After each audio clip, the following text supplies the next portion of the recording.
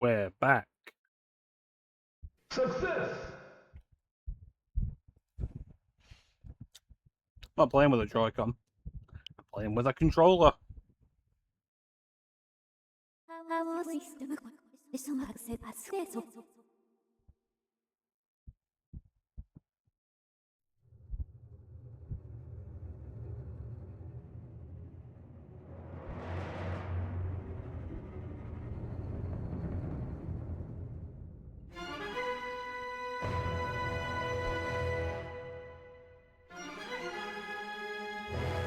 I realised this game just started.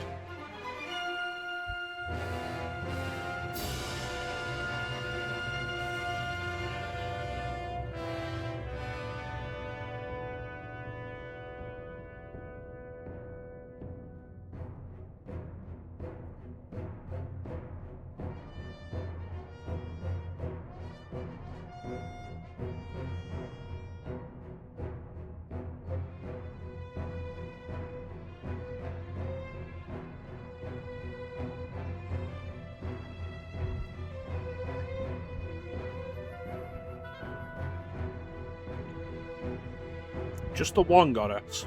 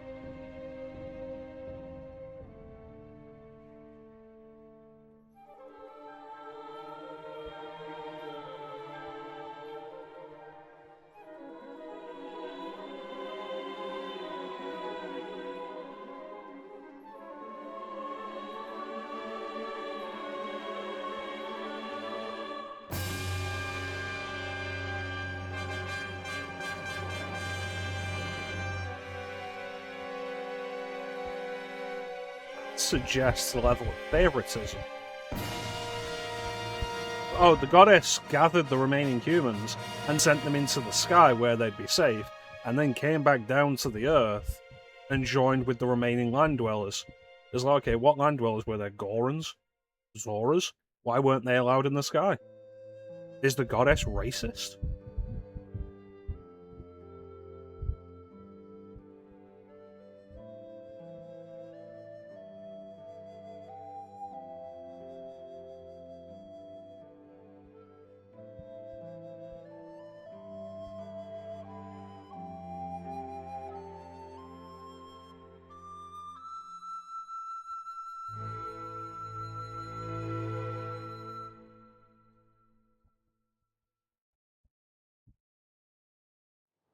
Skyward Sword HD.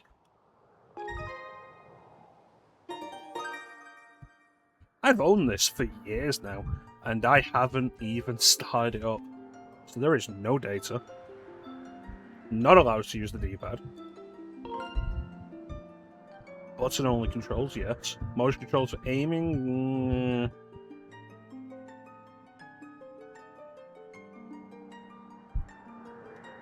Let's see. No. No motion controls for the camera.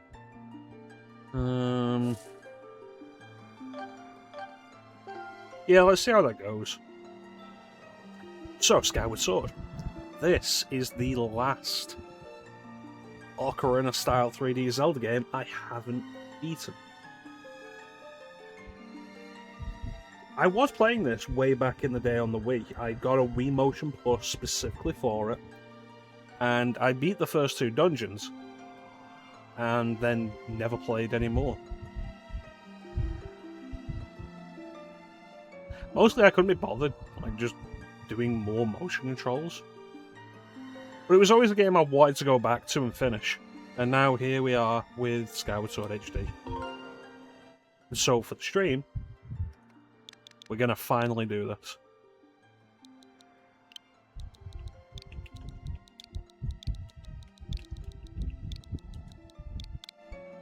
You may have noticed I'm using my regular controller, my 8-bit Do controller. It has both a wireless dongle, which I plug into the PC, and a Bluetooth mode made specifically for Switch. And I just toggle them with a little switch on the back here.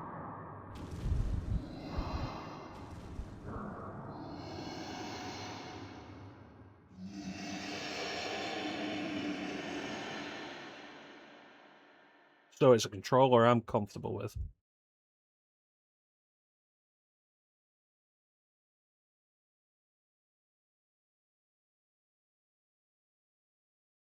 Seen a bunch of cinematic aspects that the series would later go on to continue with Breath of the Wild. Like, what was it, 6 years after this? This was, I think, 2011. Breath of the Wild was like 2017, I think.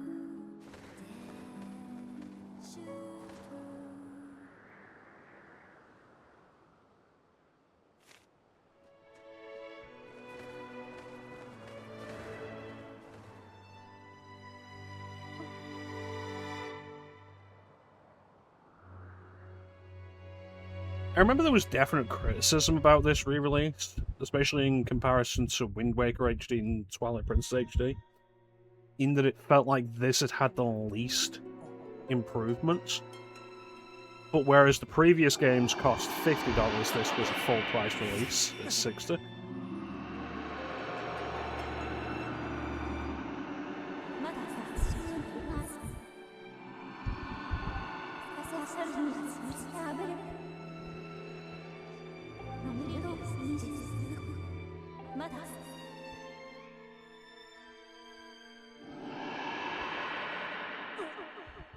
You could say this is very reminiscent of Breath of the Wild's opening, but it's also like, very close to Ocarina's opening, so it's not an original idea that this or Breath of the Wild did.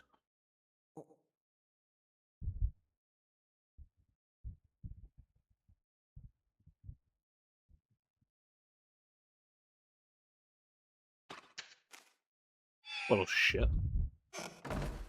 How did that bird open the window?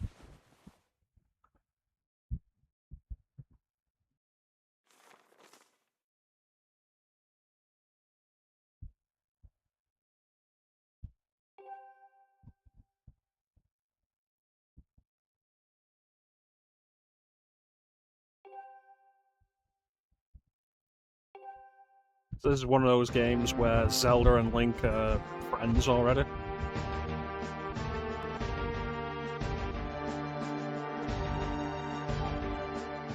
Hello, Clem. And just in case you were wondering, this controller does have gyro.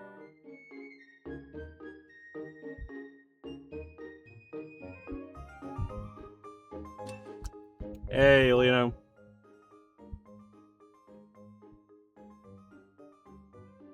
Let me ask you something, and be honest. Do I make you horny, baby? Do I make you randy? Yeah! Welcome in, Lino.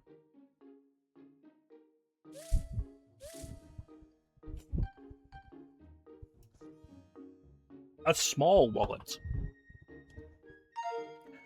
There are no camera controls, and it's really off-putting right now. So, Clem, Lino, you've both played Zelda games. I have a question for you. Is this the worst outfit Link has ever had pre-getting the tunic?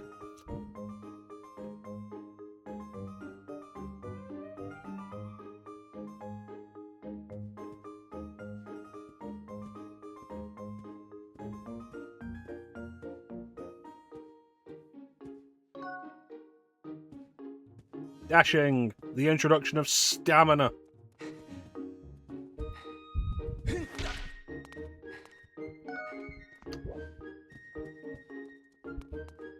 I feel like the stamina meter goes down slower than it did in the original game. It's also like a weird reversal. It does look awful, doesn't it? It's also a weird reversal, like hold B to run and click the left thumbstick to roll, rather than like click the left thumbstick to run and then like tap B to roll or something.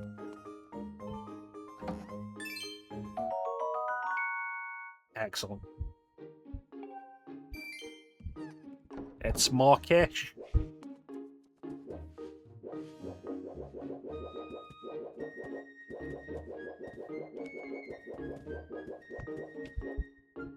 What was that other control option? I can look around with L and the right stick.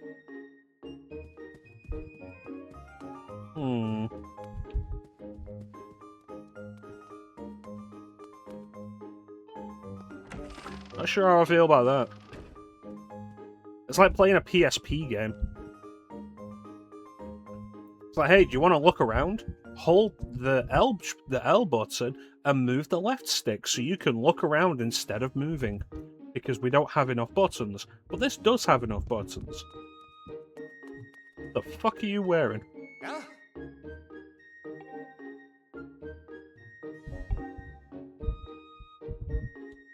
So how are you guys doing?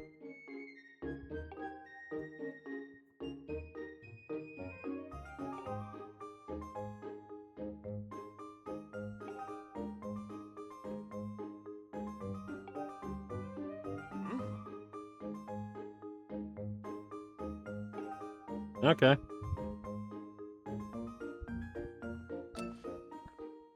What are those pants?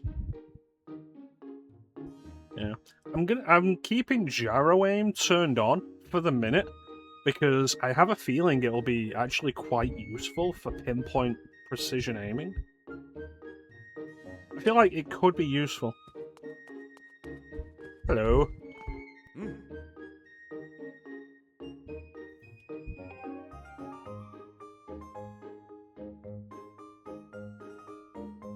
Yes, everything you've taught me.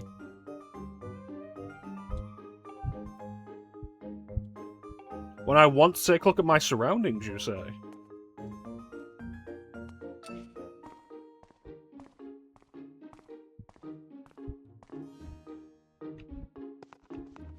I can still move. It's a first-person shooter.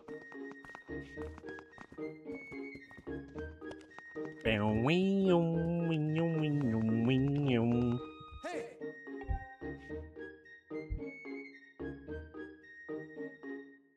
Listen, if I want to jump off the second floor, you can't stop me.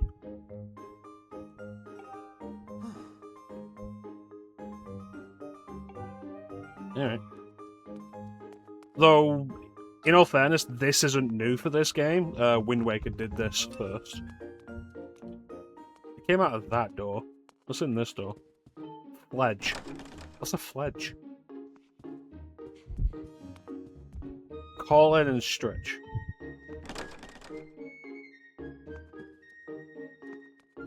I feel like the camera movement could be faster. Is there an option for that?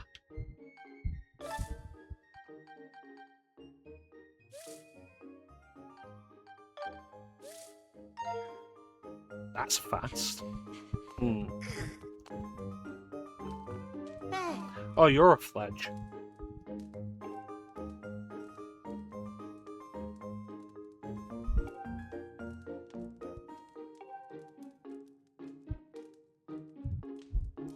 That's just the way it is. Things will never be the same.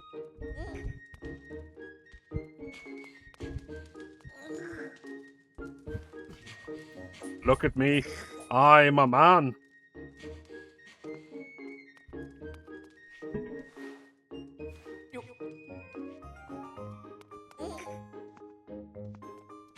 There was an option to throw this and it disappeared. Why?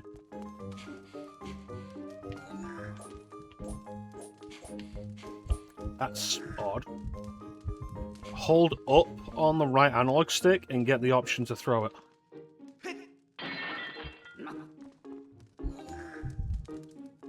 Eat shit, lady. I'm the hero of destiny.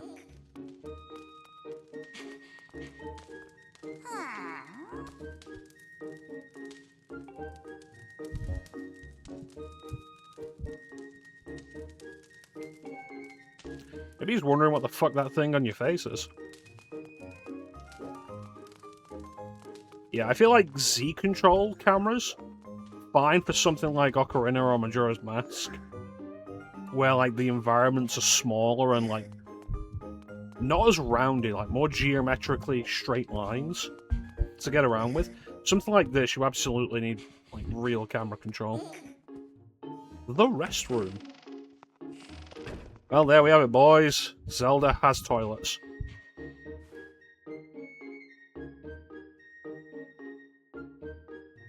Listen to the woman, John. Calm down, just calm down. Calm down, just calm down.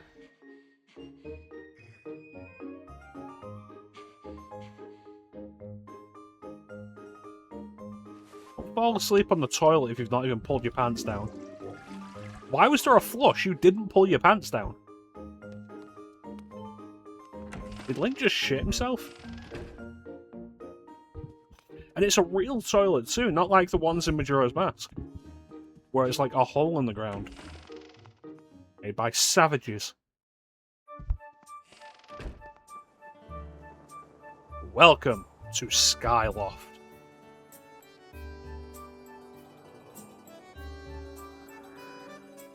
You gotta look at how small this place really is. And you wonder, like, why did Zelda send a bird to deliver a letter instead of just, like, coming over to me? Bird statue.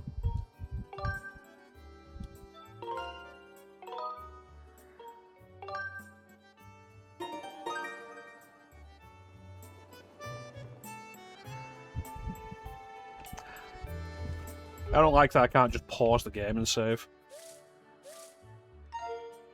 Hey! Yo! Yo!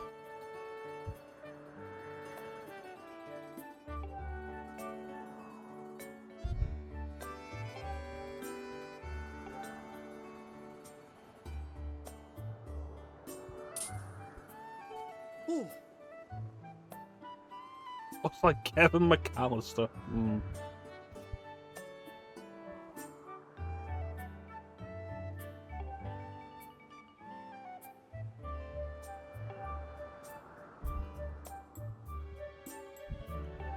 You know I have things to do, right? Dash up to the top of the wooden box. While moving, hold B.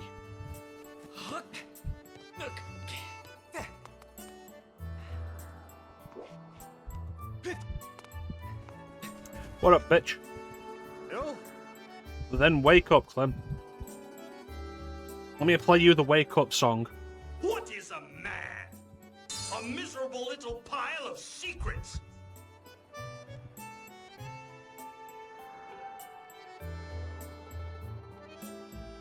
That's right, Zelda. Is she a princess? No.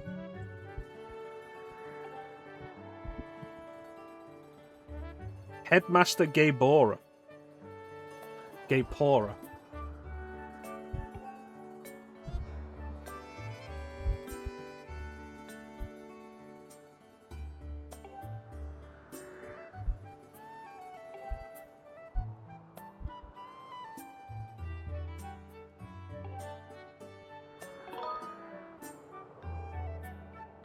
You began phase 1 of the Hornet Eradication Initiative. Cool. Oh, the ceremony is about to start, and I just put on fresh robes. Could you go and get the guys? Like, bitch, I'm in the ceremony. Ooh.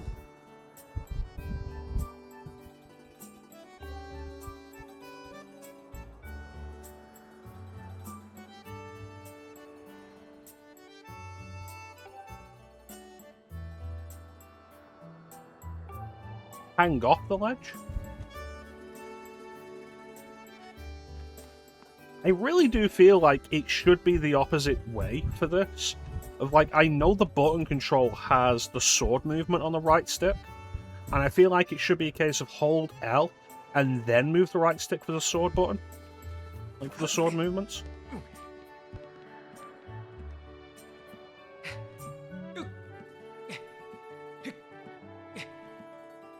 And camera control is just regularly there.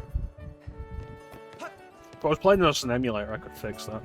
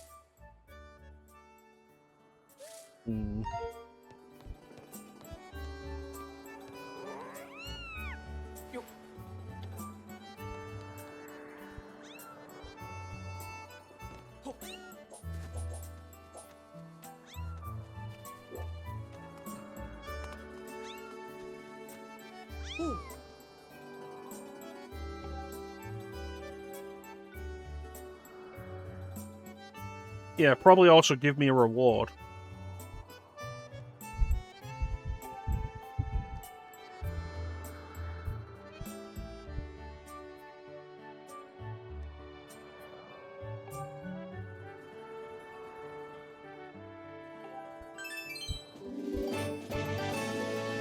₹20.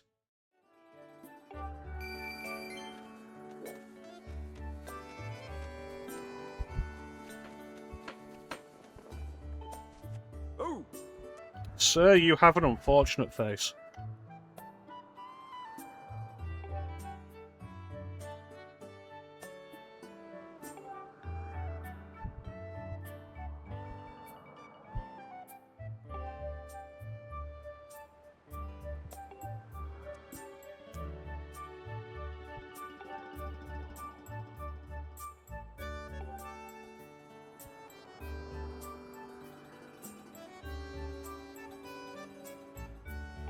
Hey.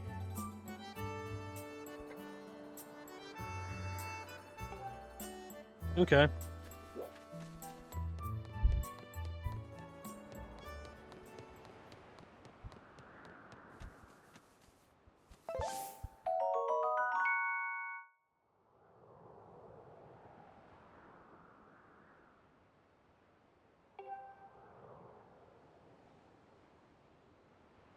So this was the Zelda game to introduce stamina. And we'll see if it becomes as frustrating as it was in Breath of the Wild.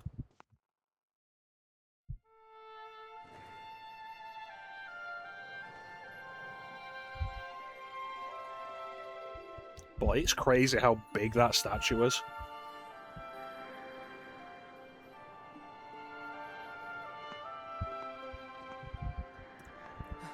Hello, Zelda.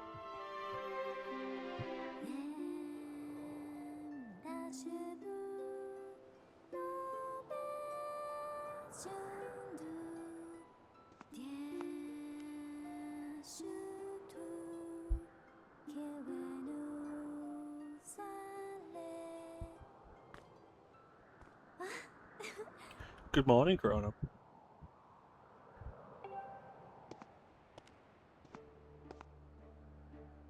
Yeah, I don't understand why you didn't just come over. It's like 20 feet away.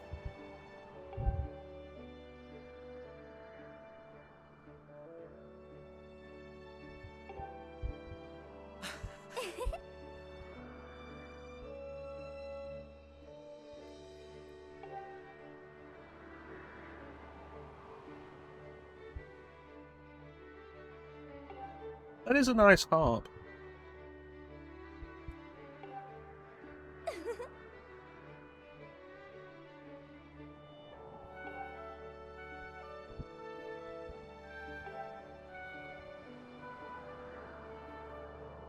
Yeah, that's really nice.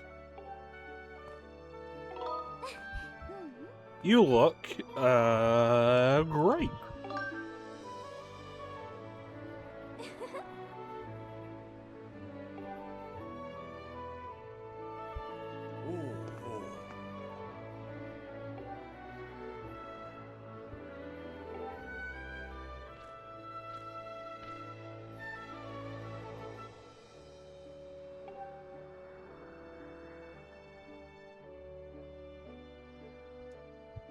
Listen, Monobrow.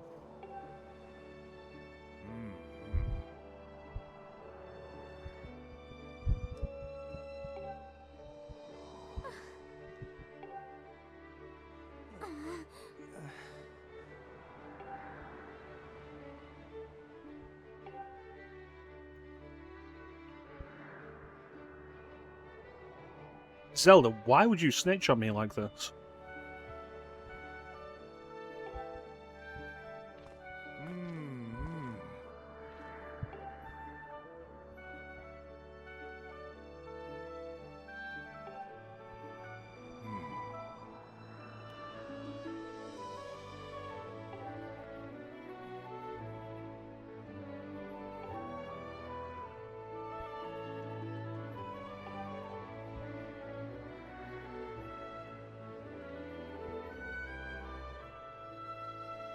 As you know.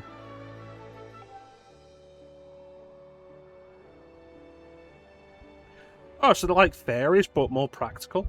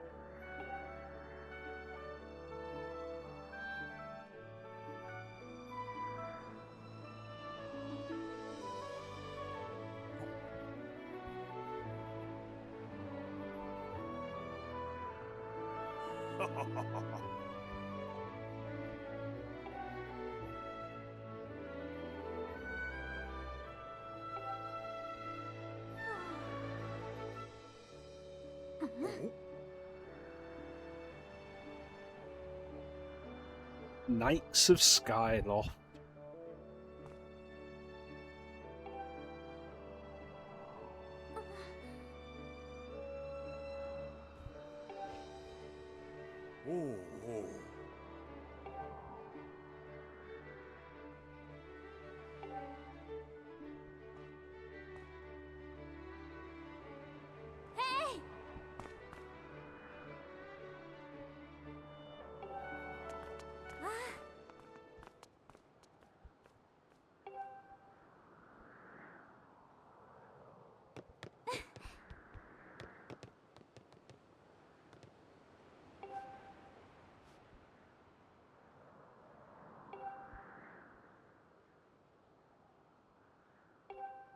Zelda? Zelda?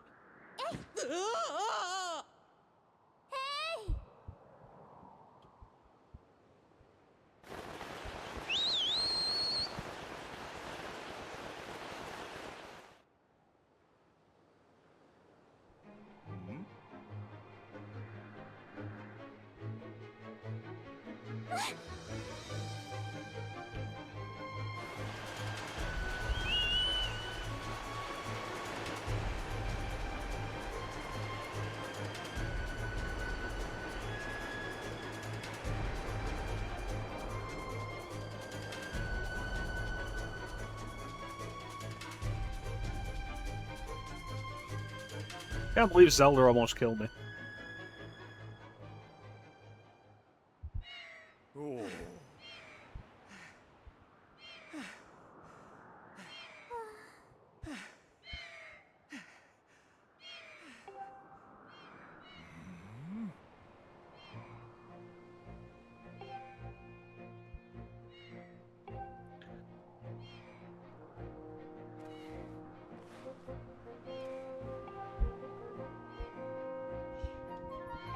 Hmm.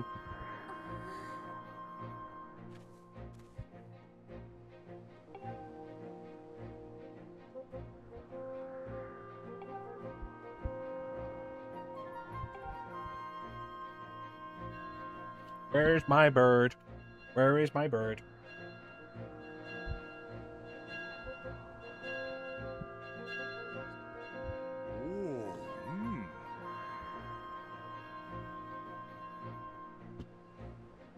So, Clem, how is phase 1 of Hornet Eradication Initiative going?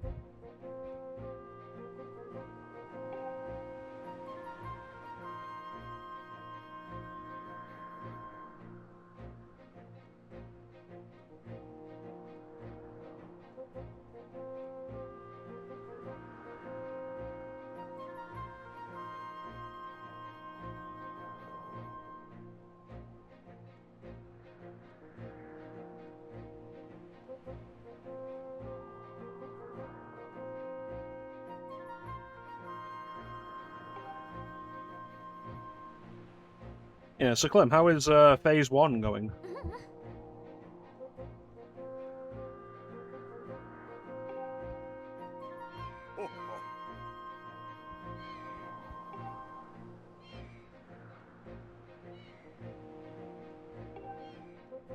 Hmm.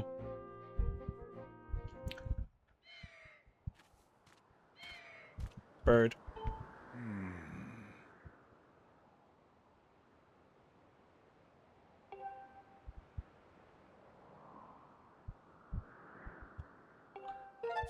The plaza, you say?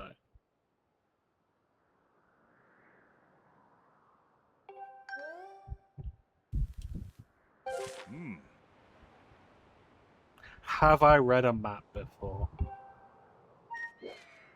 Reading maps is what I do. The graveyard?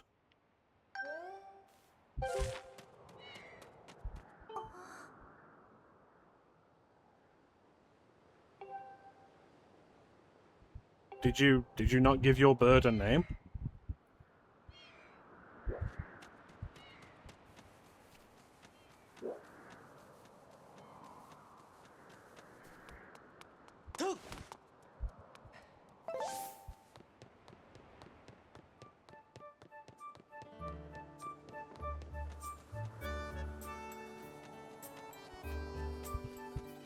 Hello.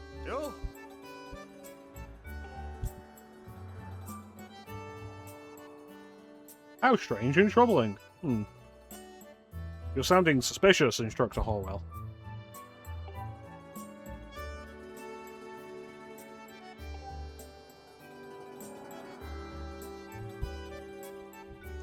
Listen, man, this is serious business and I don't appreciate you making puns out of it.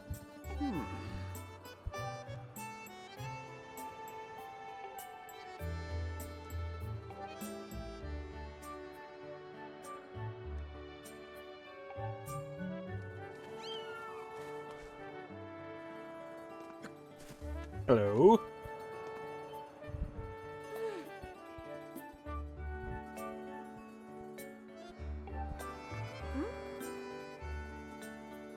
this lady really just standing here waiting for somebody to open the door for her?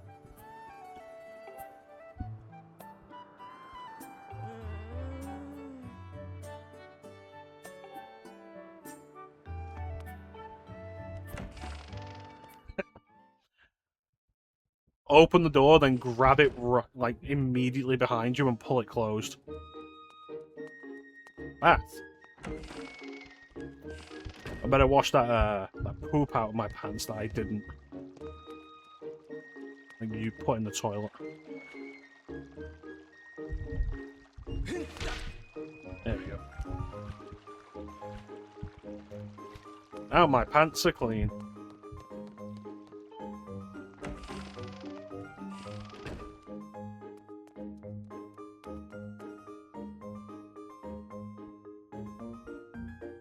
The residential quarter to the east?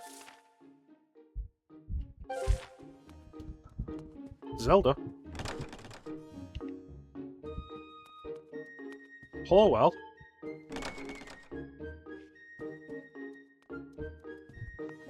Karan? Oh, Owlin? Owlin? Gabora?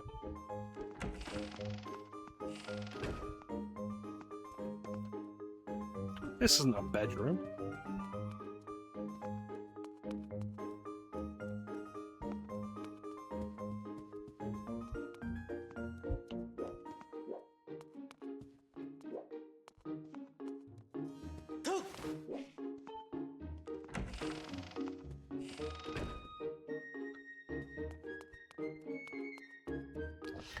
You know, I feel like the lack of camera control wouldn't be as much of an issue if the camera snapped to you faster.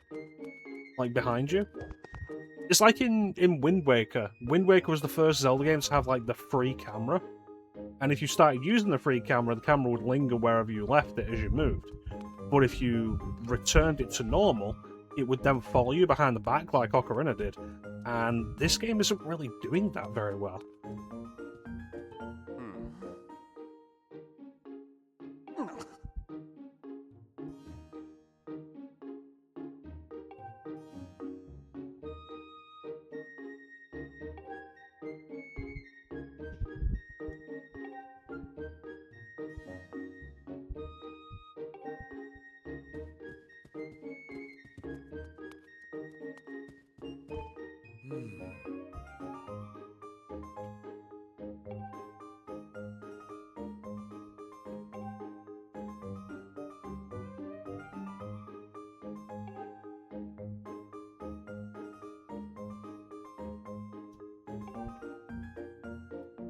Hmm.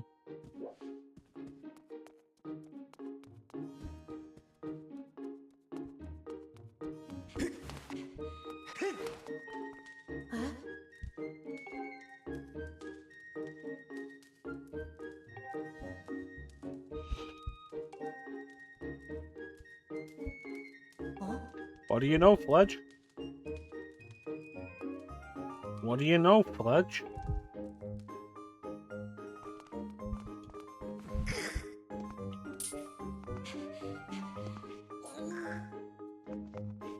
What do you know, Fledge?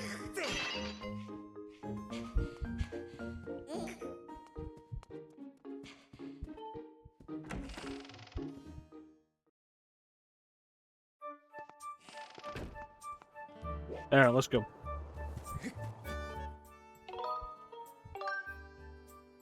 Save.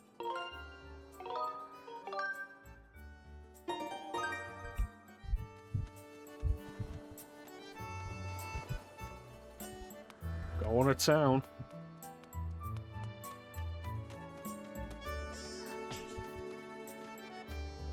That didn't look good. Oh my god, you're hideous.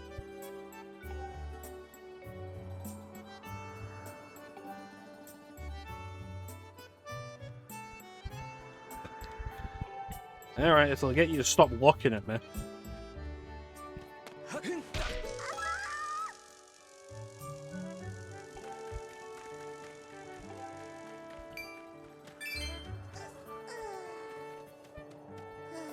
Oh, you fucked that up, didn't you?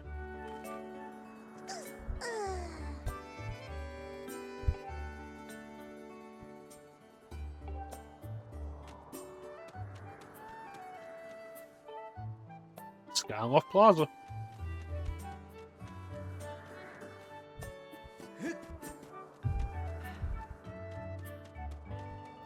Hello. Hi.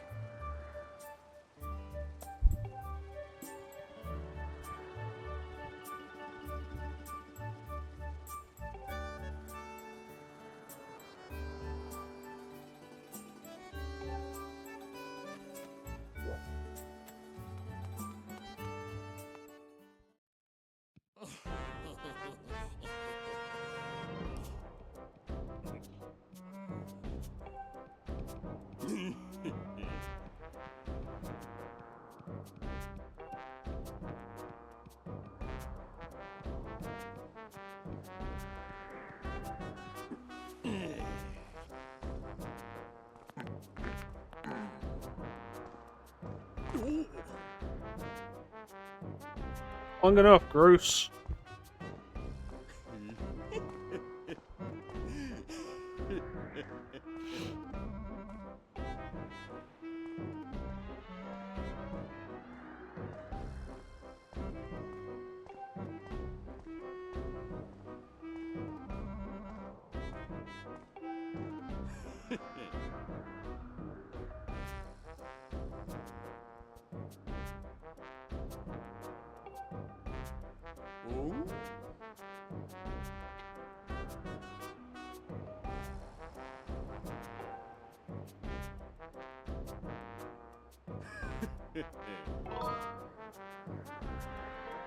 Nice hair, fuckface.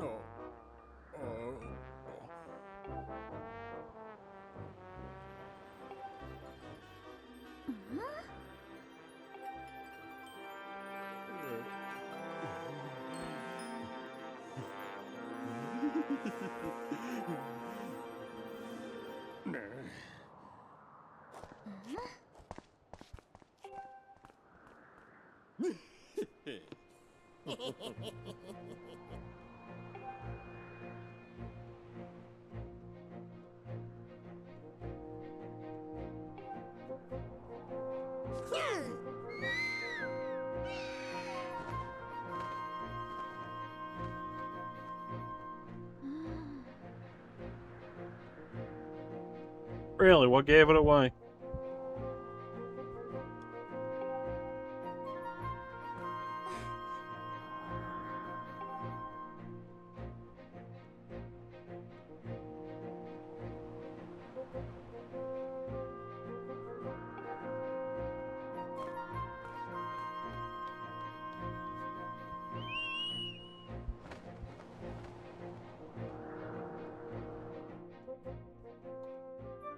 A lot of interesting expressions on characters in this game.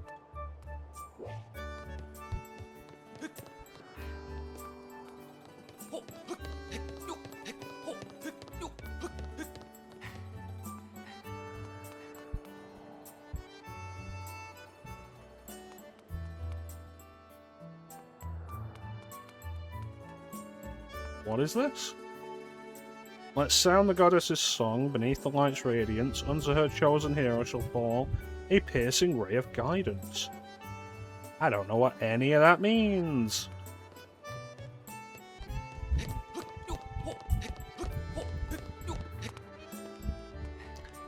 They really should have just given you the ability to slide down those.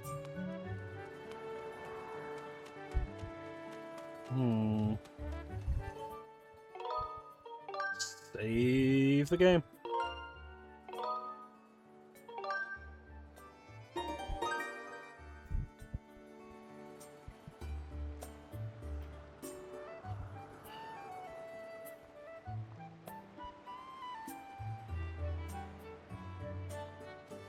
Do you have something to say?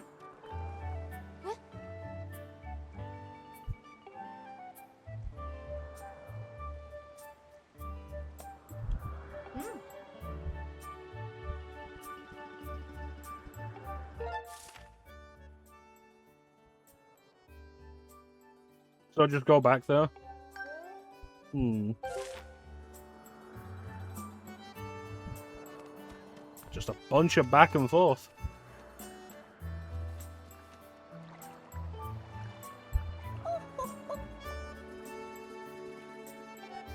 Ooh.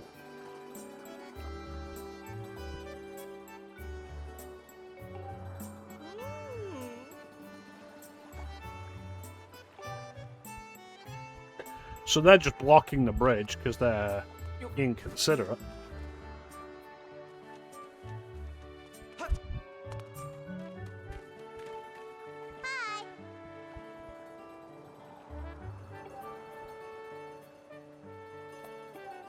Well, you do that.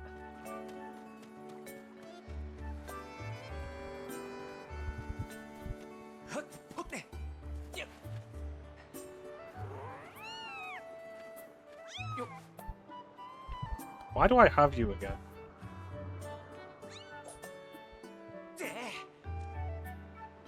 That's probably fine.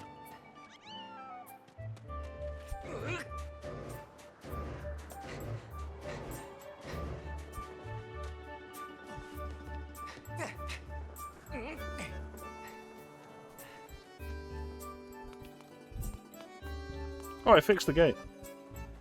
Good. Good. Hey.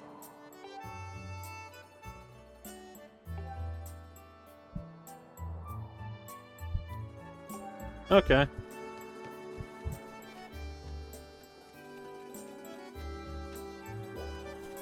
Time to do my super special chrono move.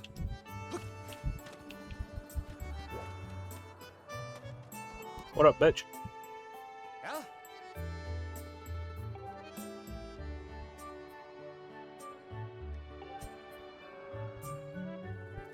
Yeah, I noticed that.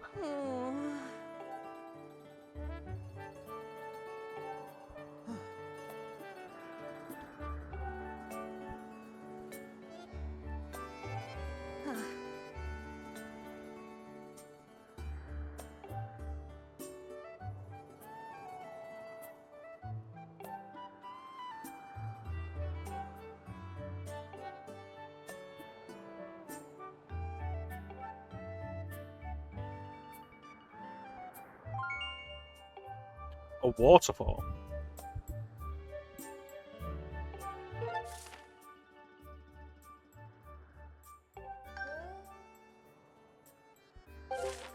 I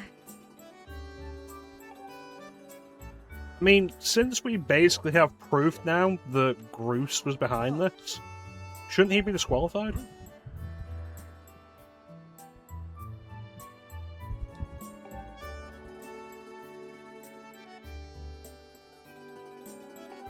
Alright, go and get a sword.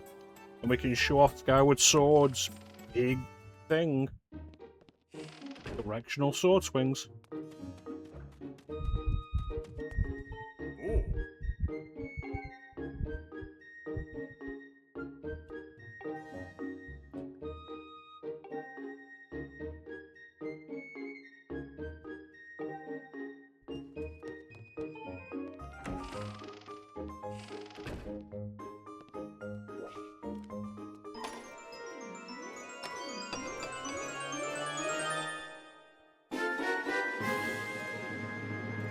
You know, I respect how quick that was.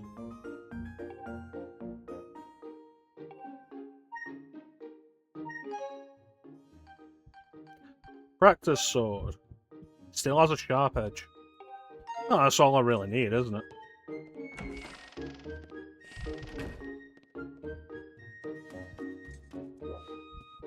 Hmm? Yes. Ooh.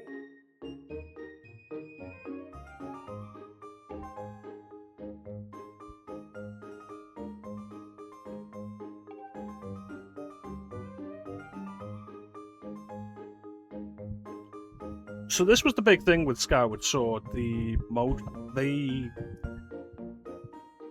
made the Wii Motion Plus remote an attachment.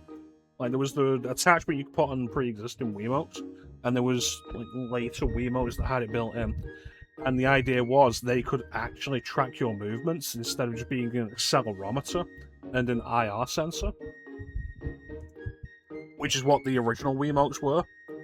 So, like, they could detect when you were shaking it, and they could detect when you were pointing it at the screen or the sensor bar. But then the Wii Motion Plus had actual motion tracking. So they used that in this to allow you to do like more precise sword movements.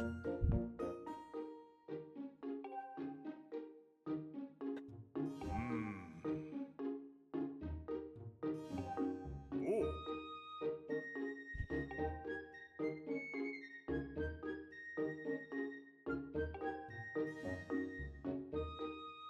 One of the big things with Skyward Sword HD is that it gives you the option of just playing with a controller. So you don't have to use motion controls.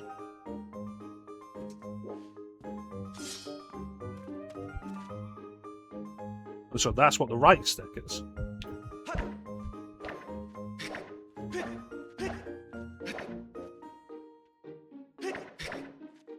So, thrust.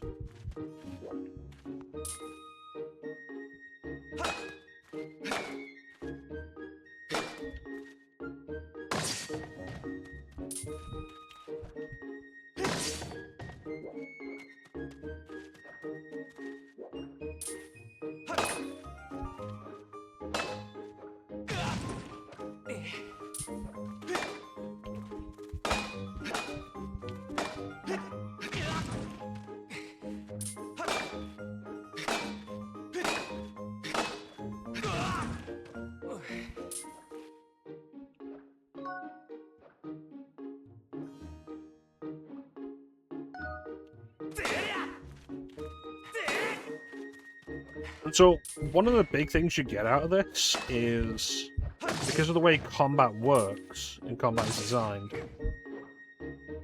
it can be a little trickier, rather than like the standard button mashing you can do with previous games, where it's not quite as tactical in the specific sword movements, and that's why this game starts you with 5 hearts, rather than the usual 3.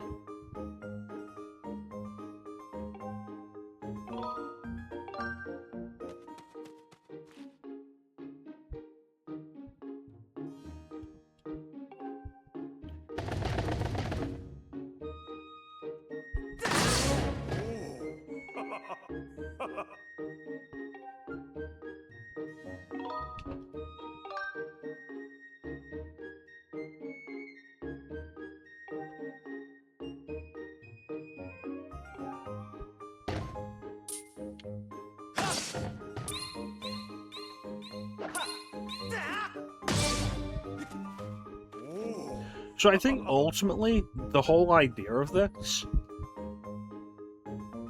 is probably a misplaced effort to try and add depth to Zelda combat.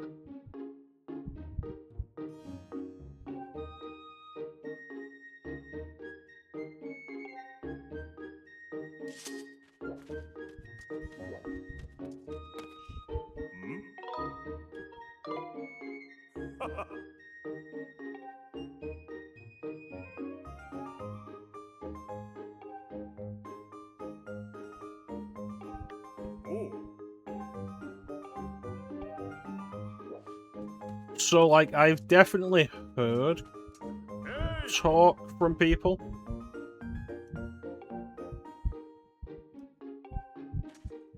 about how combat ends up being really tedious over the course of the game because of that.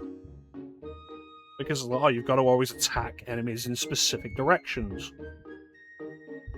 And, like, we'll get to seeing it, because I remember stuff like Deku Babas having, like, 4 sides to the mouth rather than 2 in this, specifically so you have to attack in specific directions, and basically every enemy is like that.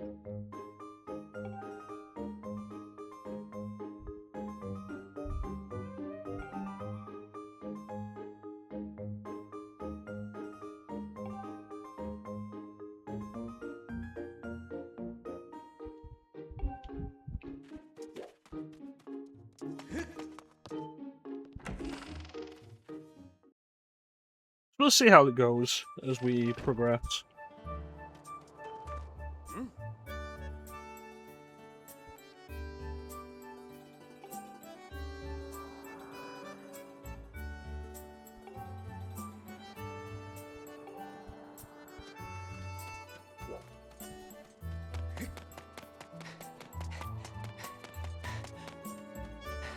I do remember there being some interesting stuff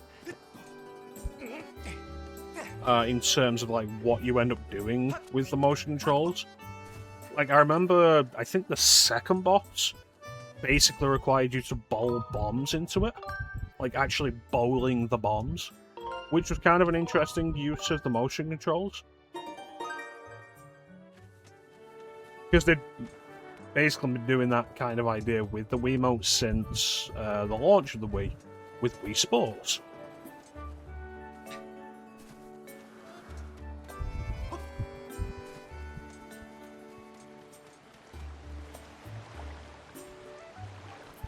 Well, that looks like the only waterfall there is.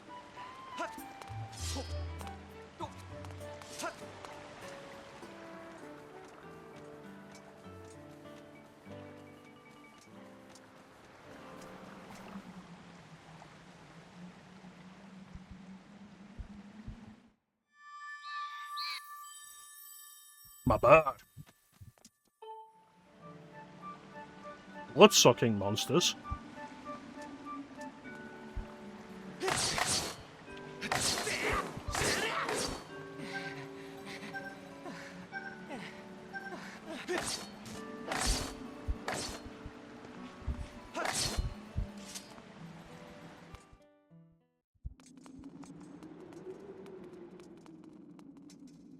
Oh, keys.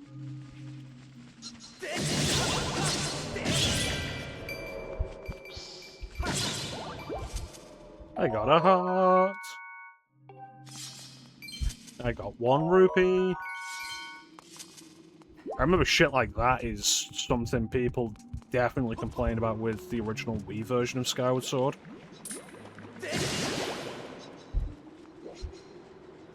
How the game stops you so often for stuff like, oh, you picked up a heart. You picked up a rupee.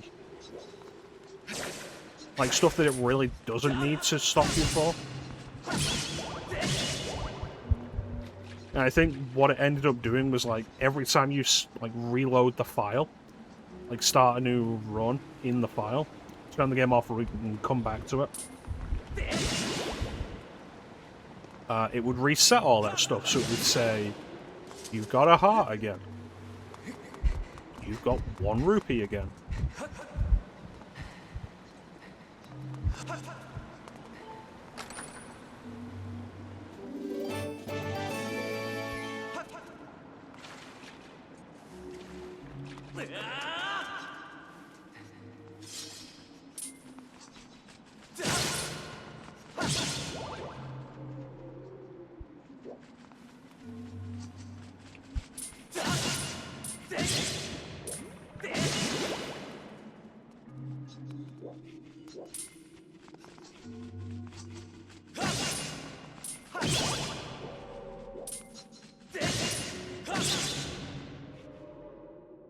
What are you looking at over there?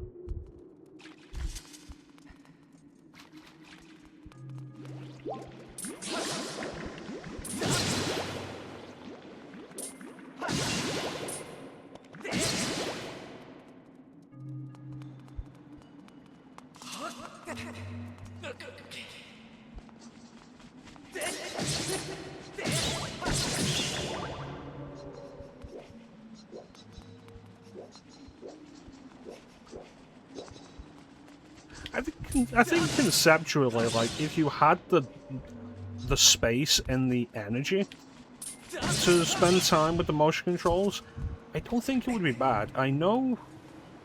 Hello? I know there are positives and downsides to it in this game. Like, because there's no sensor bar, there's not a proper way of recensoring the pointer. So there's a manual button for it, I think. Which just isn't as good as having the sensor bar.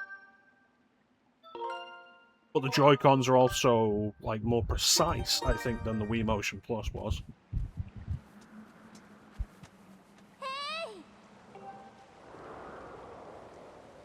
Hello.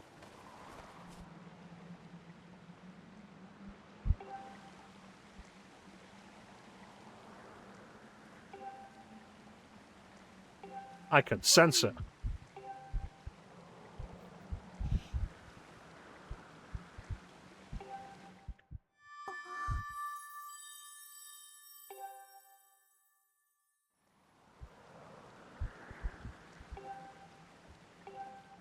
What is it, Zelda?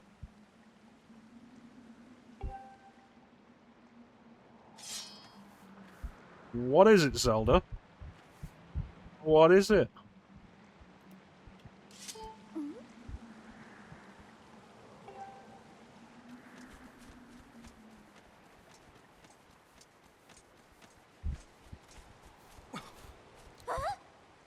My bird.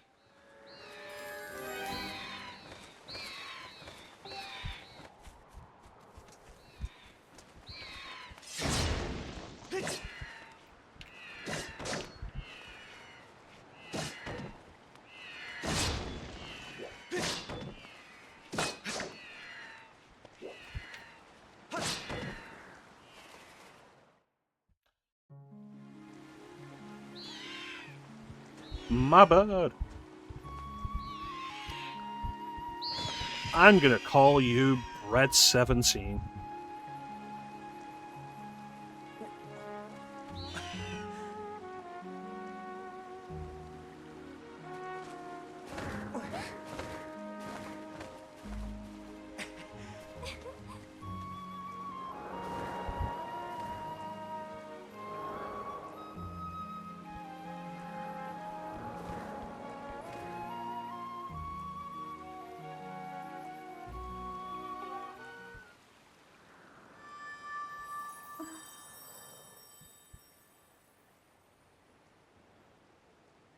Nope, I didn't hear anything. You're probably going crazy.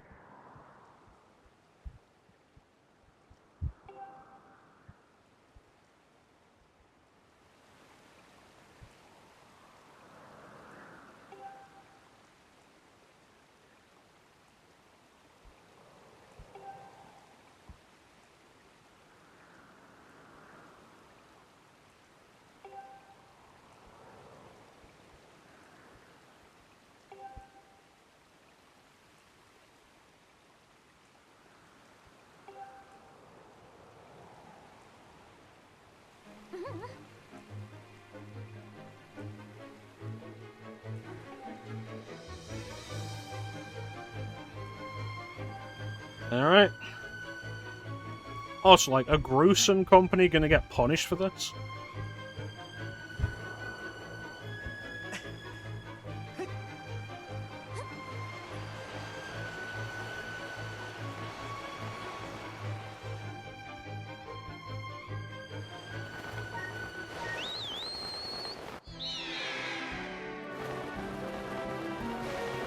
We're at 17.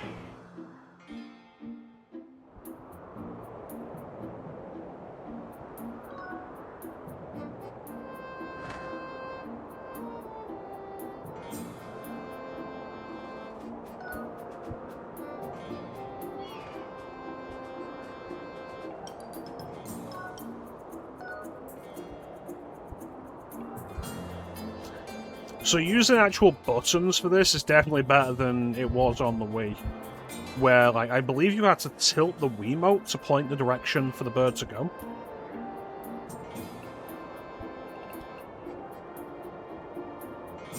And if I remember rightly, you had to, like, shake the Wiimote.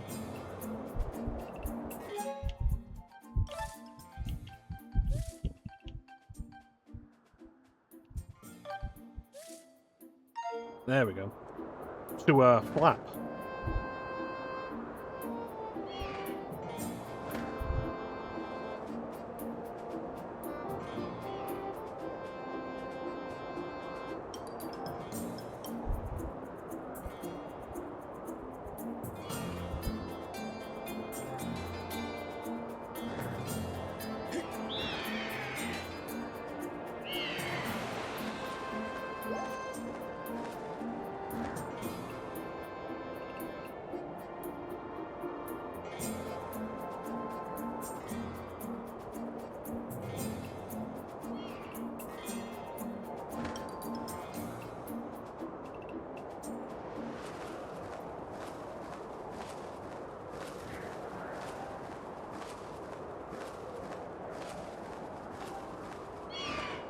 Alright, back to Skyloft.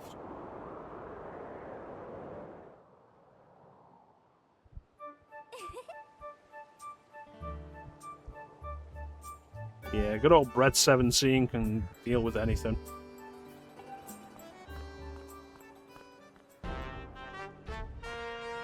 No!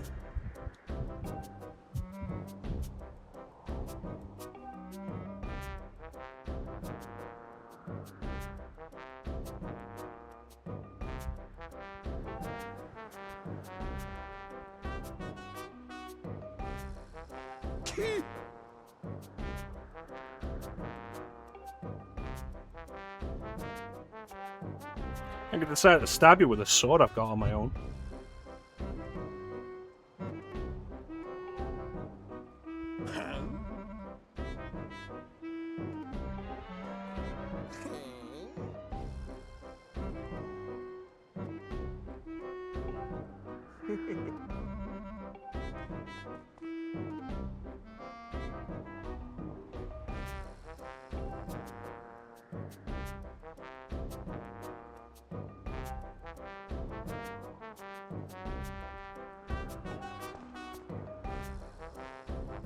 There's pots.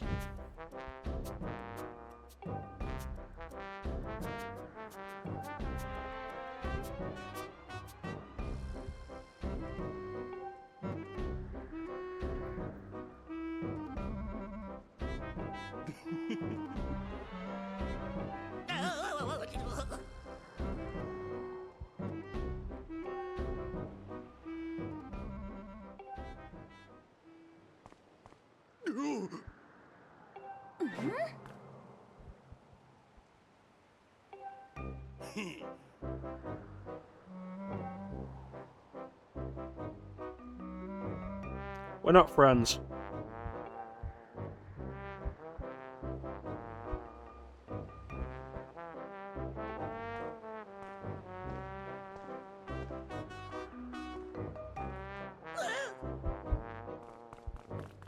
So, they're disqualified, right? Because of what they did?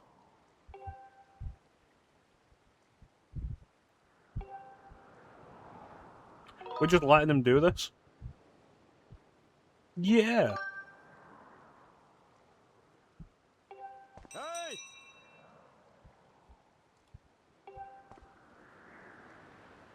Zelda, can you hold this sword for me? I'm not supposed to have it.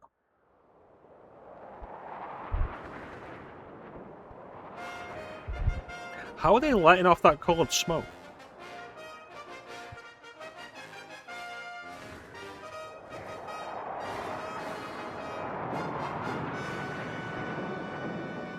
That fart gas? These birds have individually coloured fart Hey! gas?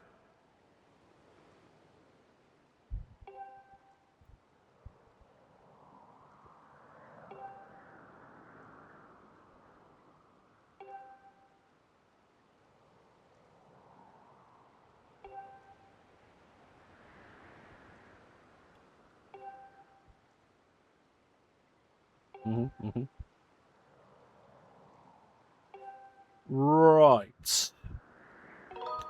No, I think I've got it, but if Bruce needs to hear it again.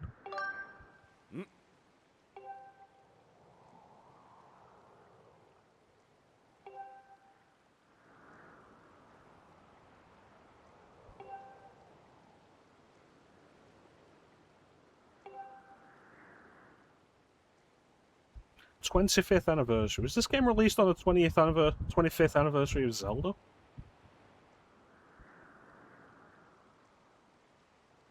'11, it could have been.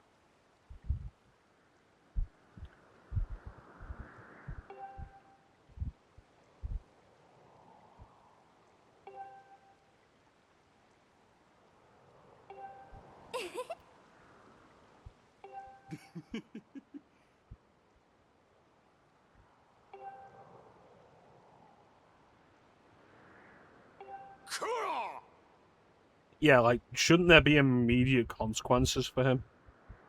And his little cronies? Is the only reason they're not disqualified because that would mean I'd immediately win? Hey! and it still needs to be a test of some sort.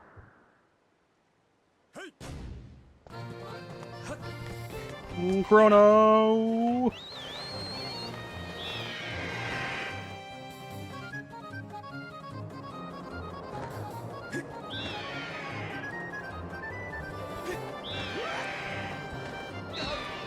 That looked like interference to me, ref.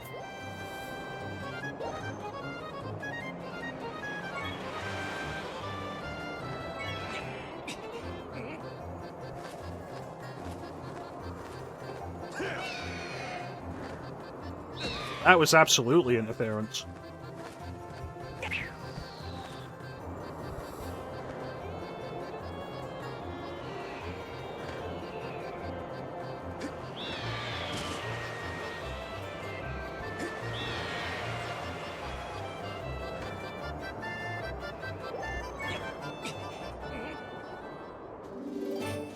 And I got it anyway. Yay! Suck shit, Bruce.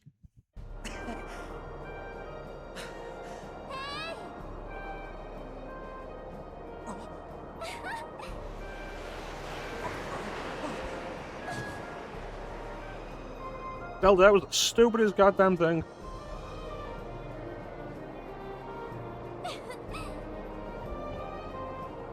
Cool. Is Bread 17 okay, though? Because judging from how your bird reacted, I don't think they're supposed to carry 2 people.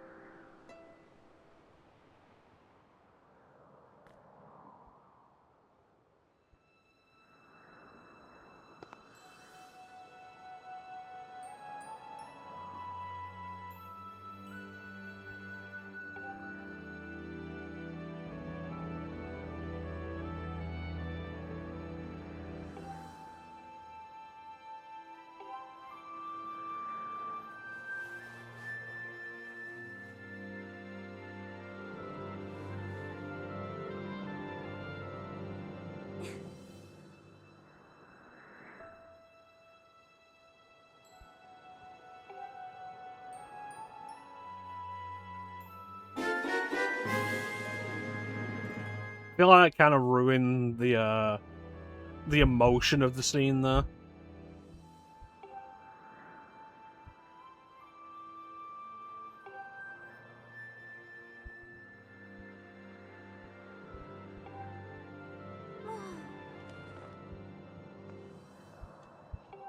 Glad somebody else said it.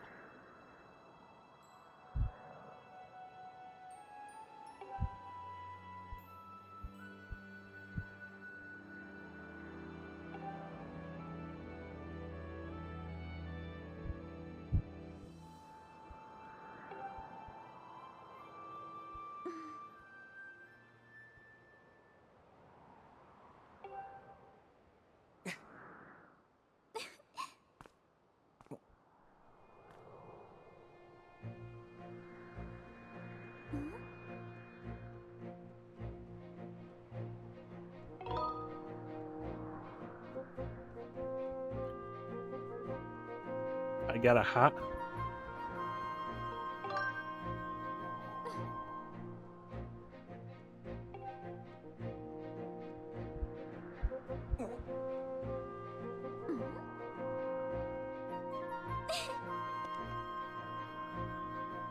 Oh, good. That's much easier than being alone and intimate with a girl.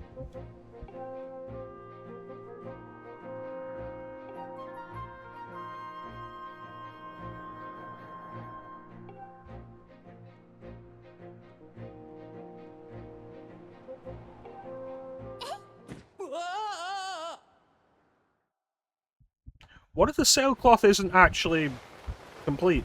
Like, what if there's a hole in it?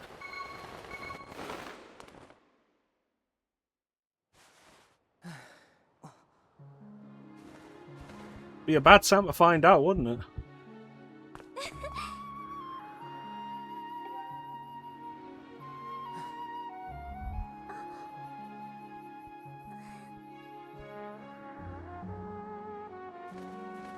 Oh, Brett 17. You understand me.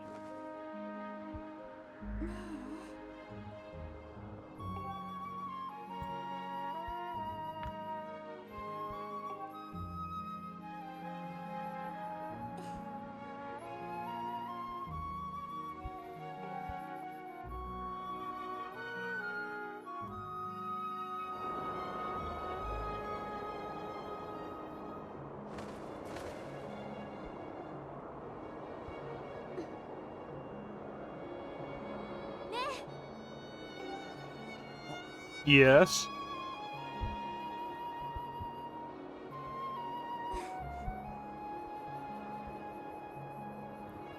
I feel like it's weird that there was nobody overseeing the ritual.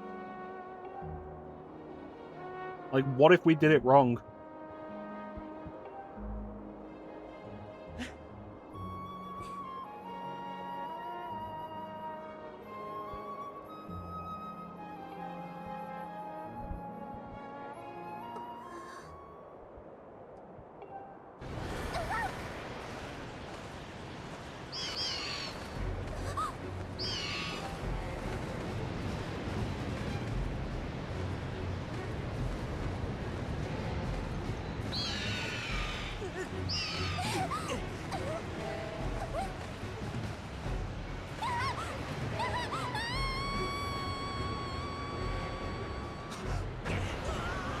No, Brett 17.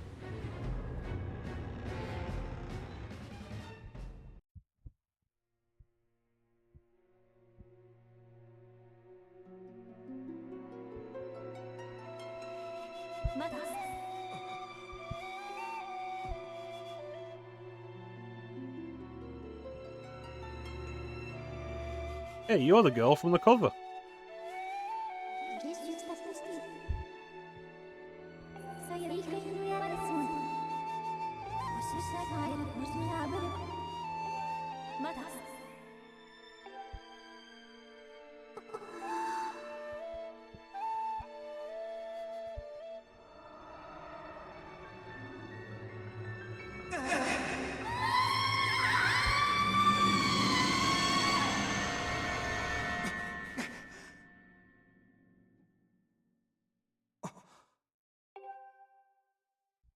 Oh.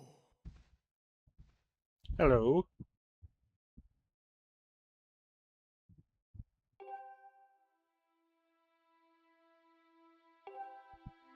And what about Zelda?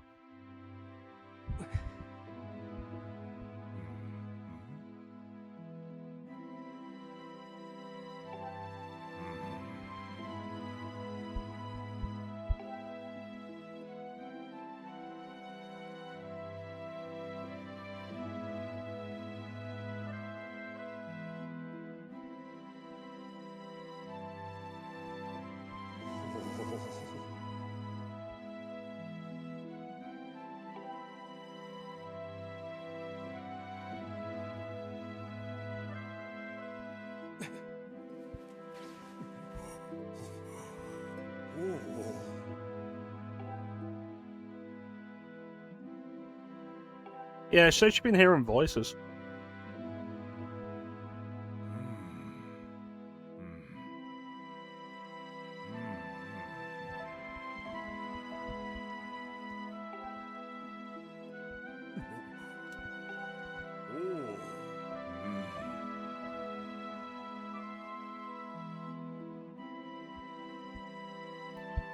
Hey, Pora, why would you lie to me?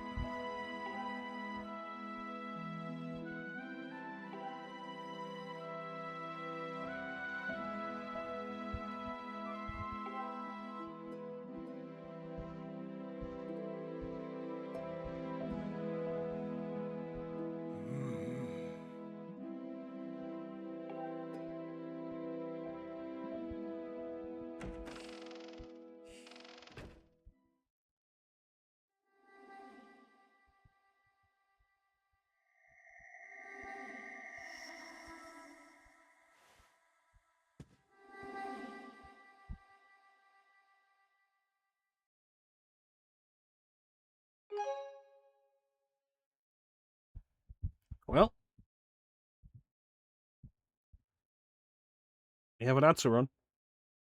Who said that? Which one of y'all dead motherfuckers just said that shit? Was it you, String Bean? You skinny ass looking motherfucker? Turn around and say it again. Turn around and say it again. We'll be right back.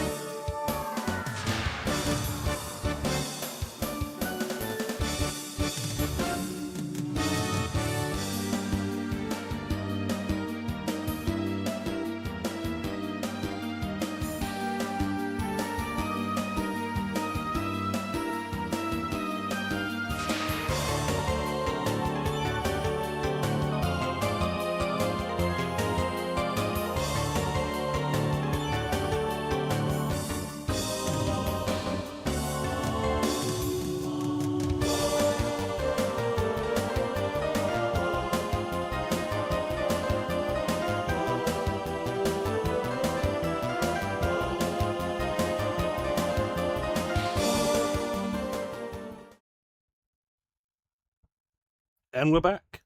Live in ignorance and purchase your happiness when blood and sweat is the real cost. Thinking ceases, the truth is lost. That's right. I wonder what these are. Anyway, let's go see what we can find.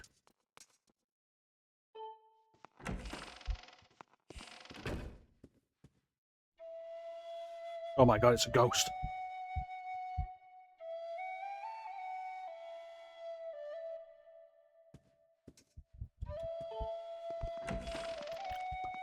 Well, clearly I need to go back to bed.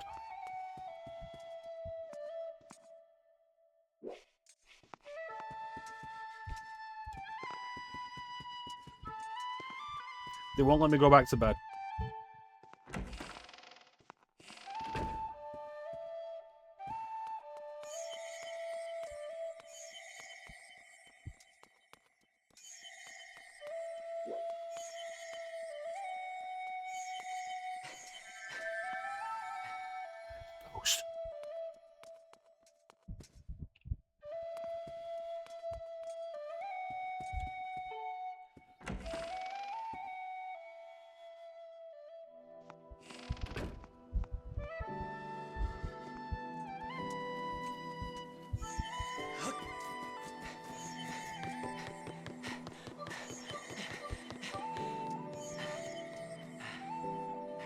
Oh. The way to the goddess statue is just straight up locked off.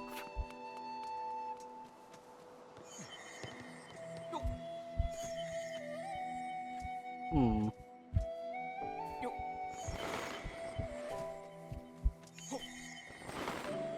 Okay, so that kills all forward momentum. Got it.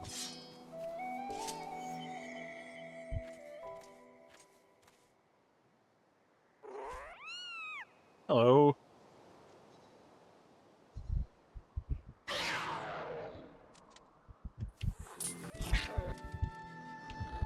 What's your problem? Bad cat. Bad.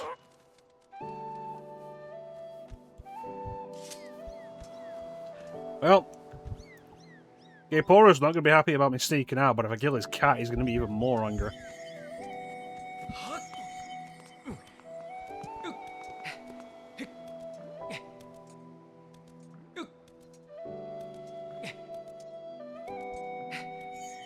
Oh, whatever she is, she casts a shadow.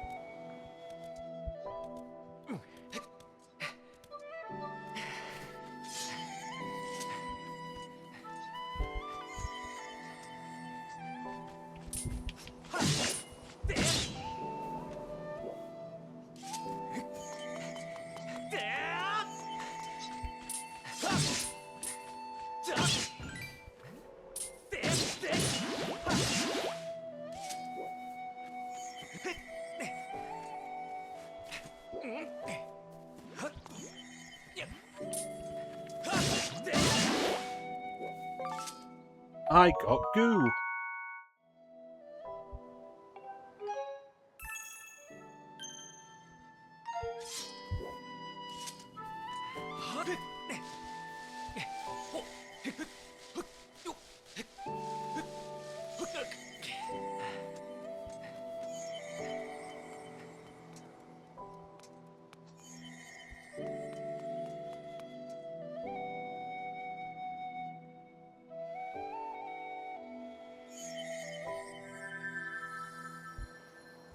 So there's the interesting thing of that's a familiar symbol that's appeared in previous Zelda games, but it's missing the Triforce that normally goes with it.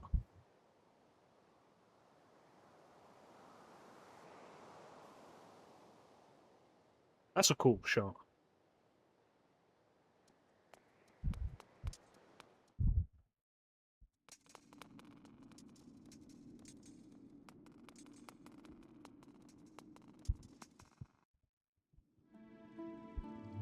A new sword already?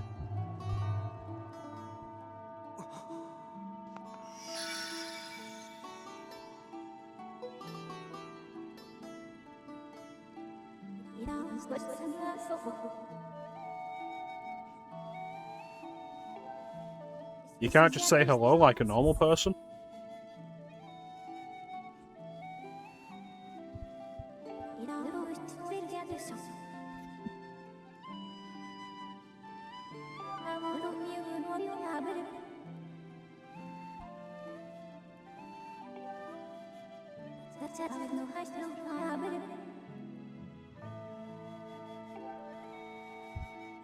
Really? Am I not going to do like 3 dungeons with this sword and then get a new one?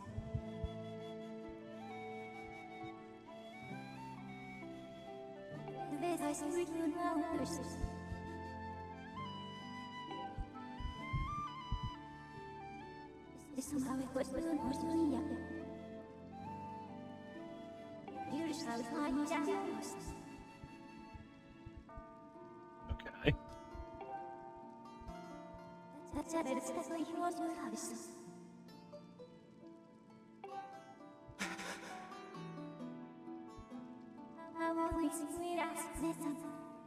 Spirit Maiden.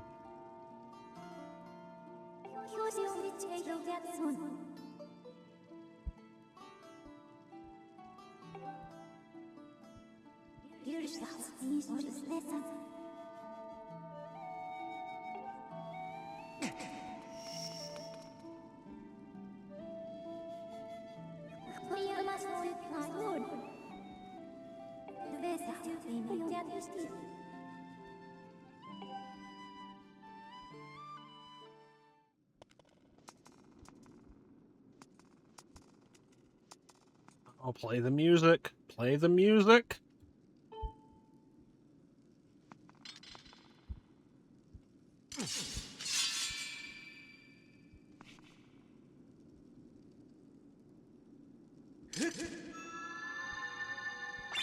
Lame.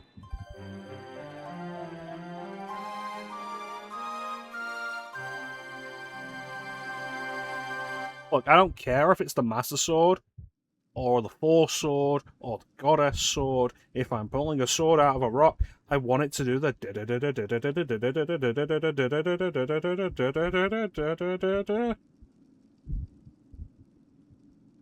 That's the wrong one.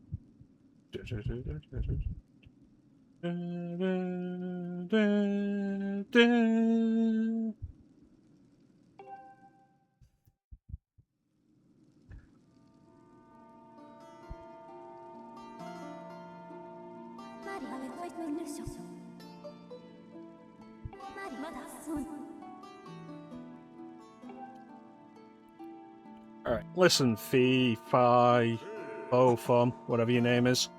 I'm not into a master thing. Not my kink. Call me Chrono.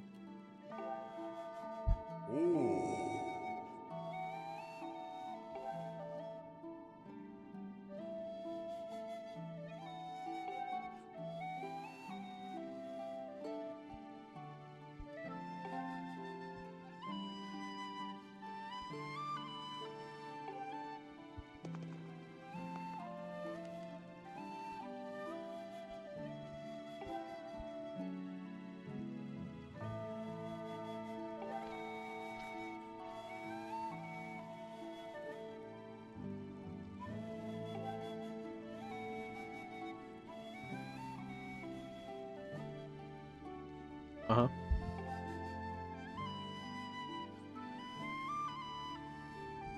You know, I respect that you can skip these cutscenes. That's really nice.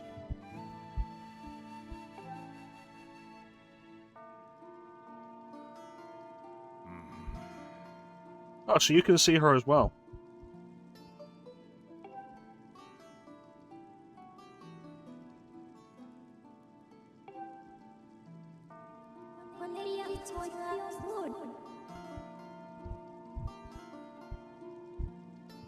Perhaps, but it is also one of the oldest methods.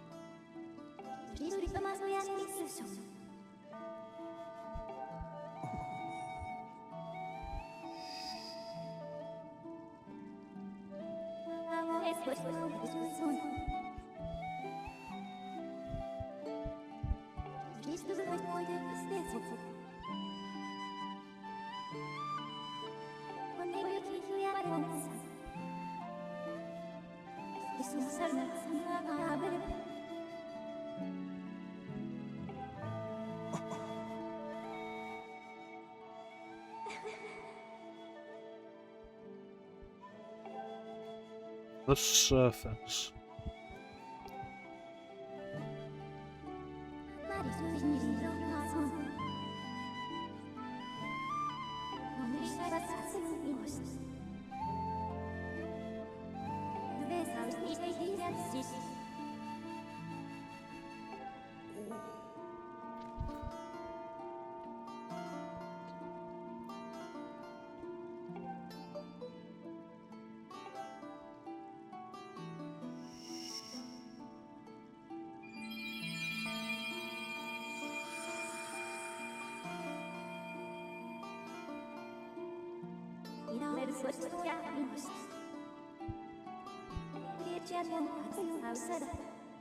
Alright.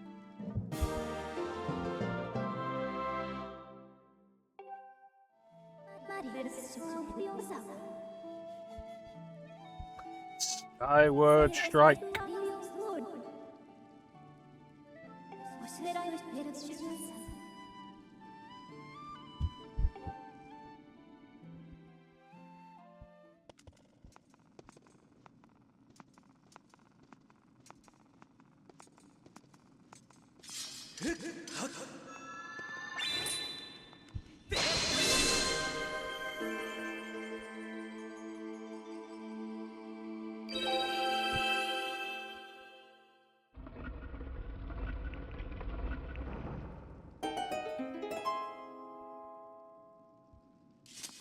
Alright, let's see where this goes.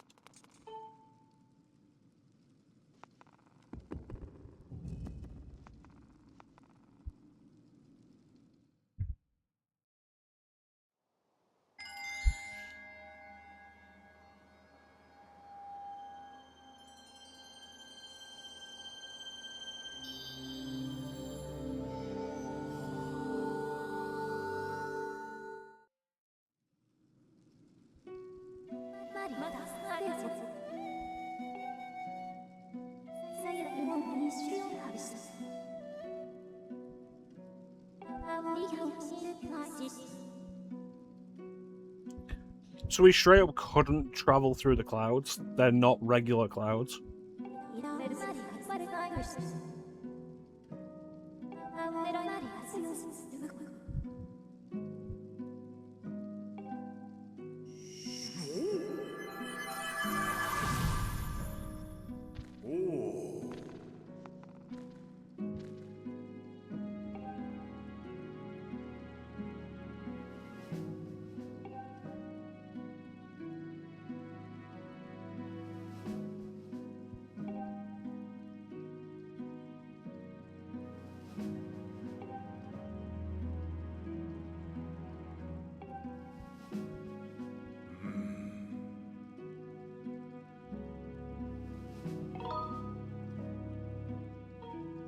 Cat.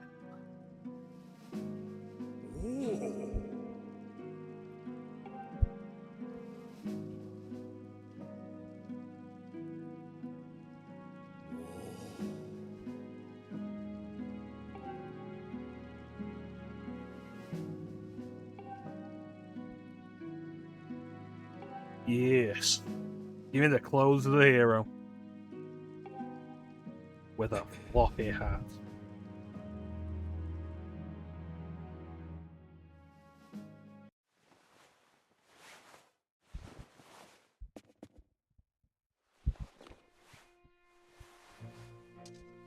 I used to get the Skyward Sword outfit has chainmail on it.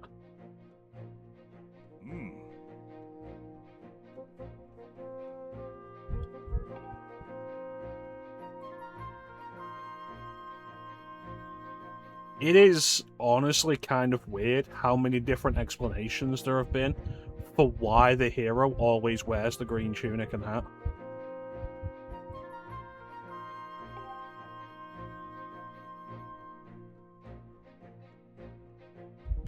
Also, canonically, the only right-handed Link.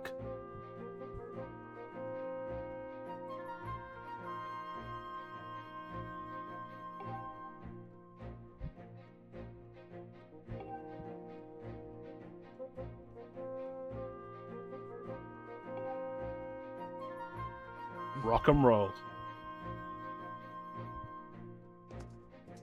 Gonna go get myself a shield.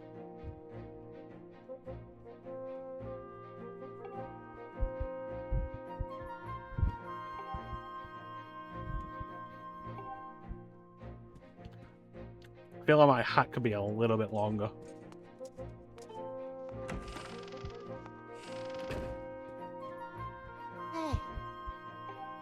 Fuck do you want?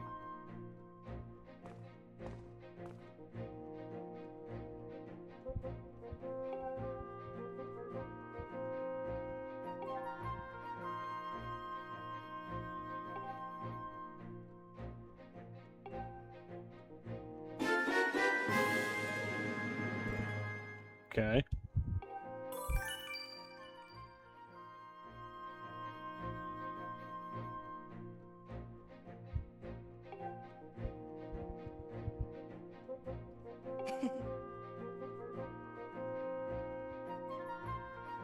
A shield would fit in this pouch? They won't let me use my sword. What do you want, fuckface? Hey!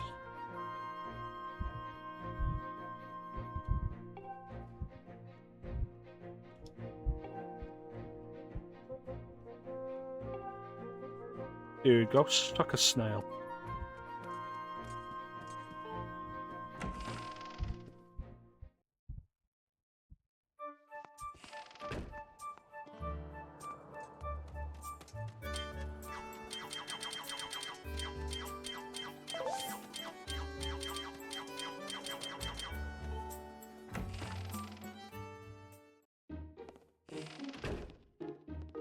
Hello, I heard you had new information for me.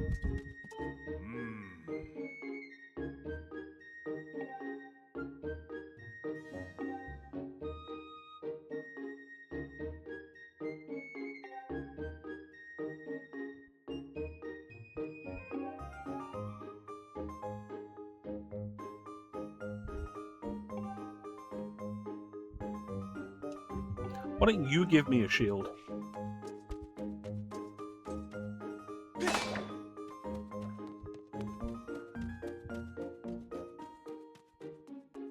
That's the posture of somebody who does not know how to wield a sword. Just running around like that, like, I'm gonna run around like this, and if you end up on my sword, that's your own fault.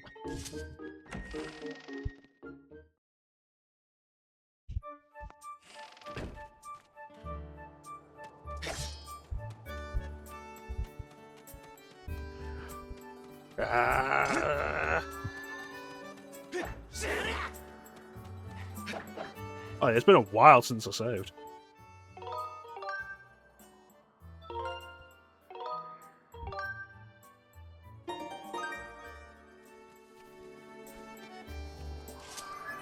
Hello.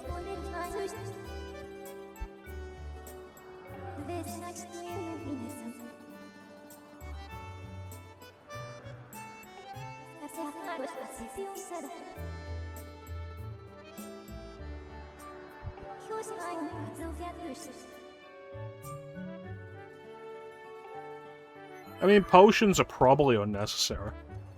Oh, is that where I'm going? That giant pillar of green light? Clem, you missed so much. I'm on my second sword. Look at this. Wow.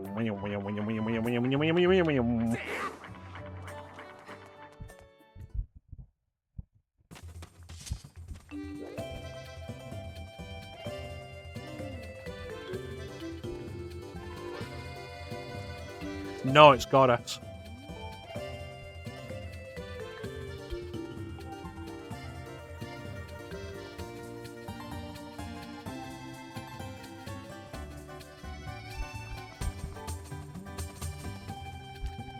Your body demanded sleep, you tried staying awake?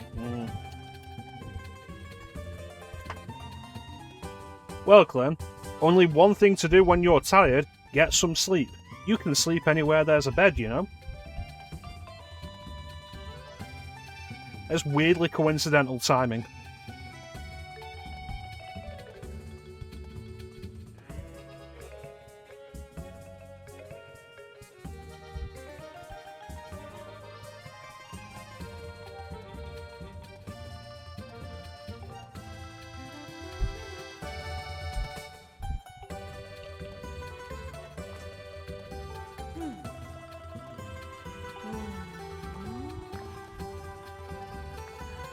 Are you a cutie, Pitsuri?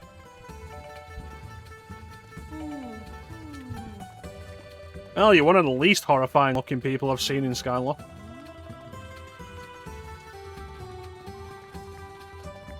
Case in point. Excuse me, sir. Oh, yeah.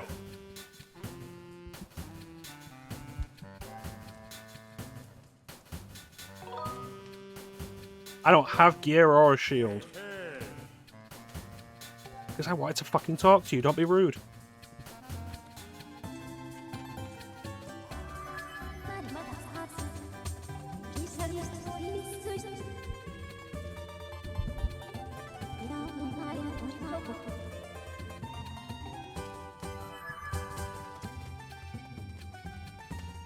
What if I hit it with my sword? They won't let me use my sword again. Oh, hey, shield.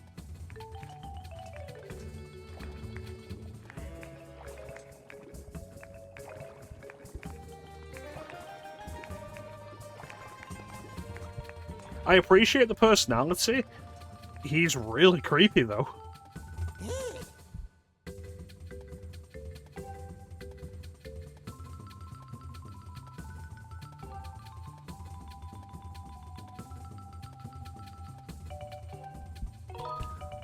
Yep. My first shield.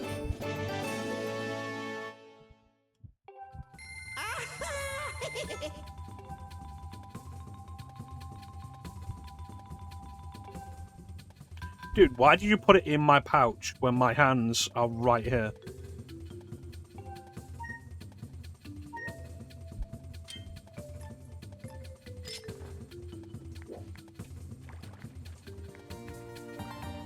I heard Beetle was here somewhere.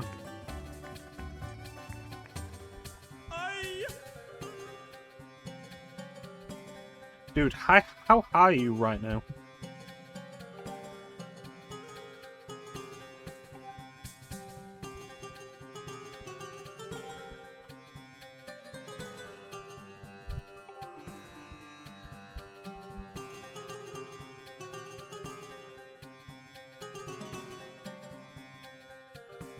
I don't think anything about this man is pure and innocent.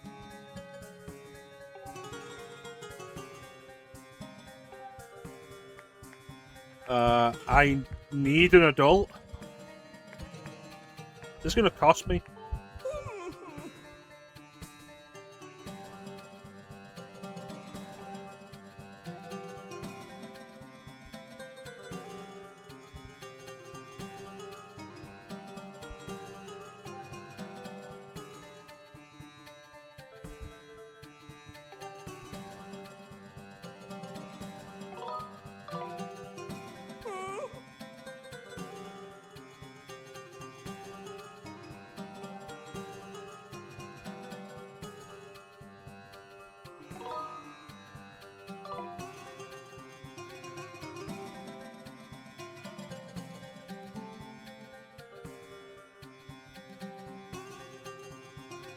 Listen, it's not that I don't believe in fortune telling, it's that you scare the shit out of me.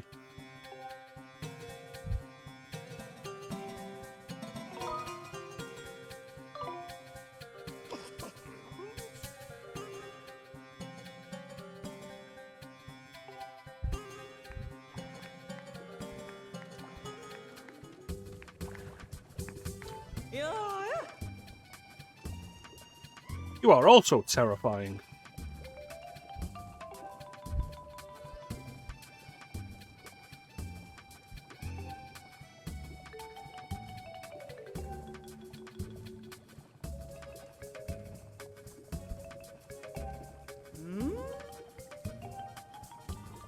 Oh, I have no empty bottles. Would you be so kind as to, just give me one? Thank you. Much appreciated.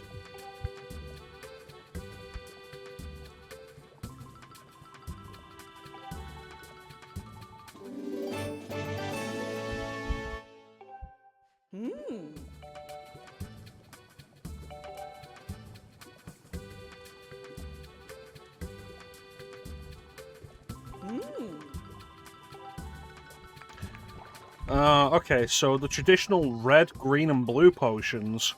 What are these potions?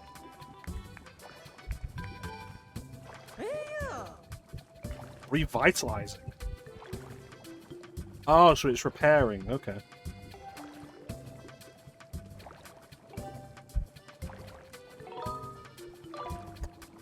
Okay, so if I pour it onto my shield, it will fix my shield, but it's also good enough to restore my health. Like...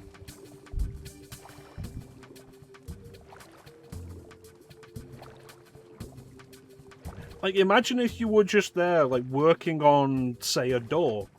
It's like, oh, this door's creaky, let me get my WD-40. Nice smooth action. You know what? I'm a little under the weather. I'm feeling better now.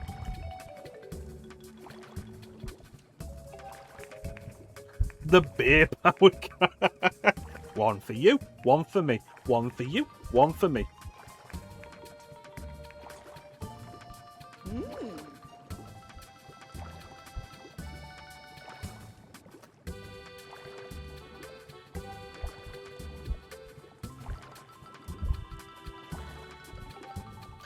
Joke's on you, lady. There is no opponent out of my league. 200 rupees? Fuck off.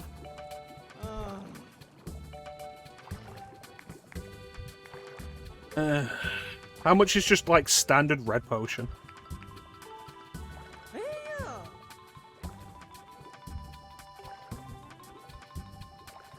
Excellent. Yeah, I'll have some of this. Thank you.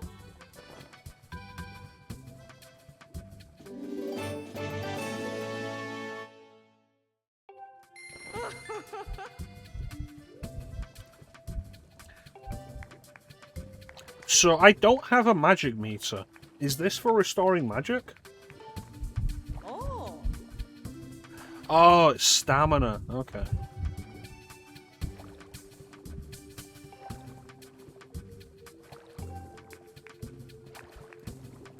I was told Beedle was here somewhere. Where's Beedle?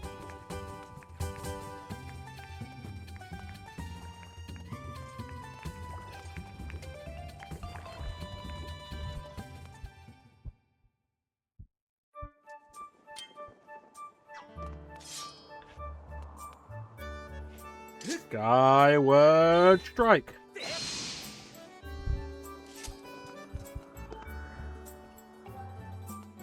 Statue of the goddess. Glenn, where do you think we're going?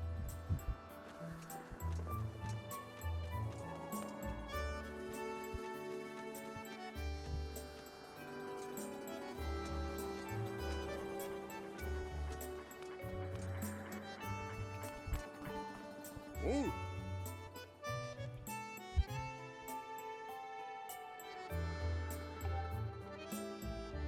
You're right, Clem. I could go anywhere now that I've recovered my loft wing.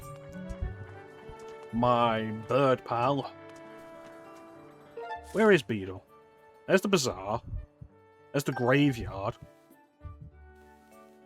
The light tower. The plaza. Bird statue, bird statue, bird statue. Yep, that's right. My 99 sich Luftballons.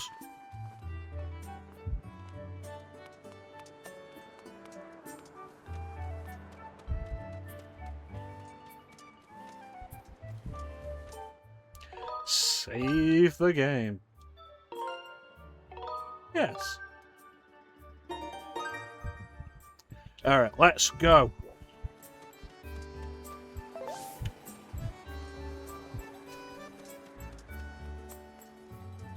Gee, child, you look like you have something to say. Do you?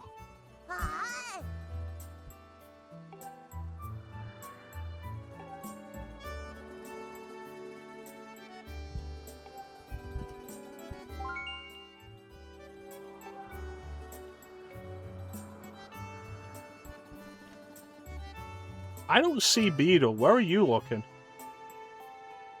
His air shop? Where? Oh, there? What could I throw at that?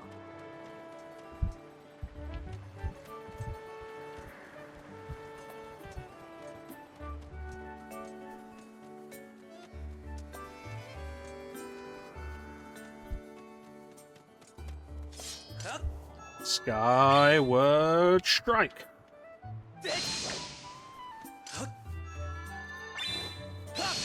No, that didn't do anything.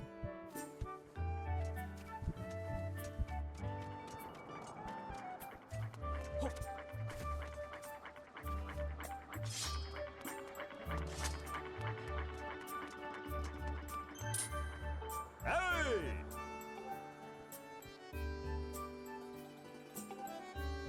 Nah. Alright, well, I've seen everything I need to see. Time to throw myself off the ledge.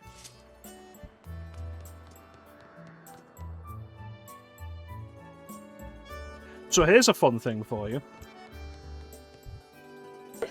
From what I'm aware, every time you see the sword glowing like that, that is an instance where in the original game, B would pop out like this.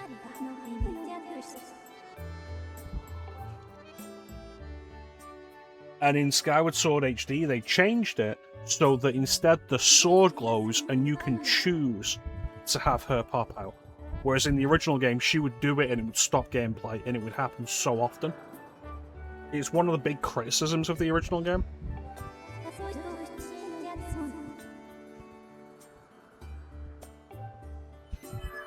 So every time you see that sword glowing, that is an interruption in the original game. Alright. I barely have to move the right analog stick and the sword comes out. Well, it's the kind of thing like people complain about Navi with in Ocarina of Time, and in Ocarina of Time, she's not that bad with it. The real issue with Navi I always had was when I'm replaying Ocarina of Time, and you're having to sit through the tutorializing again. But it's not even that much. So people had issues with that, but in this, from what I've heard, it's very, very regular.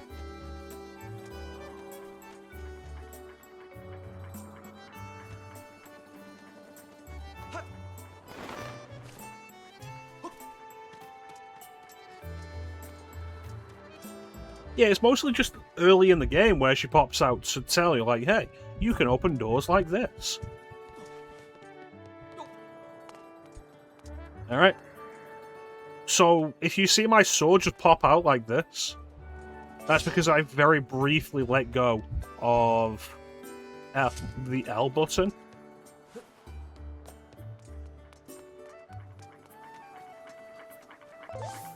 While using the right analog stick.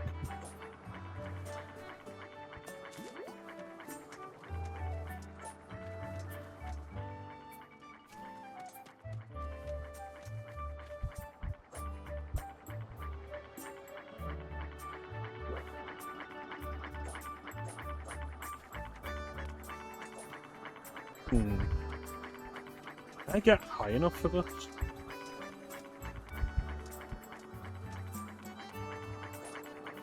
You shit.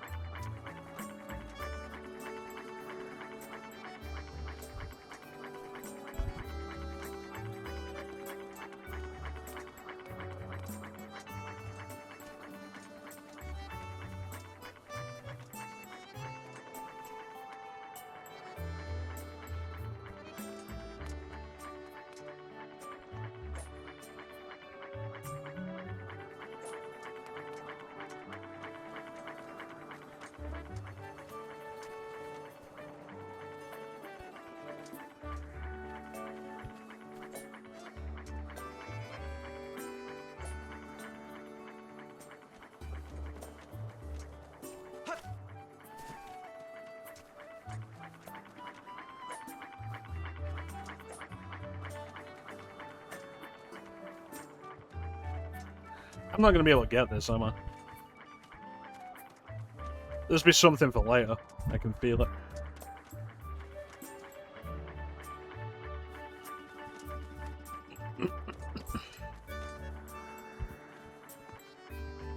Also, the way this is working, like having to hold the right stick up to prepare to throw it, means that in the original game, to throw a pot, you would have to hold the Wiimote up.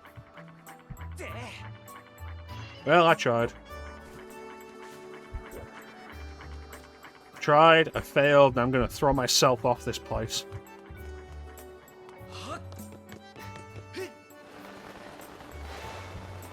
Red 17! Clem, meet my Loftwing, Red 17.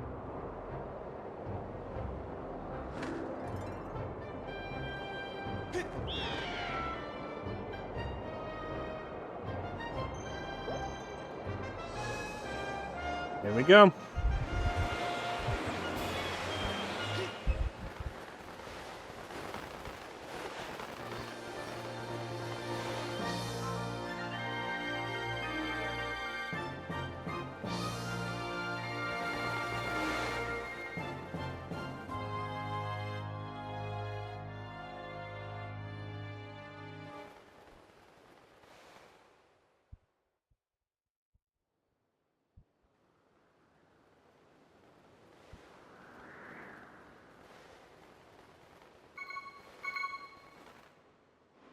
Good thing I got this sailcloth off Zelda.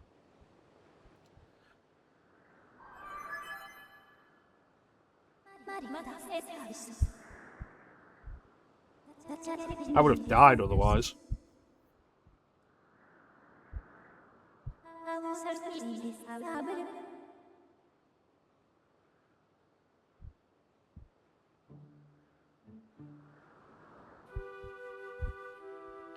The sealed grounds, you say?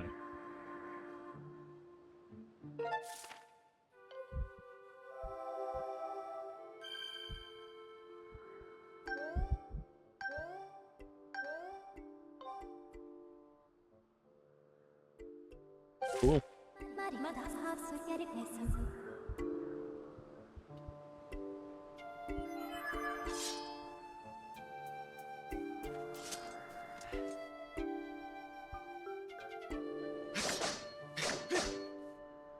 Skyward strike. Well, that didn't work.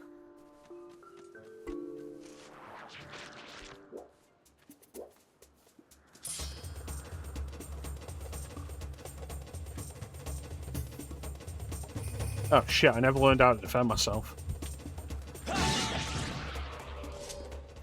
That's not good.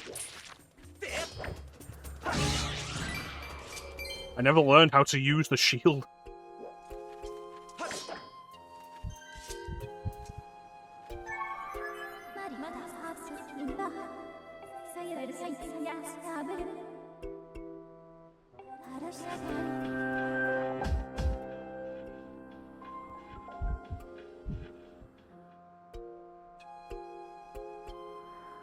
Welcome, Panda. Why is that saying timeout again? There we go.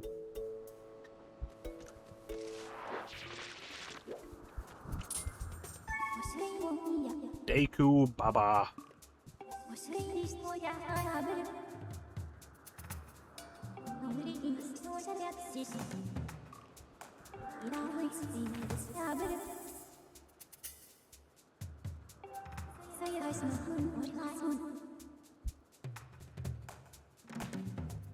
Alright, what if I stab it?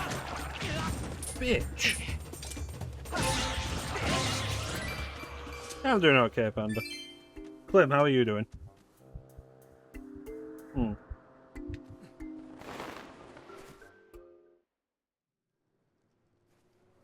Hey, is that Sheikah rune? I sense evil.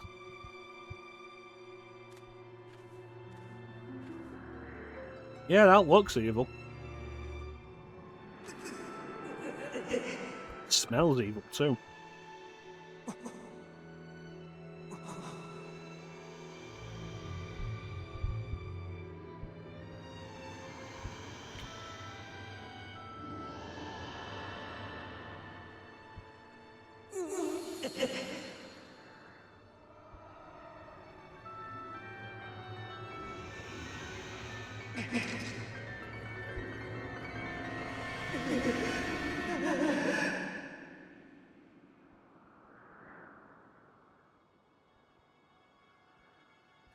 Okay.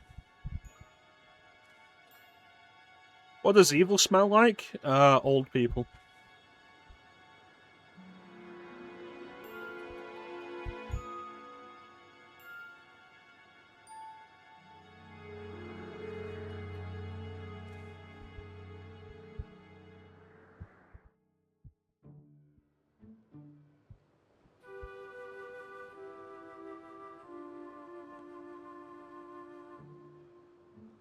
There's someone down there.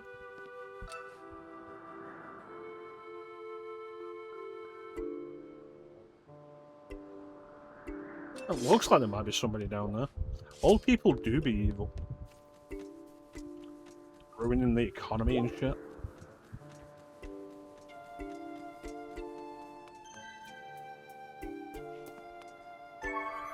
What do you got to say?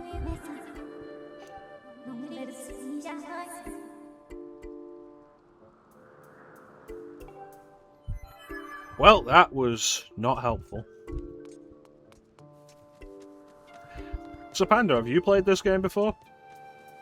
We're playing on Nintendo Switch trademark.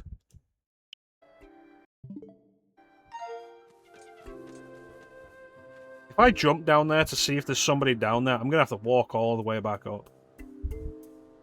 I don't think I want to do that.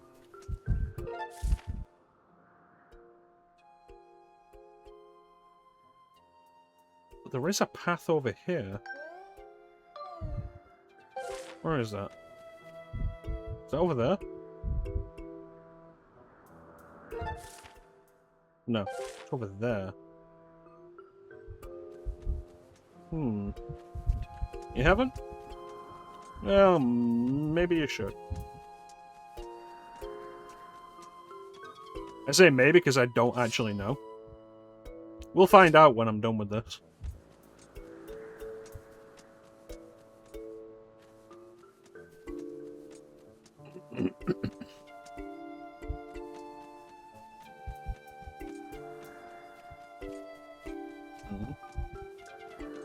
I mean, generally, the Zelda series is always a reasonable recommendation. As much as I didn't enjoy Minish Cap, it's still probably one of the better GBA games.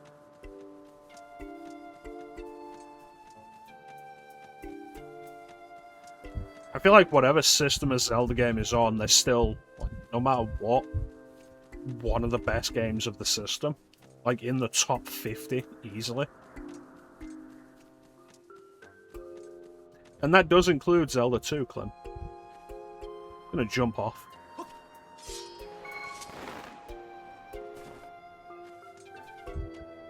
Yeah, I think that is a person.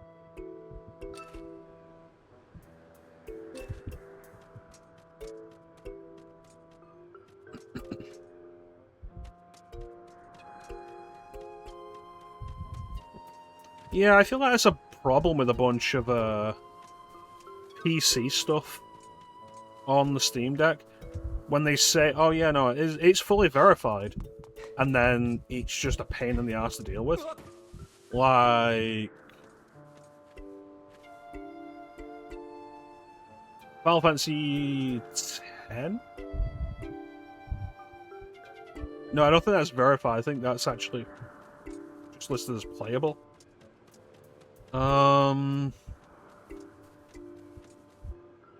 Sonic and All-Stars Racing Transformed, great game. PC version is so fucking temperamental. It's listed as verified on Steam Deck. And I think I've got it working once and then never again. When, bear in mind, the point of verified is that it will work without any messing around. It'll work without messing around. You don't even have to set the resolution. It'll do it on its own natively. It'll have the Steam Deck button icons and such. Like, it's supposed to be a pretty strict rating. Like, I've got other games where it's like, it's not listed as verified, and you can check the details of why, because it doesn't natively set the resolution. It doesn't automatically set the resolution. It supports the resolution, just doesn't set it manual, doesn't set it automatically. And it's like, it feels kind of nitpicky. And then there's stuff that's labeled as verified that I know doesn't work. Only played about 2 hours, yeah.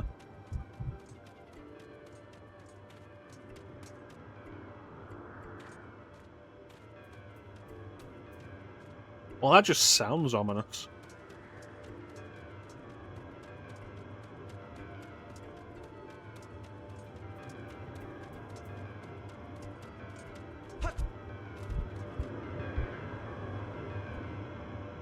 Young one.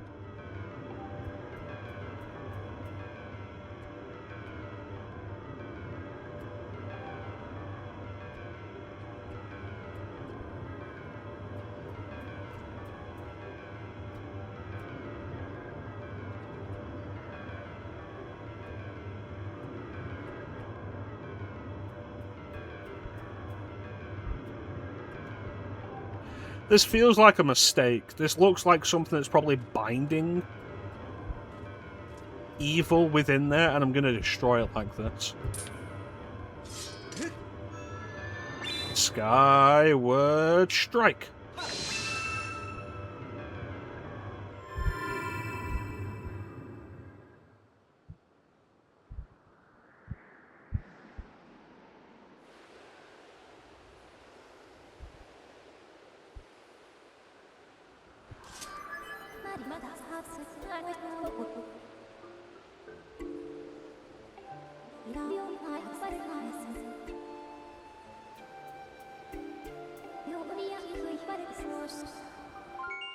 Dousing.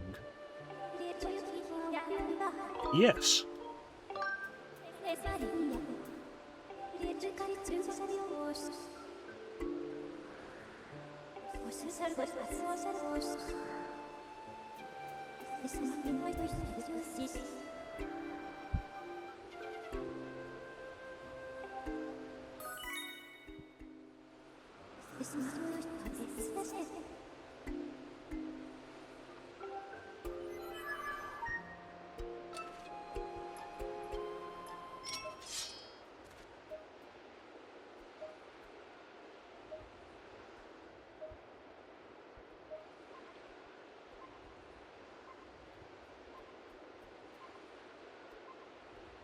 That specifically? Yeah, Skyward Sword's got a really interesting visual style. It follows the more realistic tone of such that Twilight Princess had.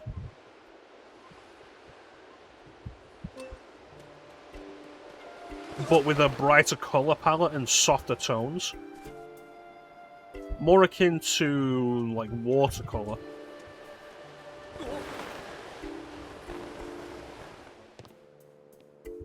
So for a long time, it was generally considered the best way to play this game was on Dolphin. Because playing it in HD just looks beautiful compared to the Wii's original 480i output. Or 480p if you had the component cables. It's gonna be there, isn't it? Yep.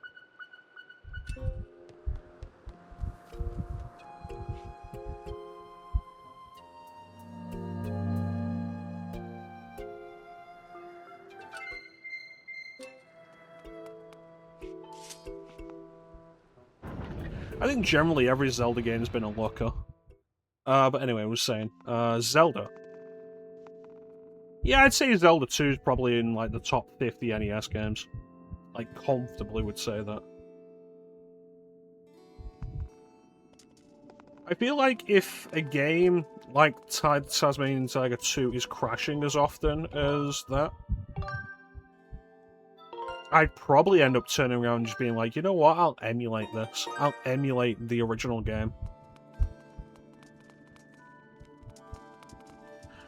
Sure.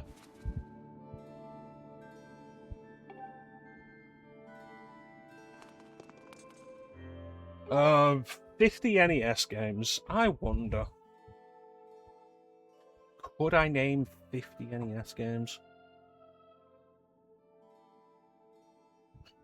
Should we test it? Should we test if I can name 50 NES games?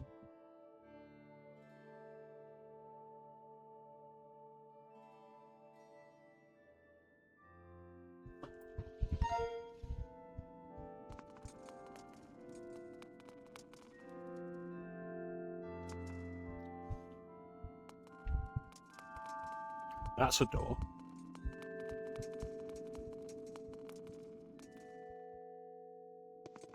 Hello.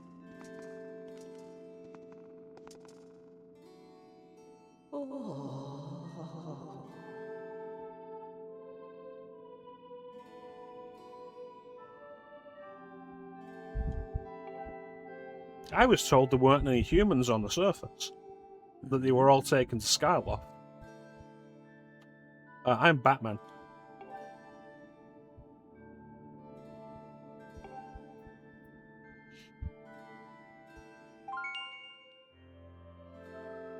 Yes.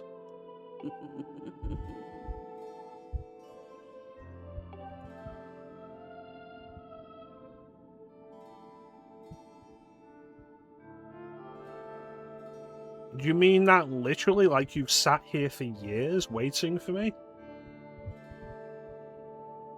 How'd you eat? How'd you poo? You're sitting on top of a hole you poo into? How deep is this hole?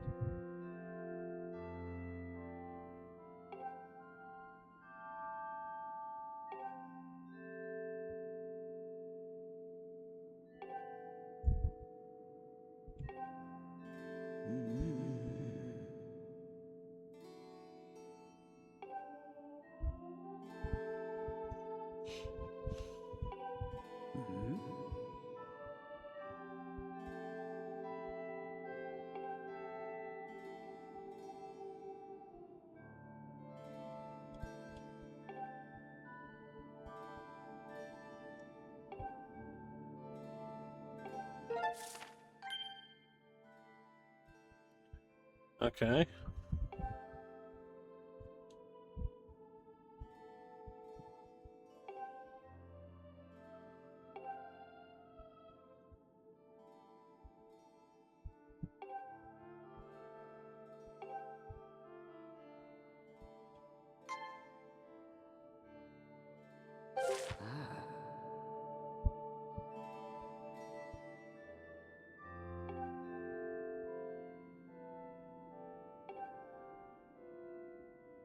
So they're markers.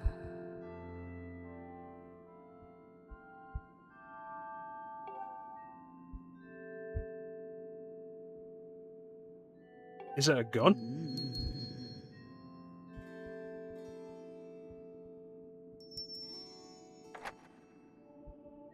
That sounded like a really small lock for what looks like a big stone door.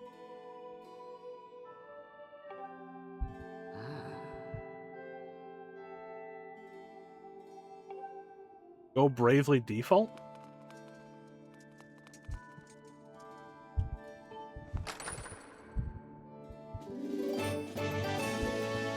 More importantly, I seem to have gotten a bottle. Nice. Thank you, old one.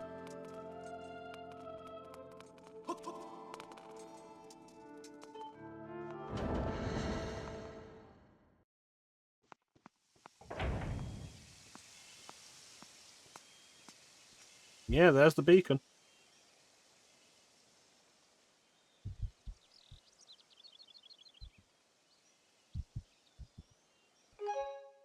But we have an ad coming up. So, for now, we're going to have to be right back.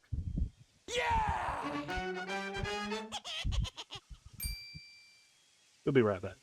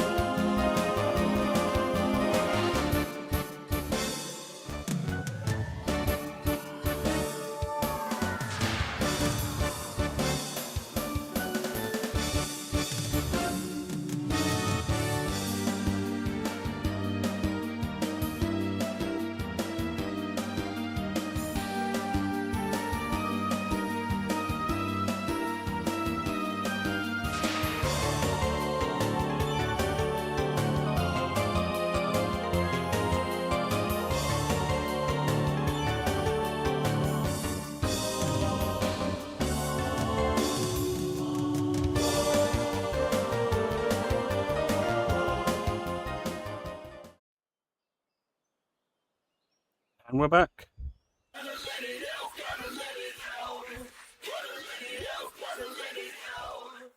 Yeah.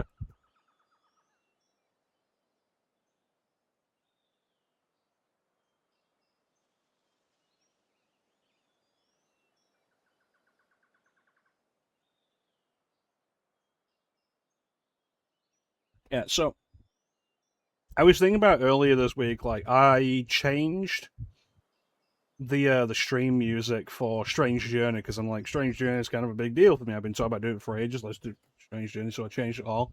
And then for the day I have a specific theme for where we're doing Zelda games, I hadn't, which felt kind of like kind of backwards. So today I just looked at the Zelda music I have on my PC and was like, okay, we'll set this up here, here, and here. So like we have this as the starting music.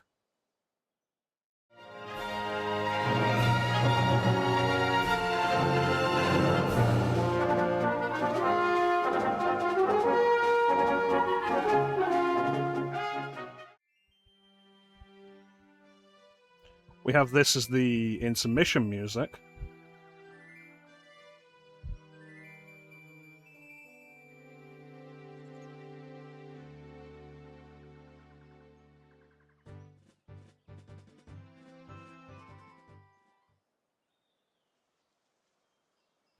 We have the BRB music you've seen, and then we have ending music. And I thought it'd be a fun idea.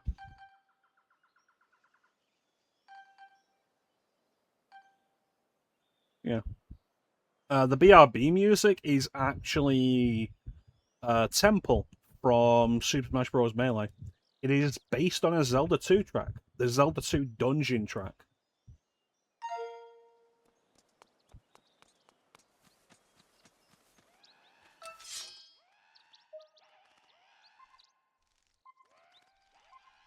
Alright, that direction. Birds? Goron?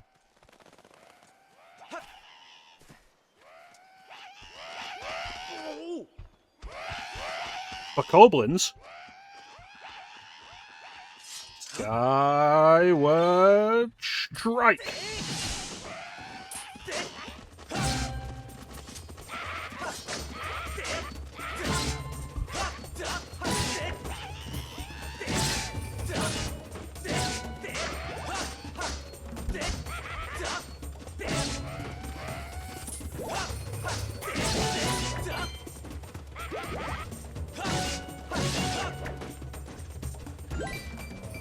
Are you okay, friend Goron?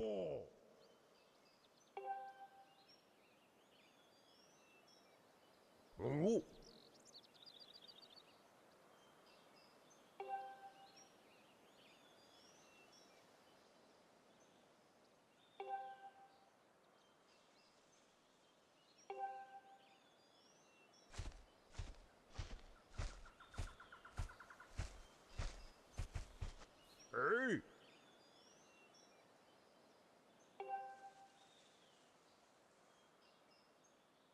Isle of the Goddess, you say?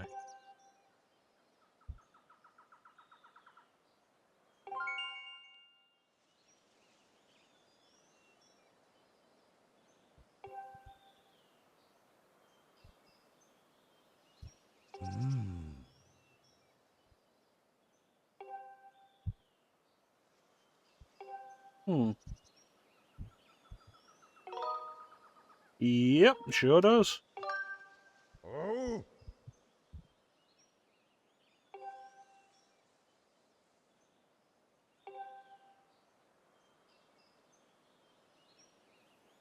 Really?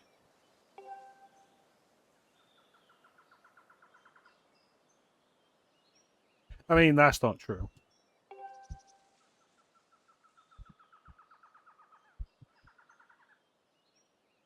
Doesn't seem that much more advanced.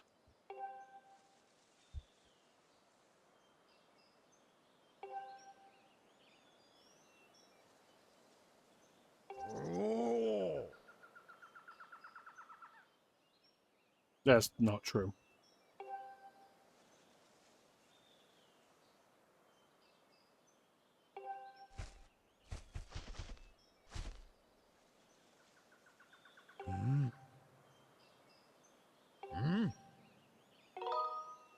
Yeah, I want to know what other misconceptions you have about this. Ooh.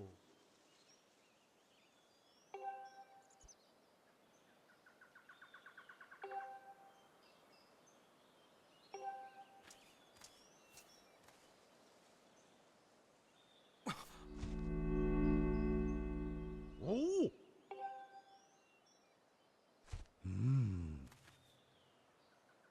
Oh.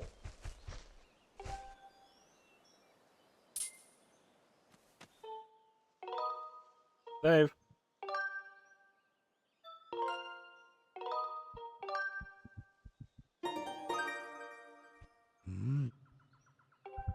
Oh.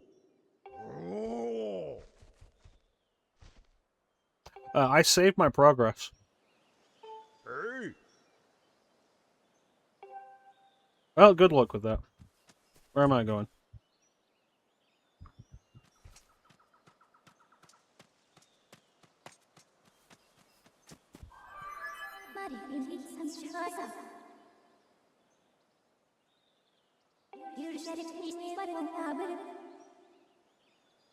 See, now this is fucking bullshit. By using a certain amiibo figure, you can return to the sky from anywhere on the surface and come back to where you left. This $25 amiibo figure, which, as with all amiibo figures, was quite limited. Pay to unlock extra features of your game. Thanks, Nintendo.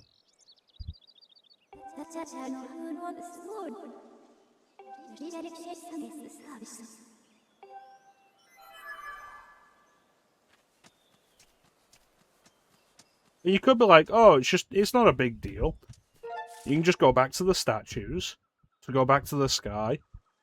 It's like, it's a fucking fast travel system. The exact kind of thing that you get a remaster for.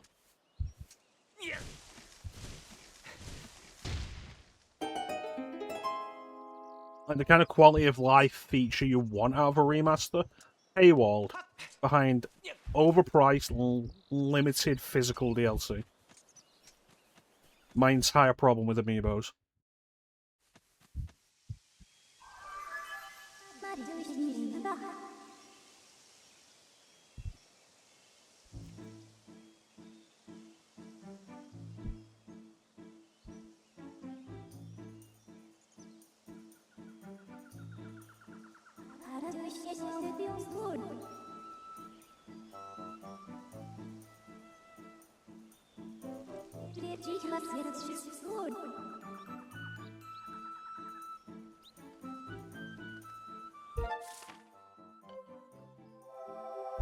Aaron Woods. I wonder if that's the Great Deku Tree.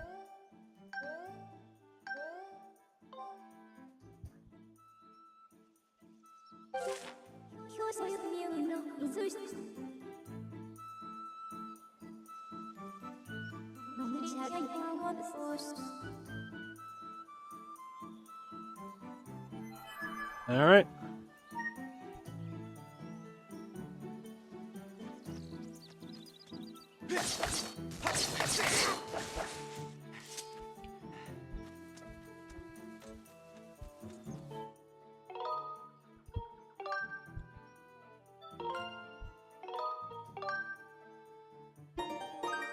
Perfect.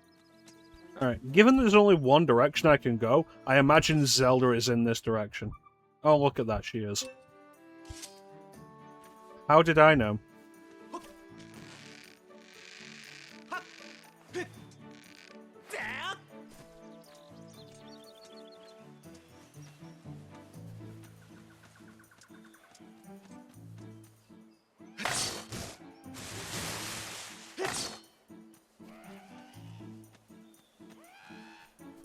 Is that a Deku scrub?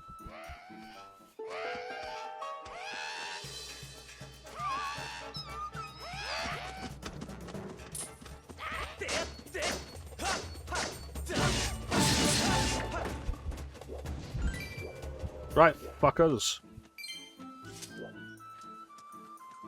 Are you okay there, friend? You're not a Deku scrub.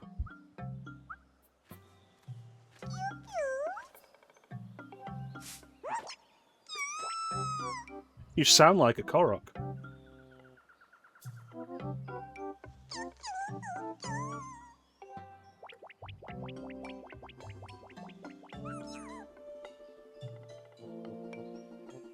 Whatever it is, it got up there first.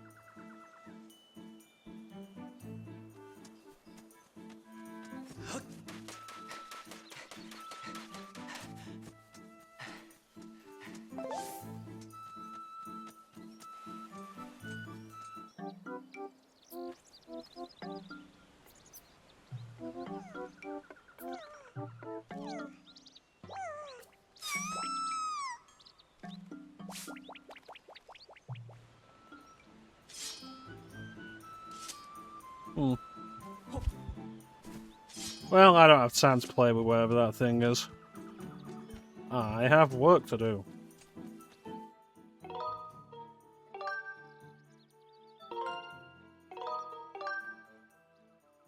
Dun, dun, dun, dun, dun.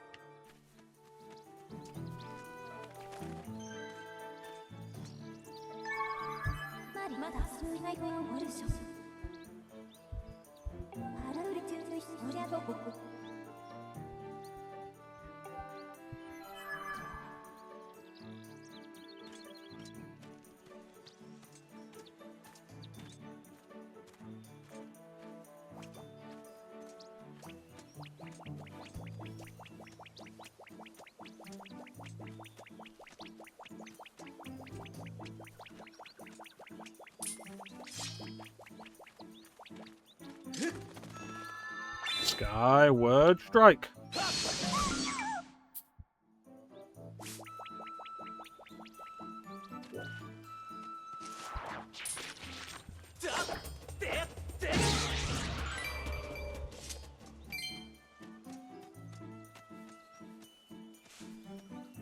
Oh, there you are. Skyward strike. Skyward strike.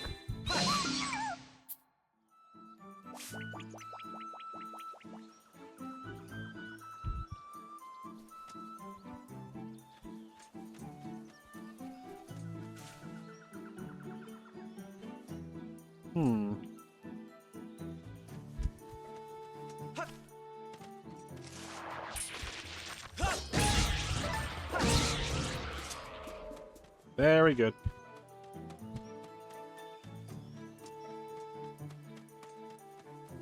You feeling better?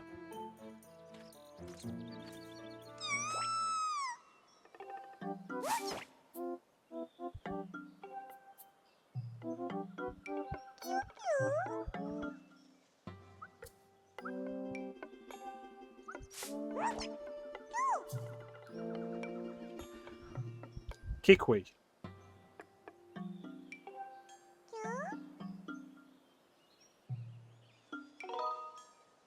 Zelda?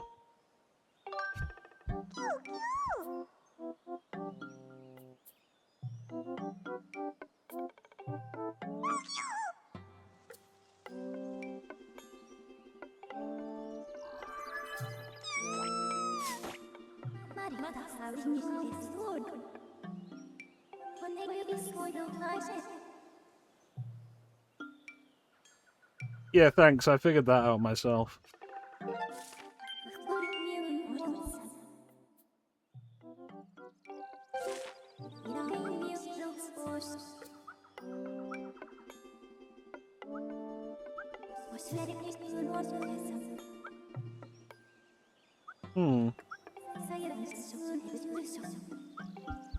All right.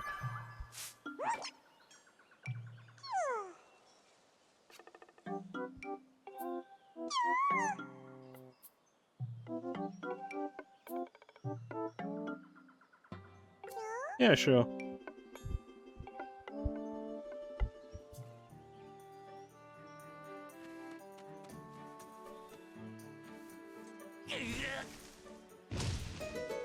Was I there earlier? Ah, yeah, the road. That's where I came from. That's clearly a Magatama.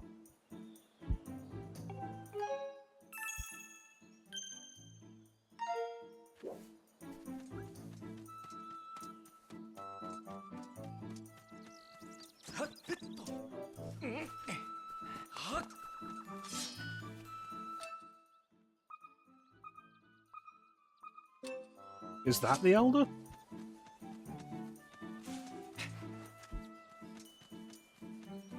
Hmm. A goblin?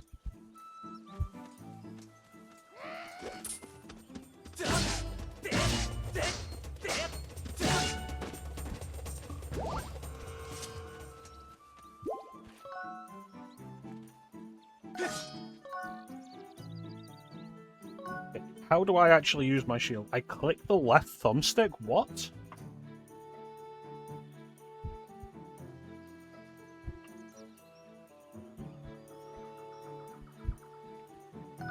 Why does ZR do nothing? Like, the traditional shield button does nothing. And they've mapped the shield to the left click? Like, what the fuck? Yeah.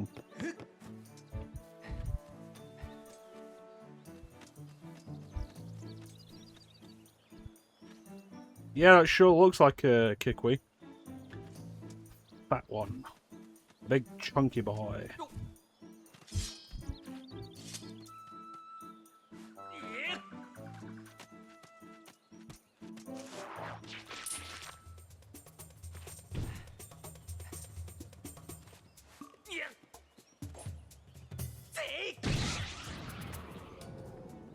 I should make it easy to get back up, huh? I am a genius. What an odd-looking plant.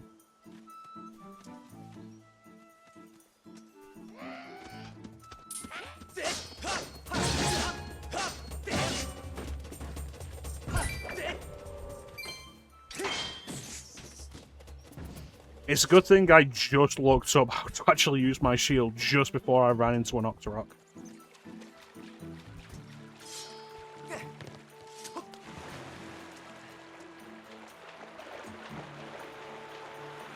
There's nothing behind this waterfall. Disgraceful.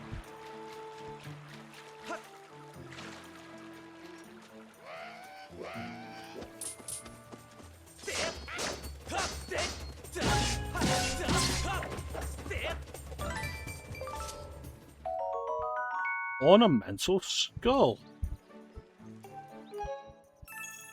Why would you pick that up?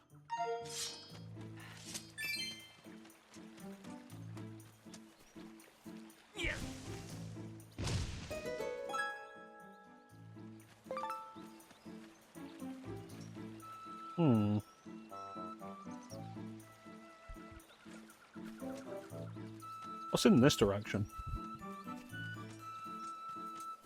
Exploration!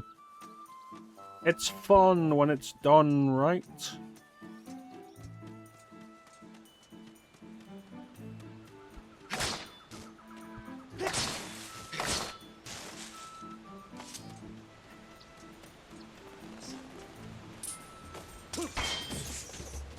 You stupid bastard.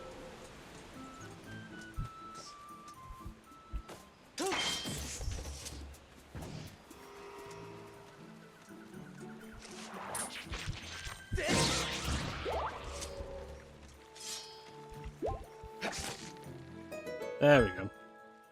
Now I should be able to go with that chunky boy.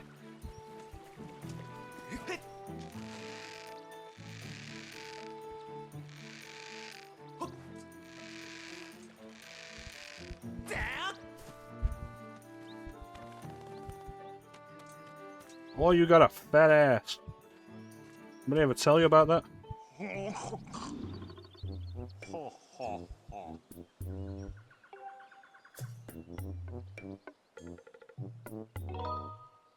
Where's Zelda?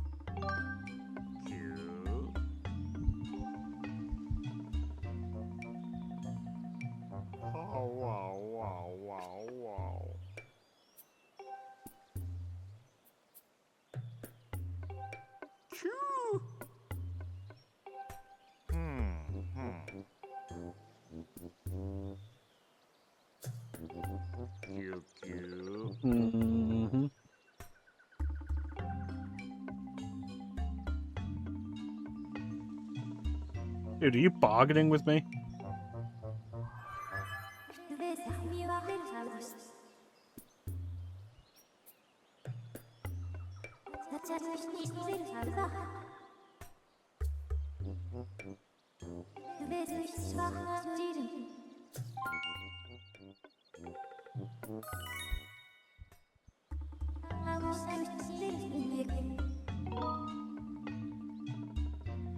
No, I think I've got it.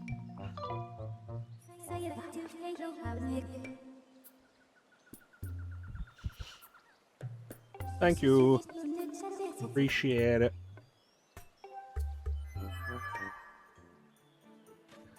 Right.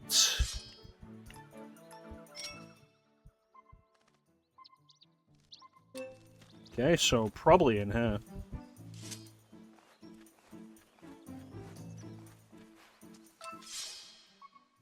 Yeah, seems that way.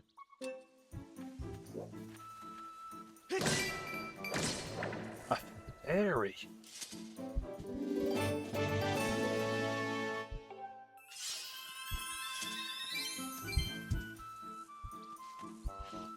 I don't like this as a change.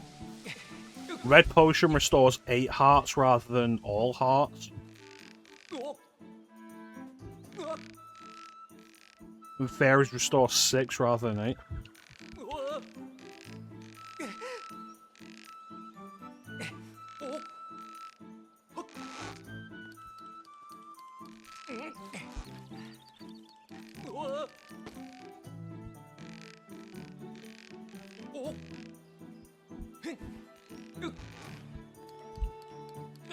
There we go.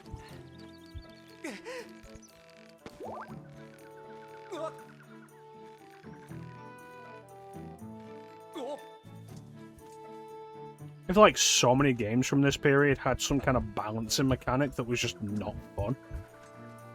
And the feeling of it not being fun was exacerbated by it being in everything. Oh, there's one. This bokoblin has a hat.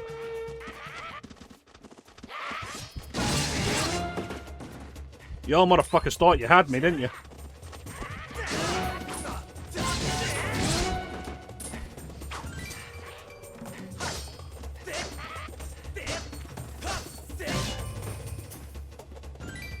Y'all motherfuckers didn't know you were messing with the hero of destiny.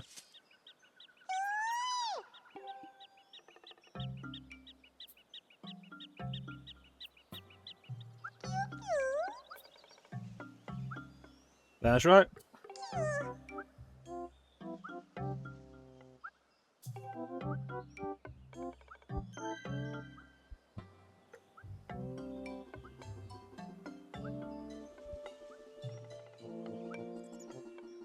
Yeah, I think I can help you. Once again, remember, every time the sword glows, that is an interruption in the original game.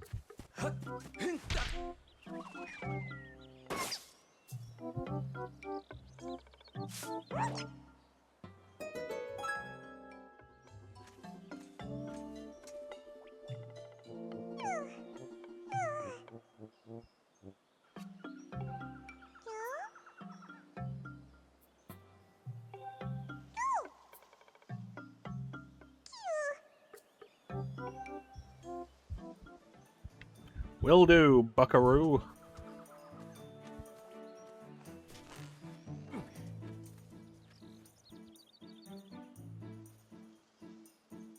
Back into the left. Back into the left.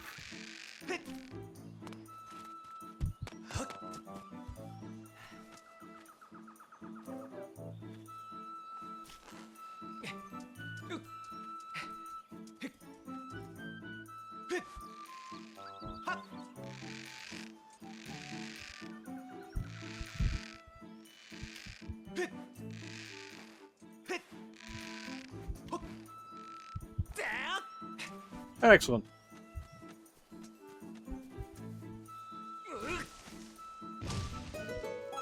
This seems like a shortcut creation, but I don't think I've been here.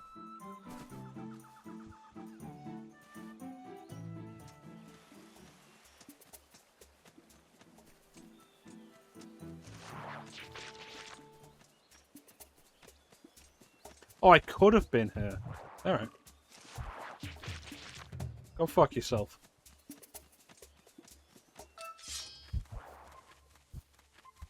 In that direction. Got it.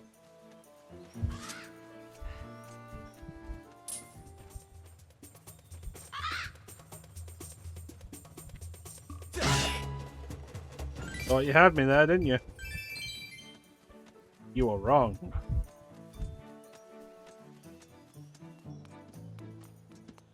Hello.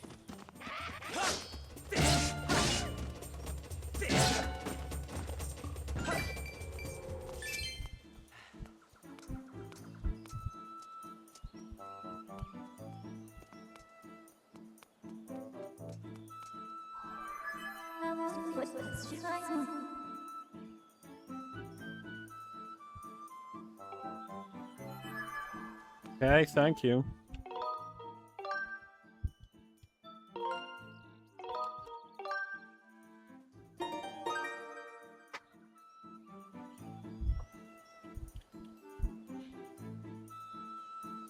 You know, considering there's supposed to be a cloud barrier between the surface and the sky, I'm seeing a lot of sky.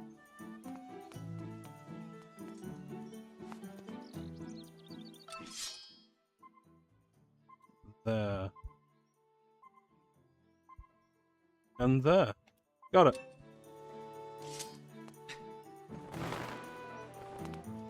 I appreciate that I was very, very early on given a parachute so I can just jump off places. I would have been jumping off places anyway. But I appreciate they recognized this motherfucker. You dirty piece of shit. Get it, come here. I appreciate the developers, like, they're gonna jump off stuff. We know this. So, like, make it so it's not an issue for them.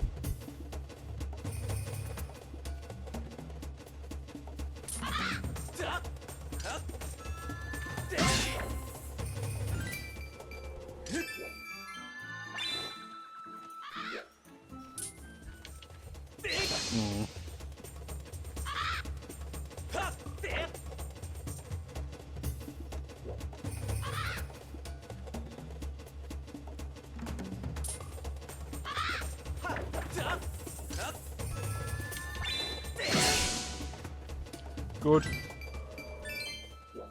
Okay, so the max doesn't seem to be 100, so what is it and with this small wallet?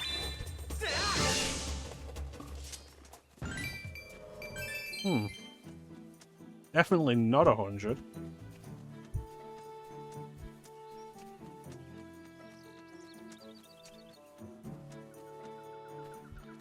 Good day, bokoblins.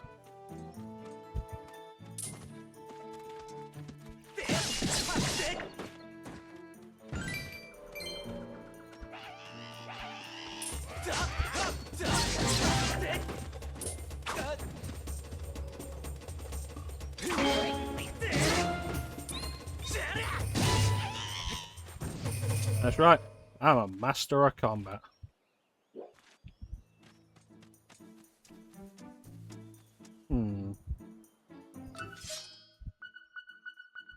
Yeah, it's up there.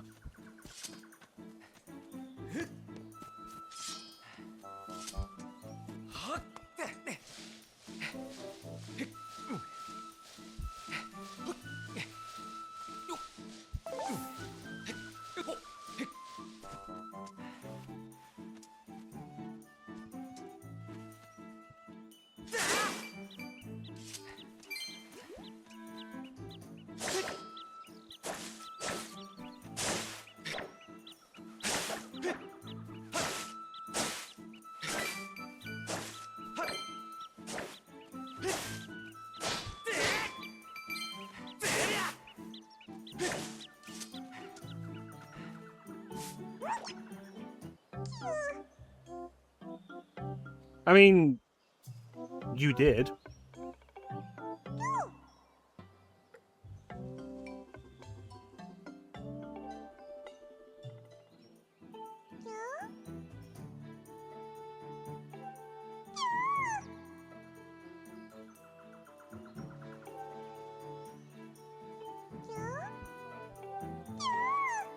Alright.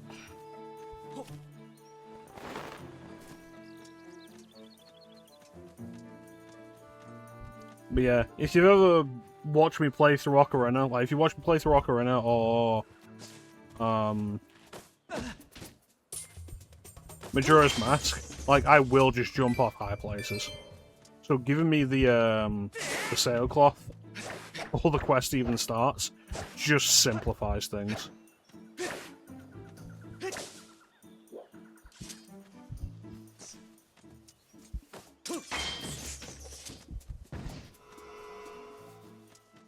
This looks like what I'm after.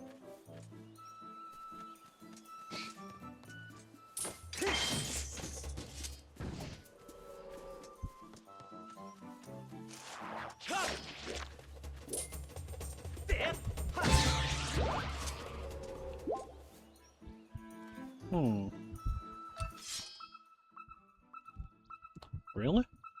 I thought it was over there.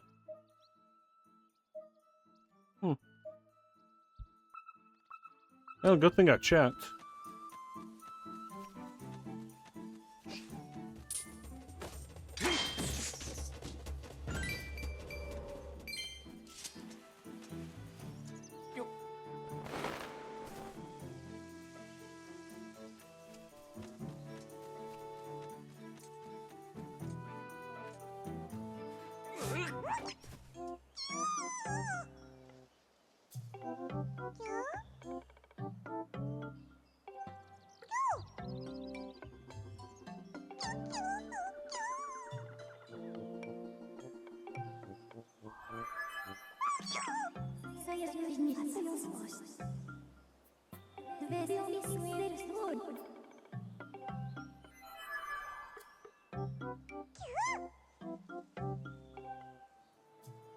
It is mildly surprising to me that other characters can see Fee.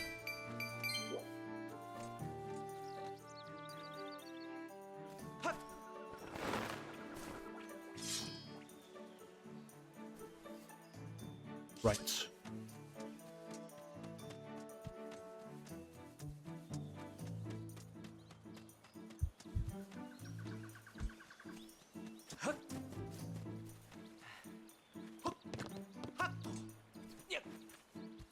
I feel like it's one of those things where you expect them to, like, the spirits will only be visible to you.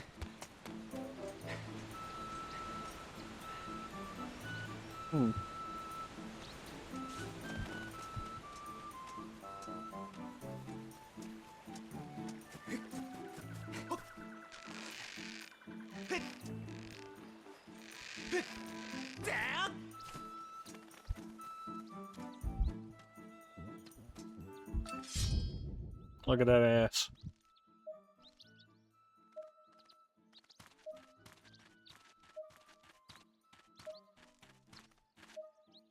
Just pull it out and have a like a wet sound.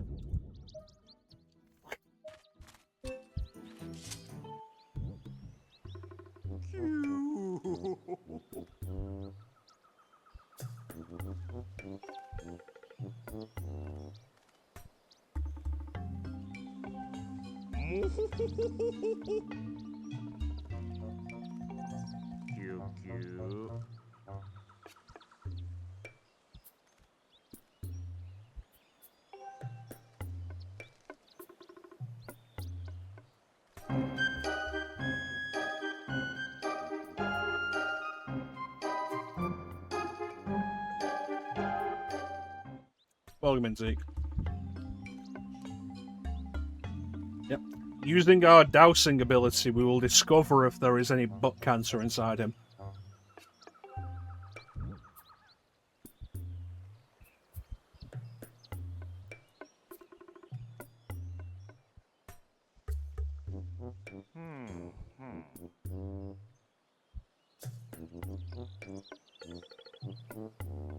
I mean, it isn't anymore, I killed them all.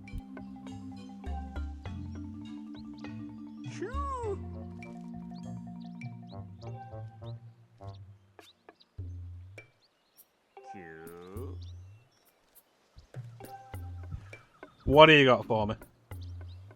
Oh god.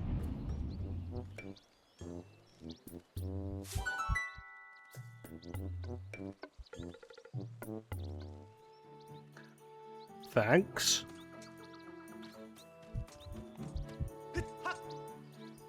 Just climb up his ass.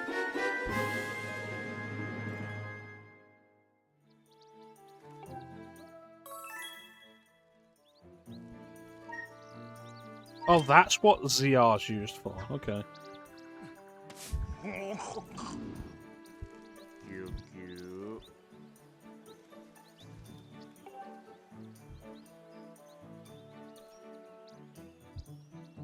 Cute. Cute, cute.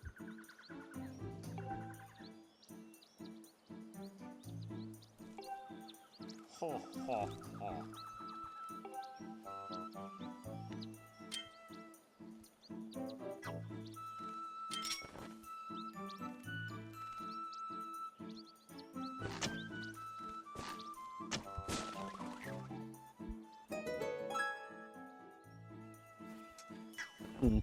It's odd that it's like tap to bring out the item, but hold to switch.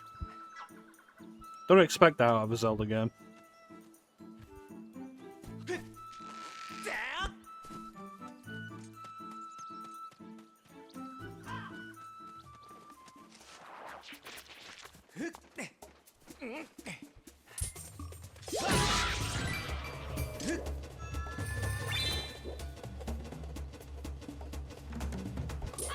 Skyward.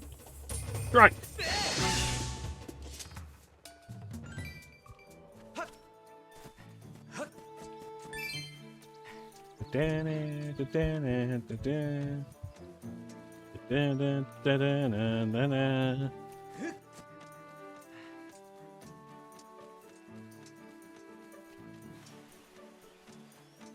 I'm really enjoying this so far. Like, it's so nice to have, like, a new Zelda game that I haven't played. And I may never have this experience again.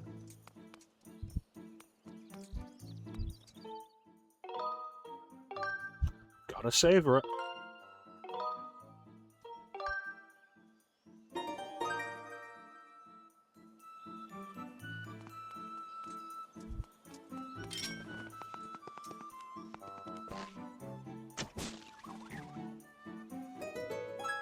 You know what? Gyro aim like this in like a slower environment? Not a bad idea. I feel like when you've got something like Splatoon, where it defaults to gyro camera aim,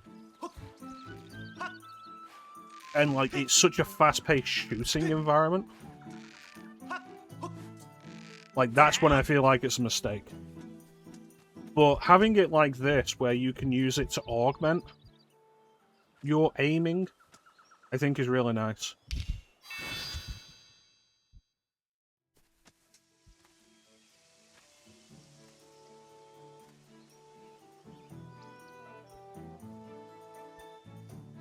It's essentially the same way I used it in Ocarina of 3D.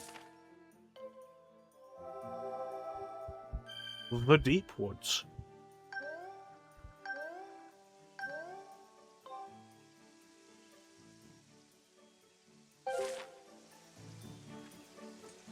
Far superior to the Wii's motion controls. I think, in regards to the pointer controls, no.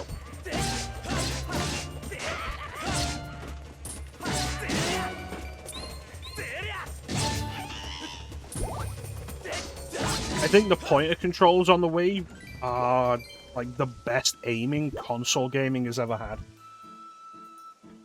Just because you're pointing, and you can make all the minor adjustments you need as you're pointing.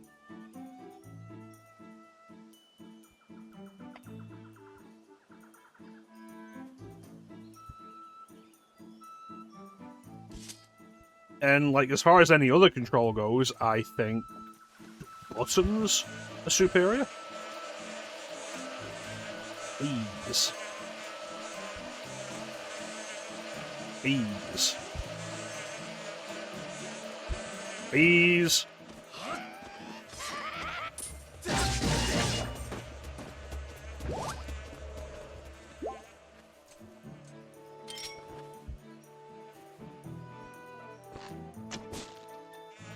Bees!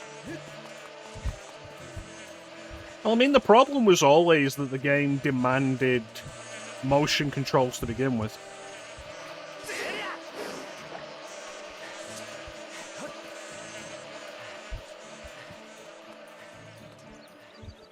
I think buttons in conjunction with gyro controls is better than entirely motion controlled.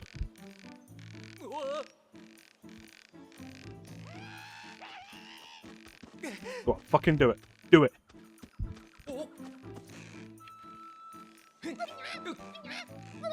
Why would you climb onto the rope?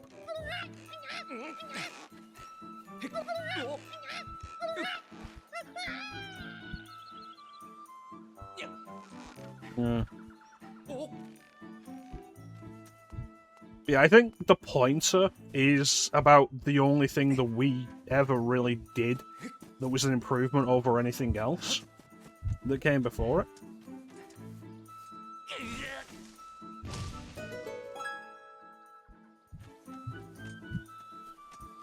It's one of the reasons why I say Resident Evil 4 on the Wii is the best version of Resident Evil 4.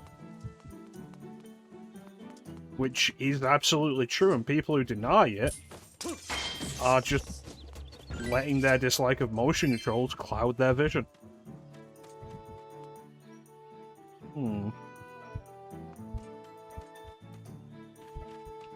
Where is that gonna get me?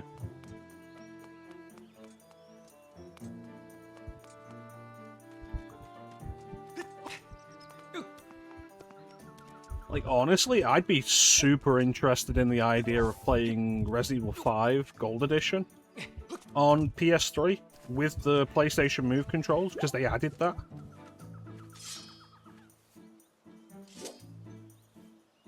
But the setup is more trouble than it's really worth.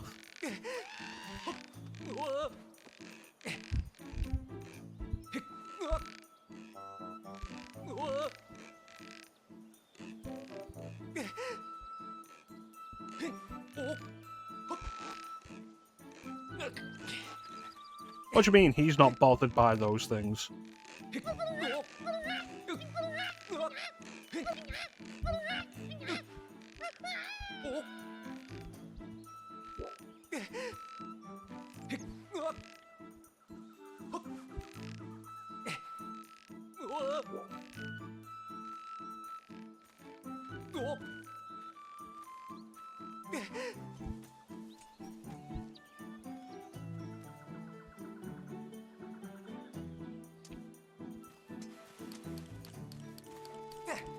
Plus, I think we... What the fuck was that?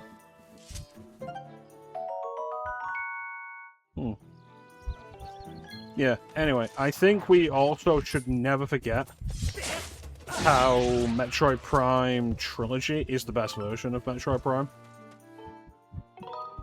Because the aiming controls make everything so much cleaner.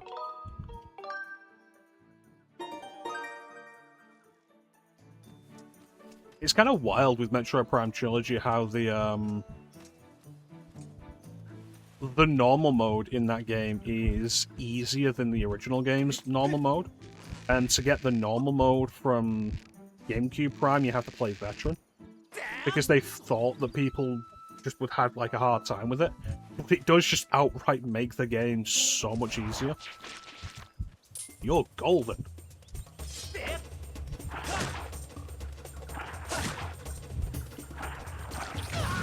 You can stretch.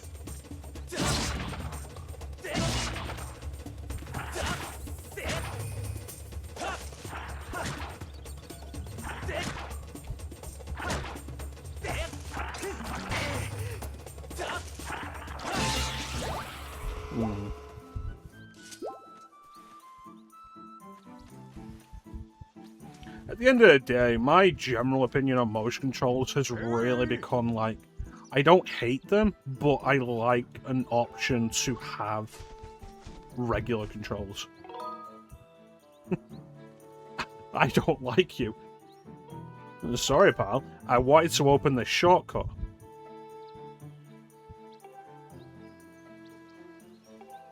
Dude, there's a shortcut here. I just want to open it up, and I was going to come talk to you.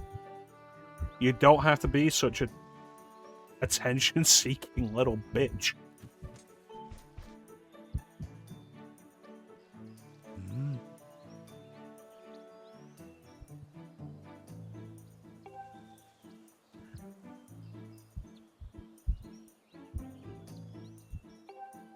I'm not gonna call them that.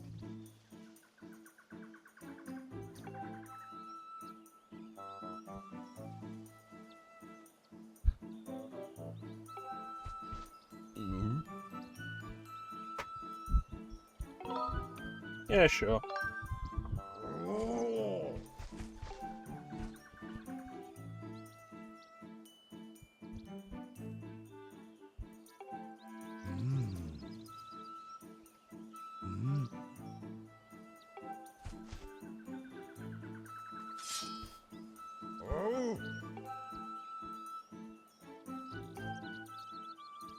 You know, I feel like I like you less and less by the second. Skyward strike.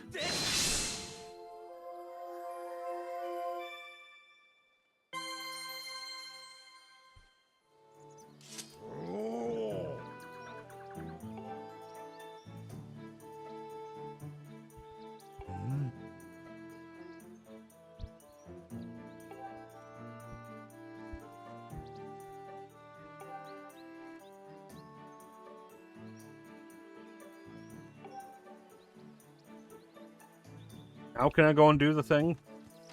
You picky bitch.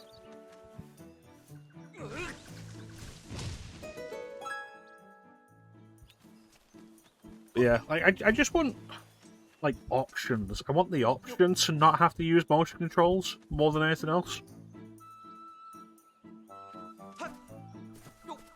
It was ultimately what bothered me so much with the Pokemon Let's Go game. Like, the Let's Go pair.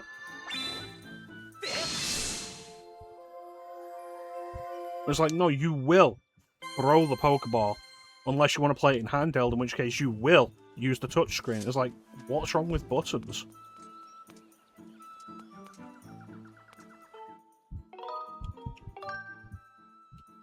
Like, why not just have both? It's like when Mario Power Tennis came out on the Wii. It was one of the new play control games on the Wii. And we ended up getting it on the Wii. And I wanted to get Mario Power Tennis on the GameCube. I remember that was one of the games I remember seeing on a preview disc that we got in a magazine. Like, there was that, there was Paper Mario 1000 Year Door, which I've talked about previously, seeing, like, the opening of that. Metroid Prime 2 Echoes, where Samus goes into the pirate base, which is always part of that game that stands out to me because I watched that preview disc so many times as a kid. And Mario Power Tennis, which looked really fun, and I always wanted it. And then we got it on the Wii, and you could only play it with Wii motion controls. And it was like, why not just have motion controls and controller support? And it's like, Capcom did that stuff, right?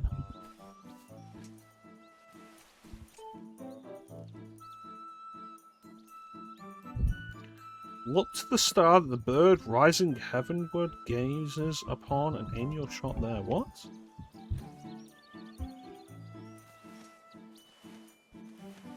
Because, like, Resident Evil 4 on Wii had, like, motion controls, and they were great. Like, the Wii pointer controls are the best way to play Resident Evil 4. Will not disagree.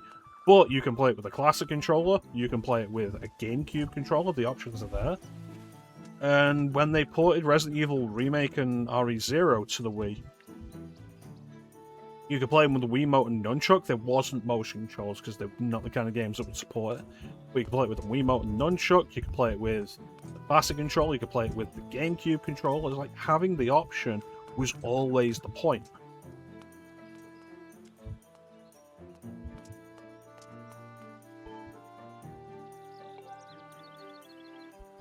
Huh.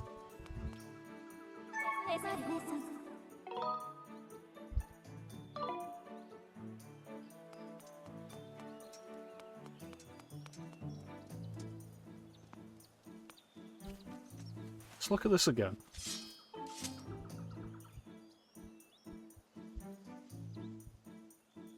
Look to the star that the bird rising heavenward gazes upon.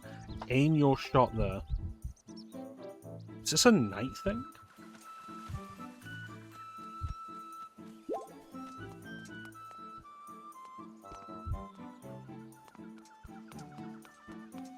Maybe Gorko has something about this.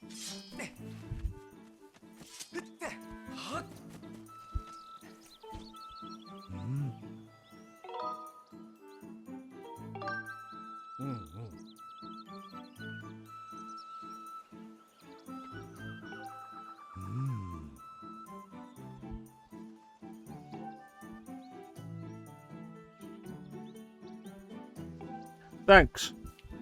Not helpful at all.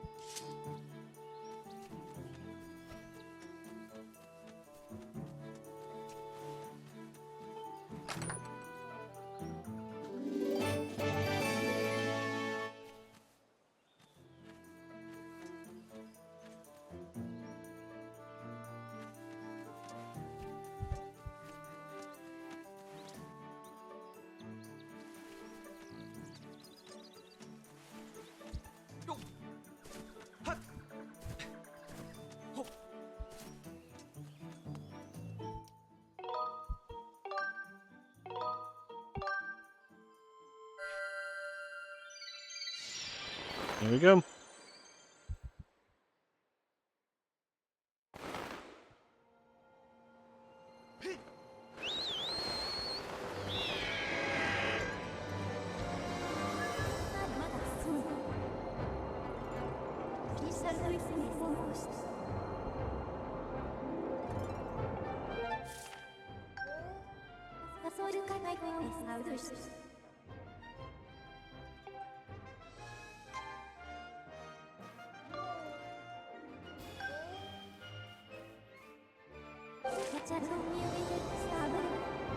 Alright, let's go take a look.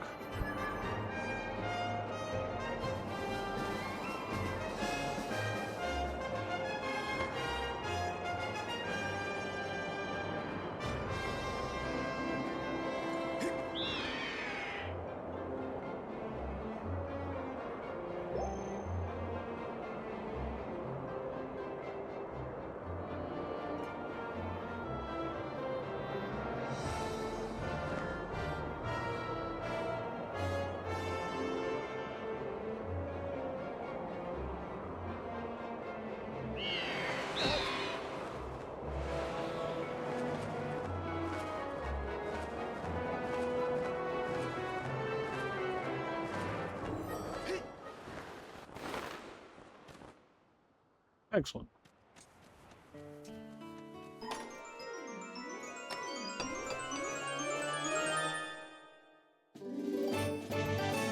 Oh, cool.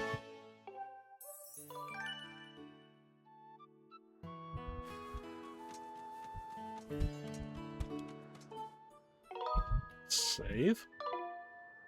Press the wrong button. Save.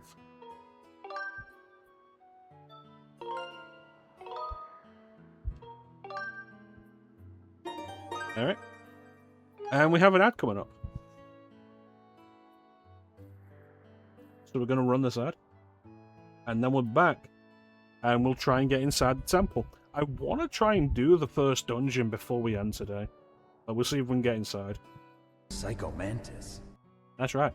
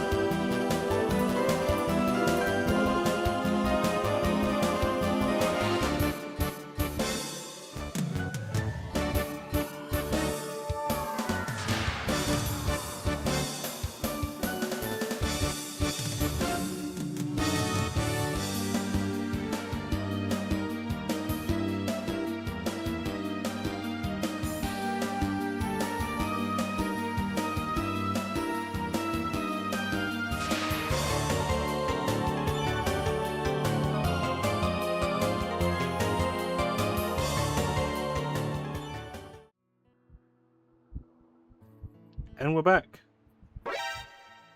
That's right. So let's see what's on this island.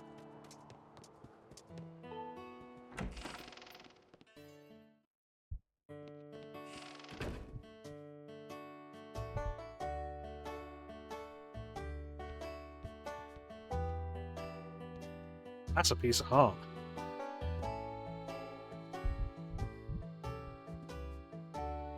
The lumpy pumpkin.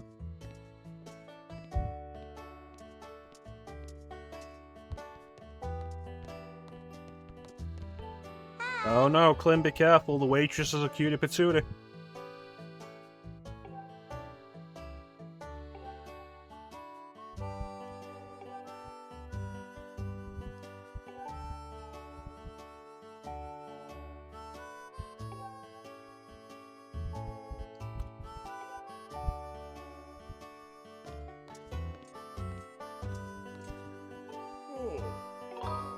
Believe what?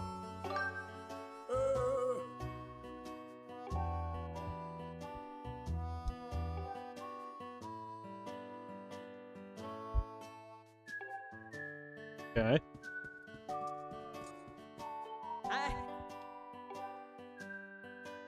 A demon?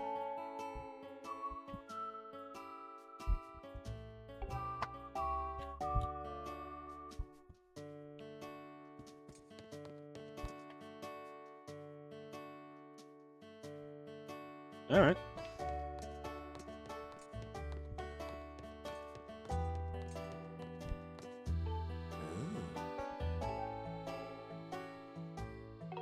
Not really.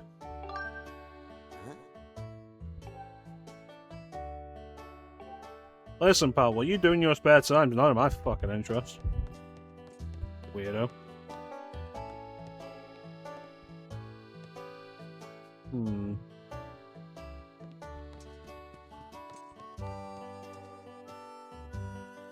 To plough the pumpkin fields.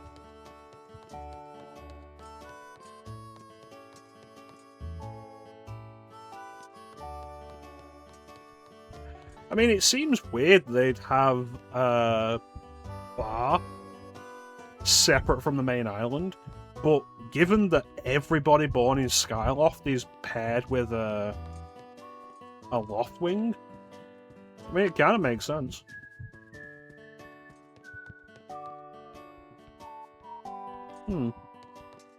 Hello.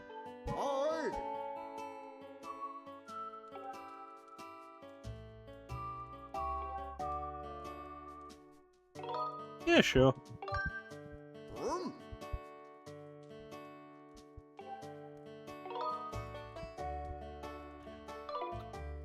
Nope.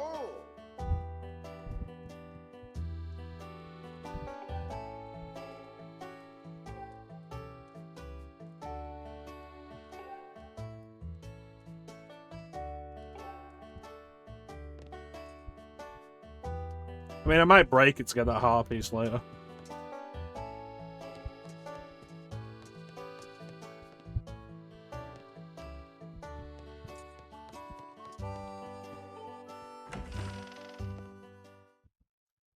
Maybe.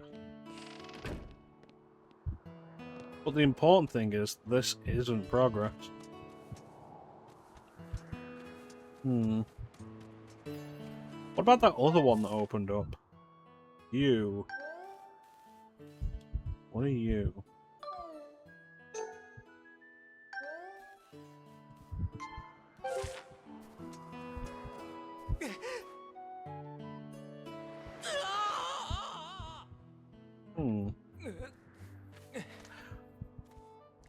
It's weird that they don't let you just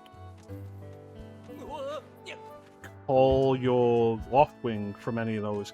It has to be from a specific wooden platform that you can jump off.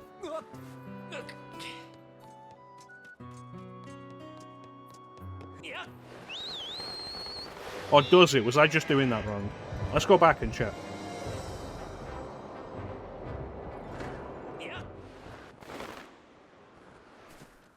Do I need to be running off it? Yeah, I guess so. Alright, good to know.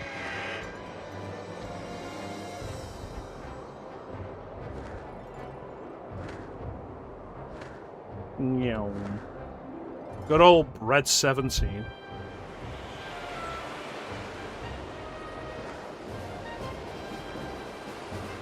What Octorok's doing on there?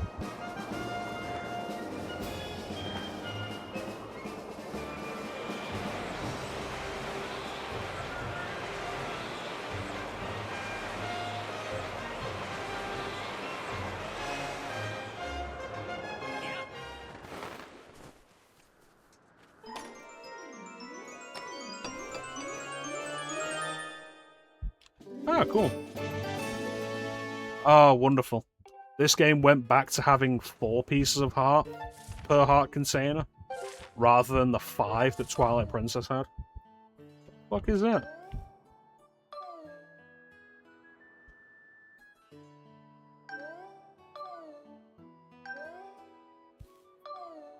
Hmm.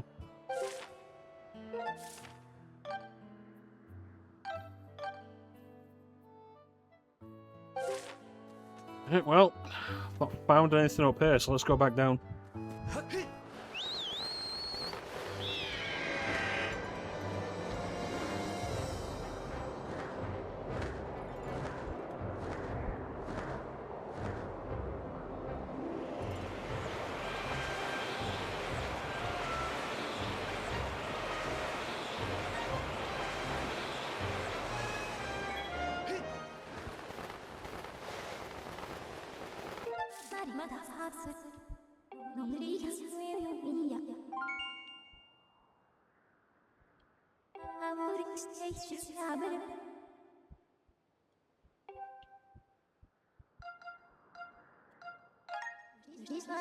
Yes.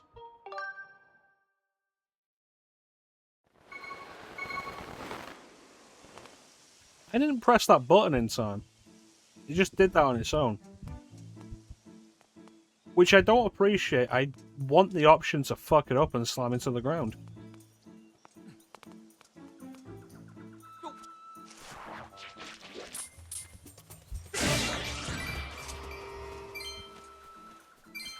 Alright, let's try and work this out, because this is still really early game.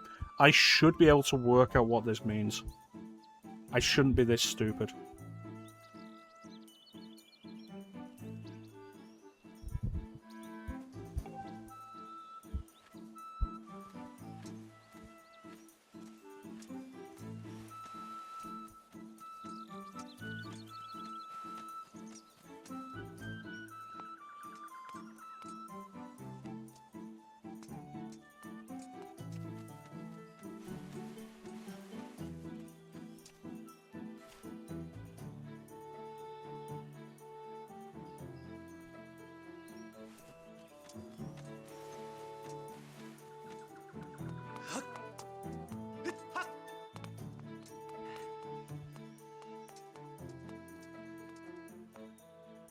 Hey, thanks for the follow, Lincoln Zelda Nerd.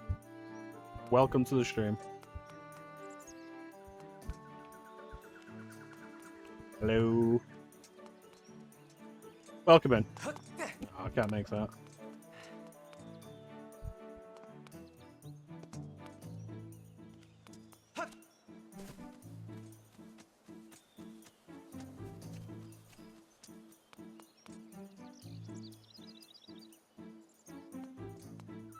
It's been my first time playing it all the way through. I played some of it back in the day on the Wii. I remember finishing the second dungeon and getting to the 3rd region. But I didn't finish it. And this was, like, well over 15 years ago.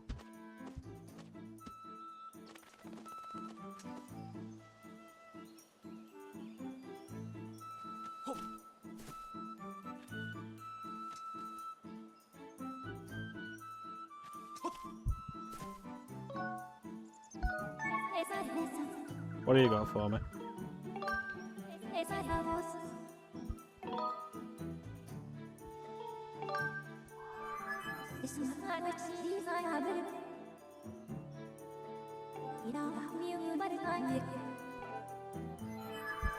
I could go and get the the bug net from Beetle, I could probably get his ship down now. Yeah, this is the last Ocarina-style 3D Zelda game I haven't finished, so I'm excited to go through it. Because I've not been overly fond of the way Breath of the Wild and Tears of the Kingdom ended up. So still having one of these classic-style games to go through with its focused dungeons and such, really, really appreciated.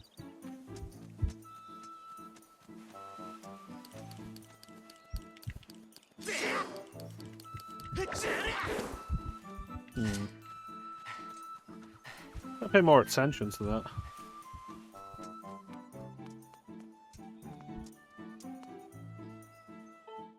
Yeah, let's go and get the bug net.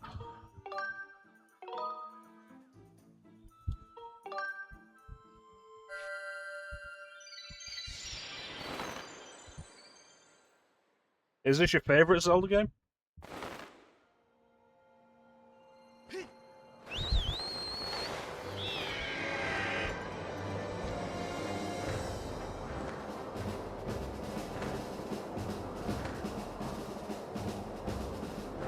Yep. Nice. Where are you, Beetle? Oh, you're not going to be around because this is a separate load zone. Got it.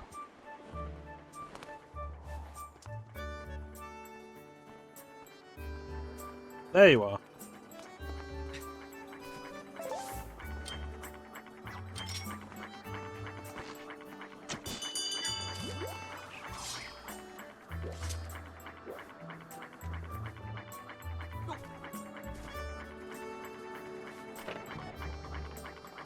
This is such a weird way of getting customers.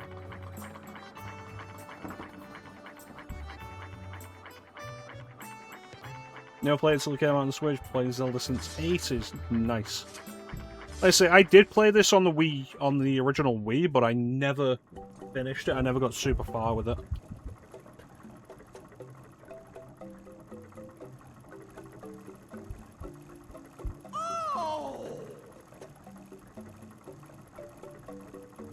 I feel like this is a lot of unnecessary effort to have a shop. Like, dude, just have a regular building.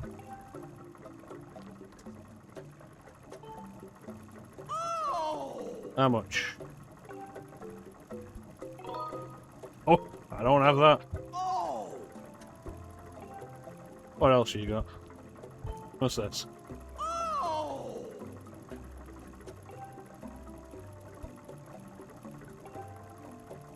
You don't know what it does and it's 800 rupees? Yeah. Is this a bigger wallet? Extra wallet.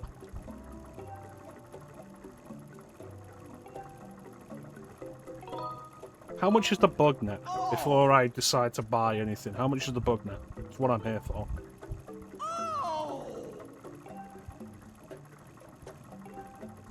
Alright, so I can buy both, alright. I've been playing Zelda myself since pretty much as long as I can remember. Link to the Past is one of the first games I ever played. Oddly enough, I ended up missing almost all of the handheld Zelda games, though. Played all the console Zelda games, and missed most of the handheld ones.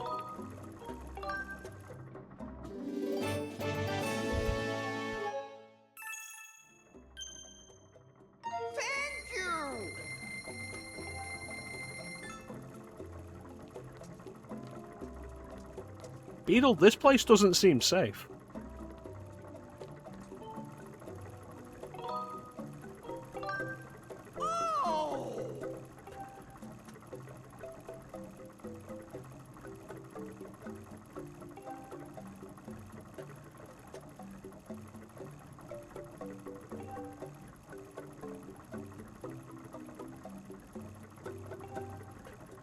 Alright, well, bye.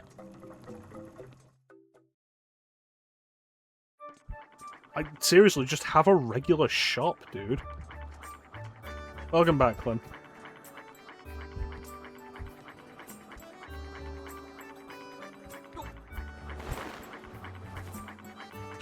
You didn't tell me you were leaving.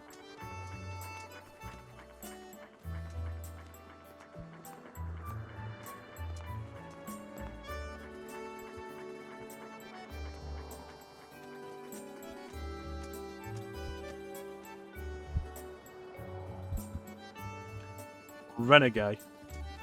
You're a renegade?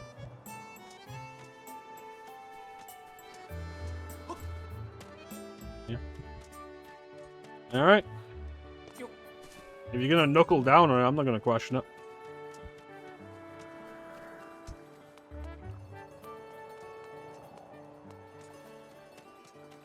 Hello. Hi. Clem, you missed the cute waitress.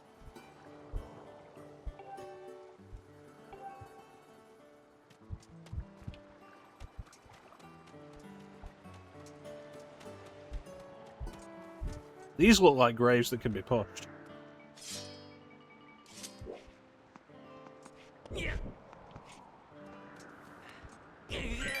This is gonna be a puzzle. No, she just told me not to break the chandelier.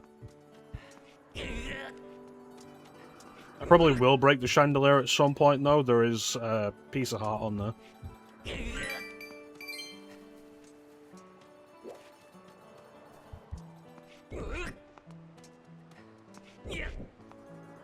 Yeah, this is probably a puzzle for later.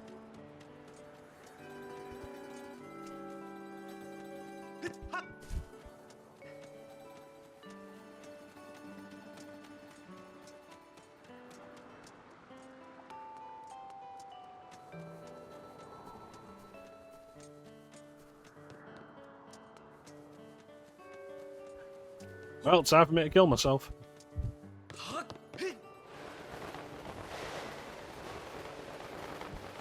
Red 17!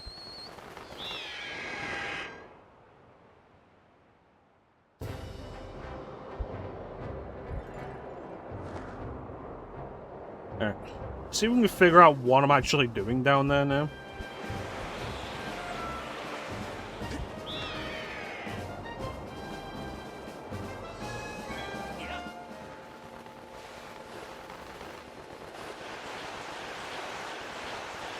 Ba ba ba ba ba ba ba ba ba ba ba. That's a JPEG. That was a JPEG.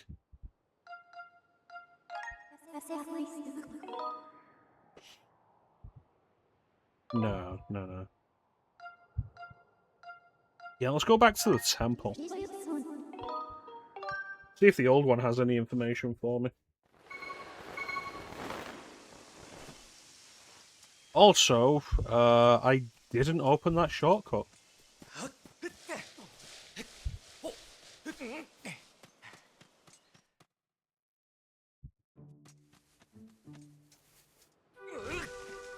Perfect. Perfecto.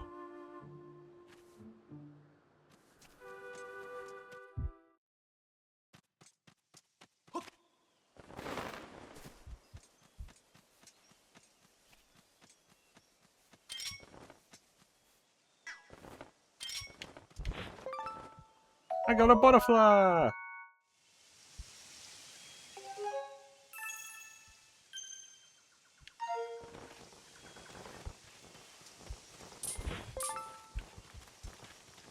Check out my bug catching technique. I'm so good.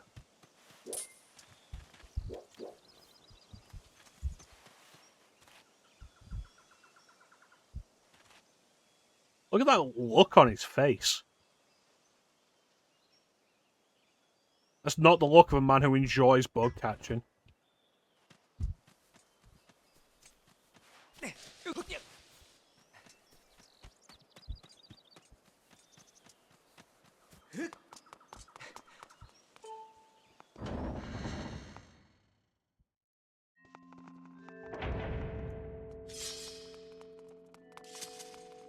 Hello.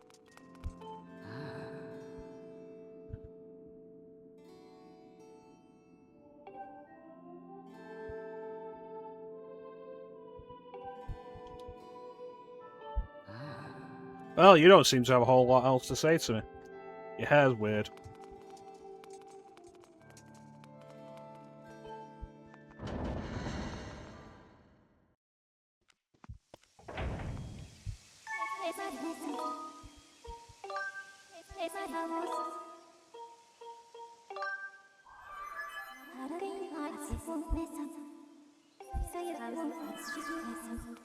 Hmm.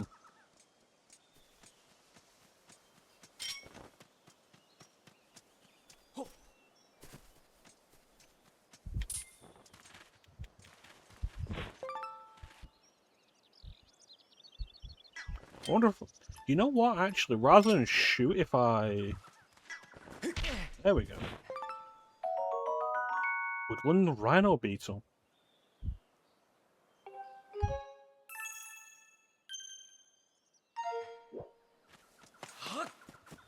You know, if there was one mechanic from Twilight Princess that I would have said deserved to come back in a later game, wouldn't have been bug catching.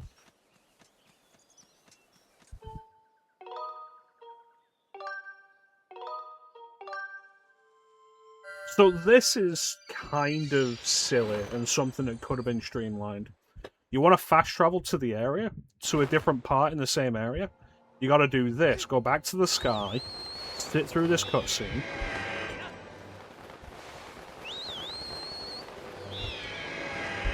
turn your ass right back around,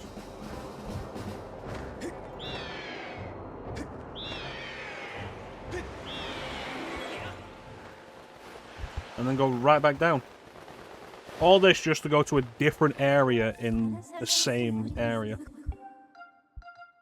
Different point in the same area. Could have been streamlined. Again, didn't press the button. I don't like that they will not let you just slam into the ground.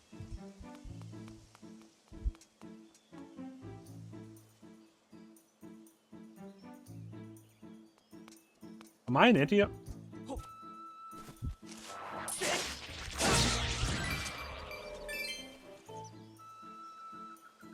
Look to the star that the bird, rising heavensward, gazes upon.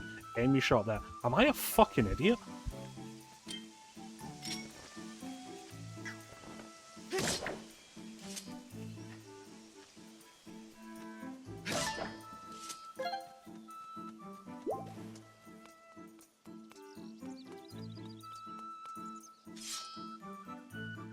I didn't see that.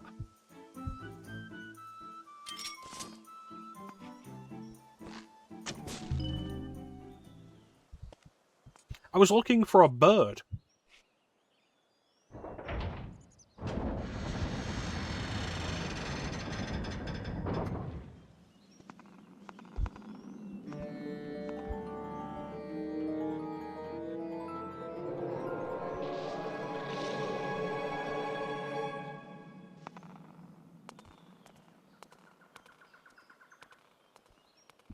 Hmm.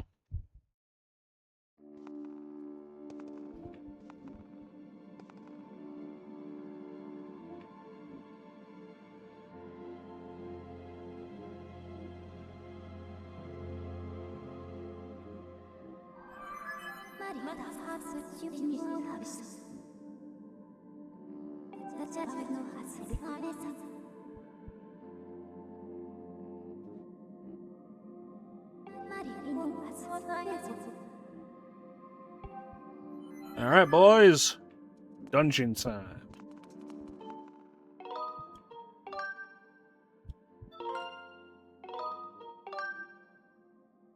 It's really odd that this game has designated save points. Like, I think this ends up being the only Zelda game, other than Majora's Mask, to have, like, dedicated save points rather than the ability to save anywhere.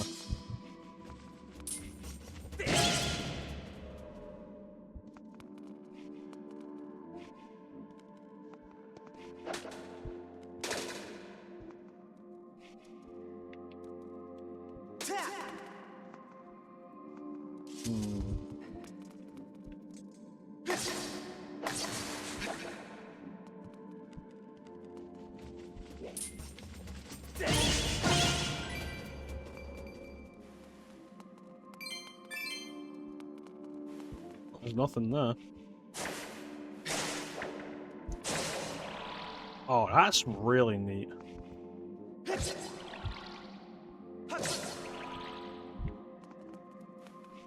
I'm loving the visual design of this dungeon as well. Like, this is absolutely something we lost with the whole Breath of the Wild idea. The decision to do shrines and divine beasts rather than dungeons.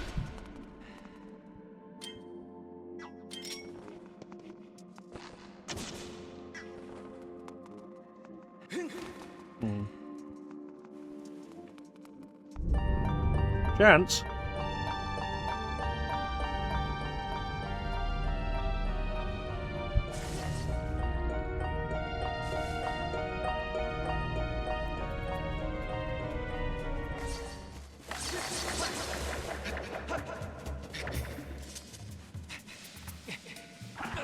Thanks for the work, Chance.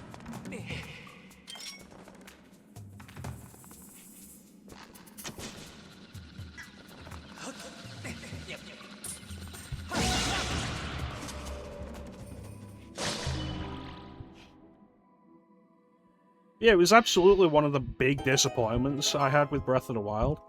Because the whole idea of doing shrines and divine beasts, it meant that with the exception of Hyrule Castle, which was probably the best part of the game, there were two dungeon aesthetics, Shrine and Divine Beast. And it was repetitive and lame. And they weren't even good aesthetics. And, like, you look at this, immediately the first dungeon, and it's such a vibe.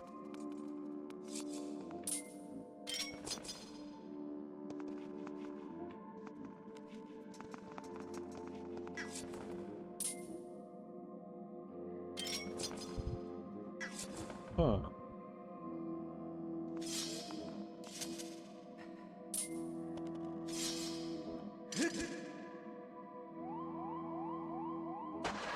That's right.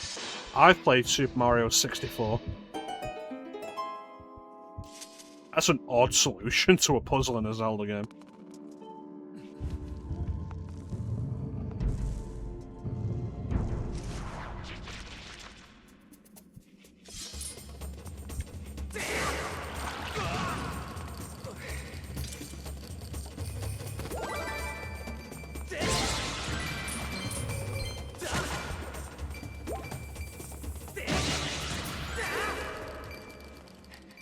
That's not true. I'm a very conventional solution.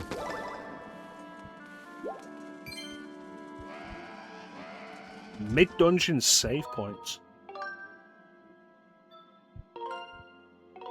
Wild.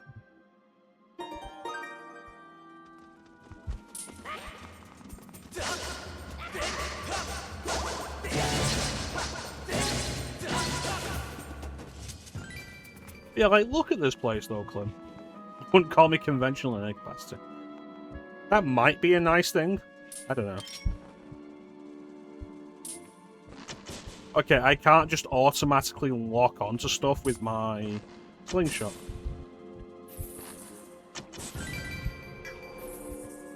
Spectacular. Yeah, like, look at this place though.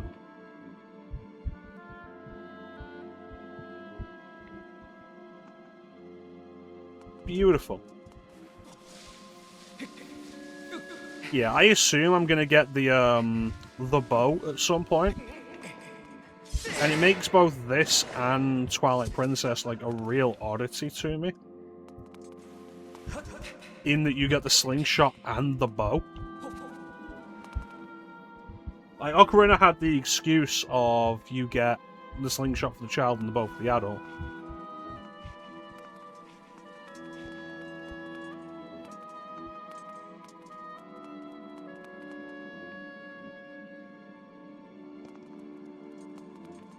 Locked doors.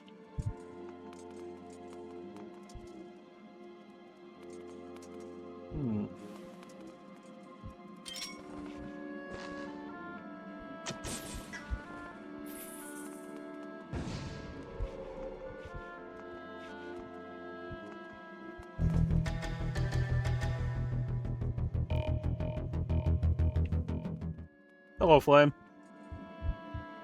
I could get over there, but I don't have a key. There's no point.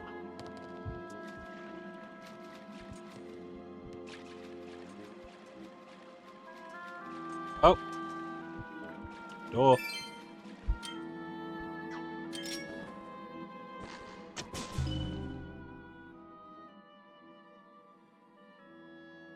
Is there a similar thing on the other side, I wonder? How you doing, Flame? There is not. Alright.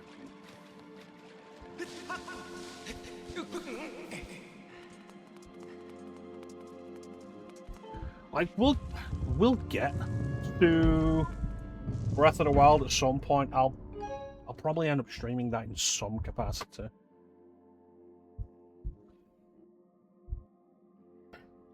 Though I won't be doing all the shrines for that game again. Never again. And like I'll really be highlighting the point of like it's such a bland game. And like the big problem of it is that dungeons and shrines are just so samey. And there's no escalation to them because you can do them in any order because they want it to be open world. And it's so uninteresting as a result. Thermal breaker blew up early this morning. Did you die?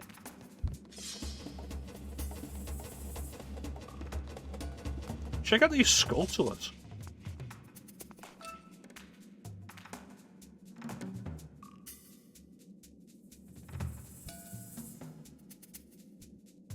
I'm sorry to hear that, Flame.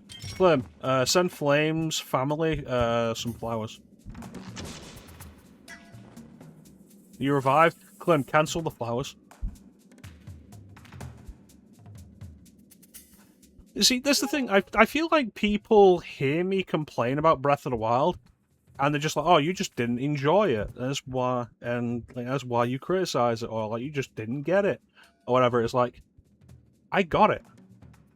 I did so much in that fucking game. It wasn't I played that game for 10 minutes and said, "No, this isn't for me." I did every fucking shrine. I did every dungeon. I did the DLC shrines and the DLC dungeon, and I was so disappointed that they were more of the same.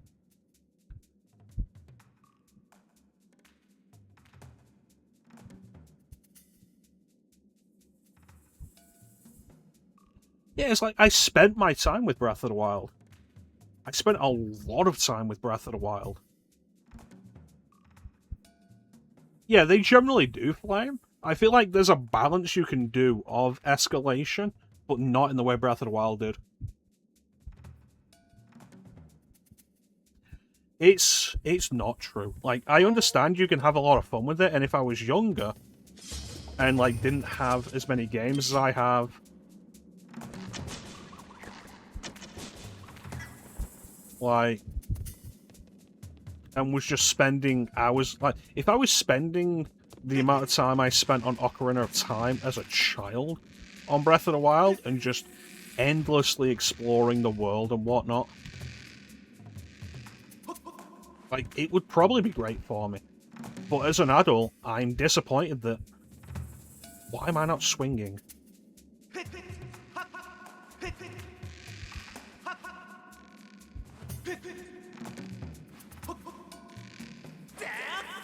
The timing on the motion of this is super odd.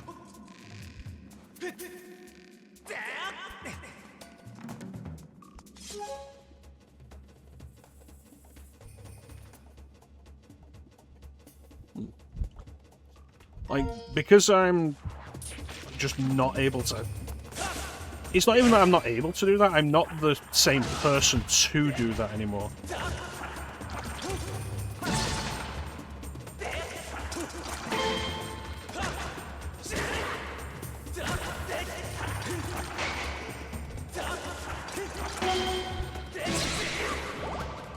And it's like,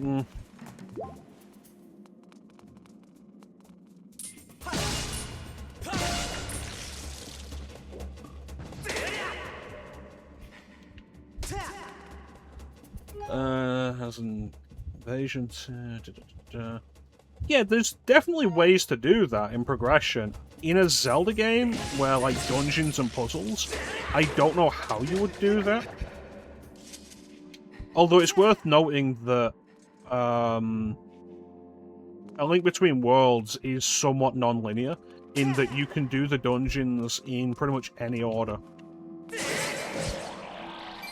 And it still has, like, traditional Zelda-style dungeons.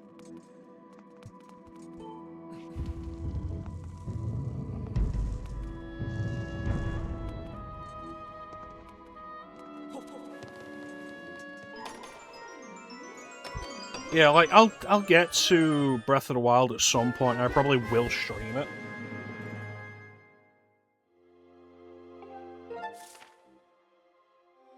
And, like, there is stuff to like there. I'm just disappointed by what there is that is just so samey. It's like, oh, we've decided to have shrines instead of dungeons, like little mini dungeons. There's 120 of them. And it's like, you better fucking believe they get really tiresome before you're halfway done with them.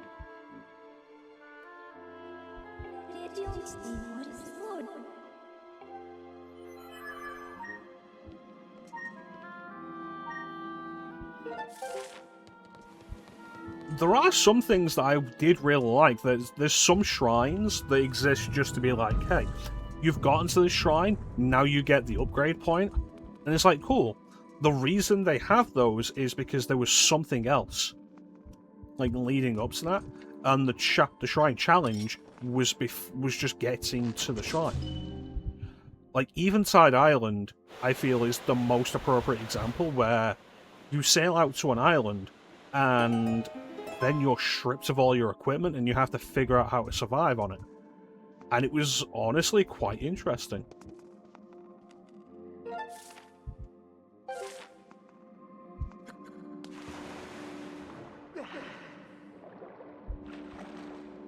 And then, like, dealing with all that, and you finish it off, and then the shrine becomes available, and you go in and they just give you the upgrade point because you've done the challenge.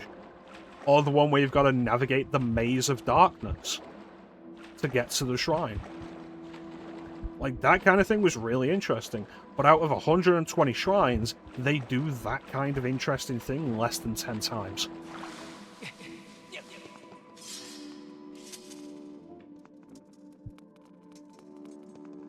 What has that gotten me? Is there another one, maybe, to raise it higher?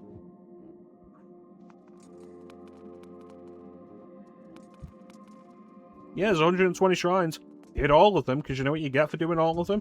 You get the Breath of the Wild tunic. I was like, I'm a traditional Zelda fan. I want to dress in the traditional Zelda outfit.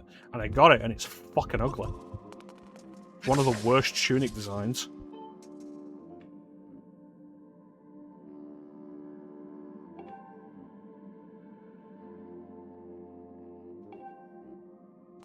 Right. So that hasn't just raised water here, it's raised water outside. Got it. Yeah, and like the tunic design is so bad that I was really happy that it's a piece of equipment you can dye. Because you can't dye all the equipment.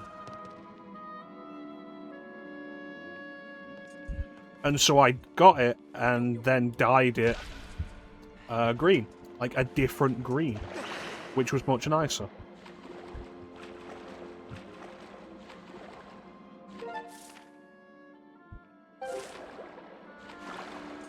And here's the fun thing, like, it's potentially the strongest armor in the game when you upgrade it.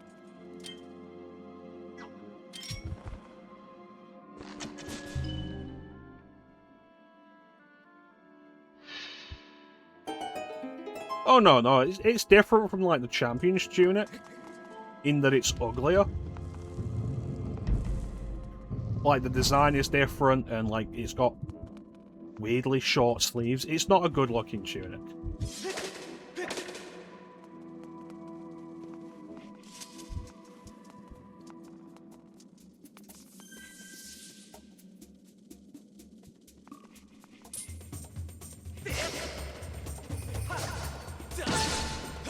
There we go.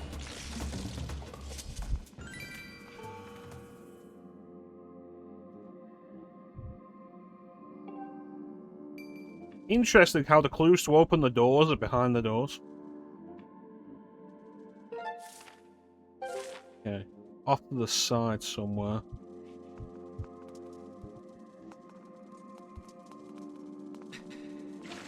But what was I saying? Yeah, so like when you fully upgrade the tunic, it's the best item and it's the best equipment in the game. Has the highest armor rating.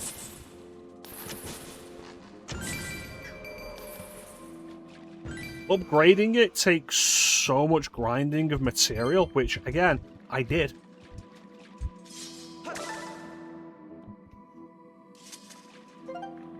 Like, I don't complain about Breath of the Wild lightly. I put my time into it.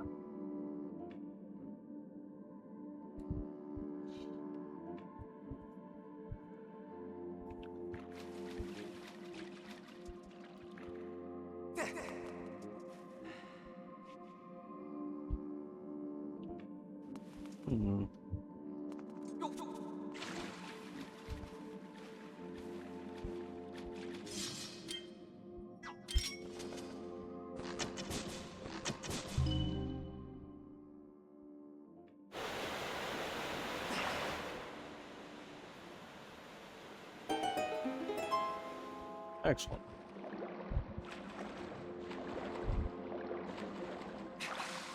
Yeah, the classic tunics are all nicer. The Ocarina tunic is my favourite in that. It's my favourite design overall, but it looks really nice in Breath of the Wild. And the fun thing, to get those classic tunics, you need the classic amiibos.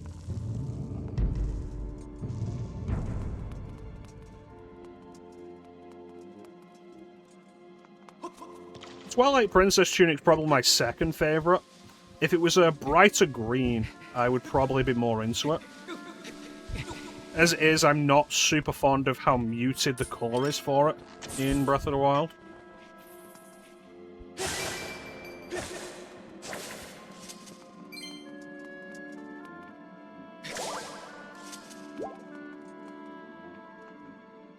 This Deity outfit looks quite nice as well, but again, to get these, you need the amiibos that correspond with them.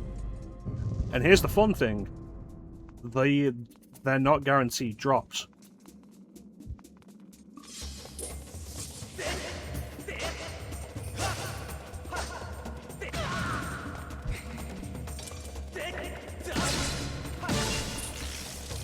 So what it is you...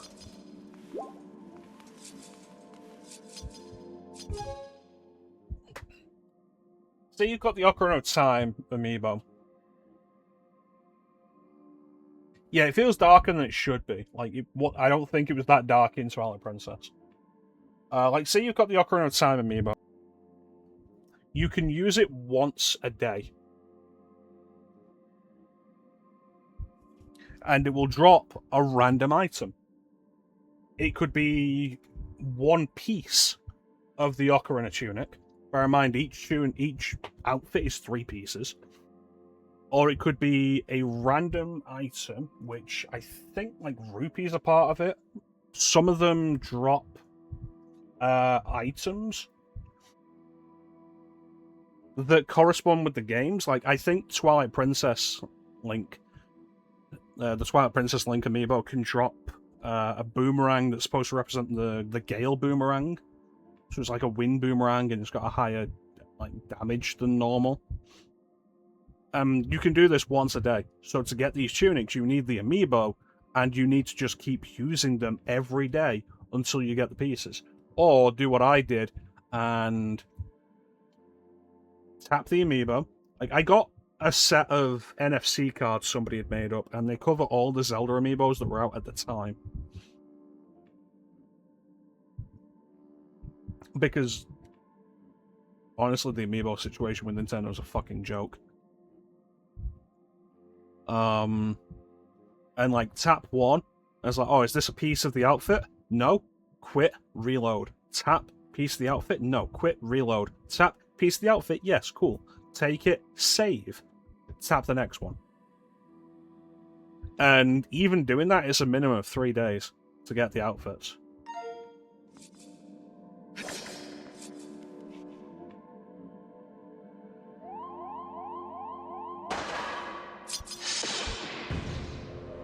So it's stupid. And even though the outfits look better... Yeah, some scans are weapons, yeah. So weapon can pop out instead of an item, which is what I said.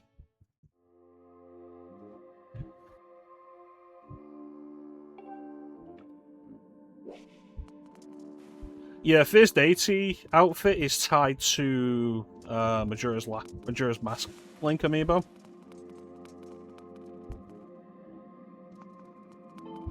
And like I said, you can get something equivalent to the Gale Boomerang from Twilight Princess Link.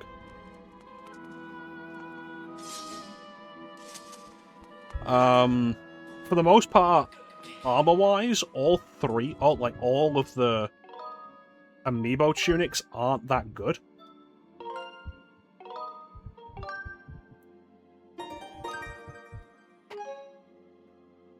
If you use them as soon as you get access to the amiibo, the amiibo rune, they're better than what you have on the plateau. They can be very quickly overtaken by just regular equipment you get.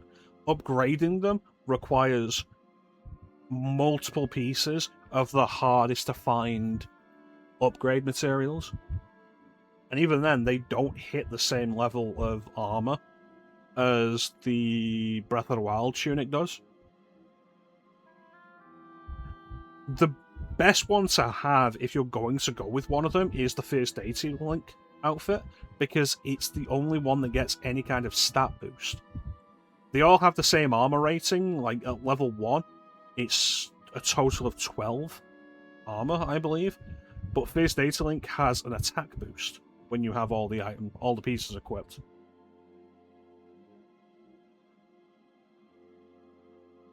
I don't have Breath of the Wild downloaded right now. Pretty sure. Who's online? Is it Chance? Chance. This motherfucker. I'm gonna come and lurk in your stream while I play Pokemon. This motherfucker. Yeah, I don't think I have Breath of the Wild downloaded right now. Because why would I? I don't play it.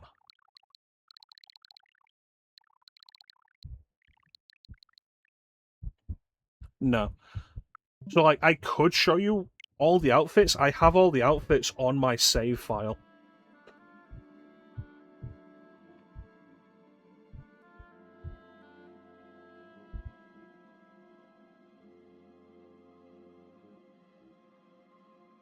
But, like, overall, they're generally not worth it.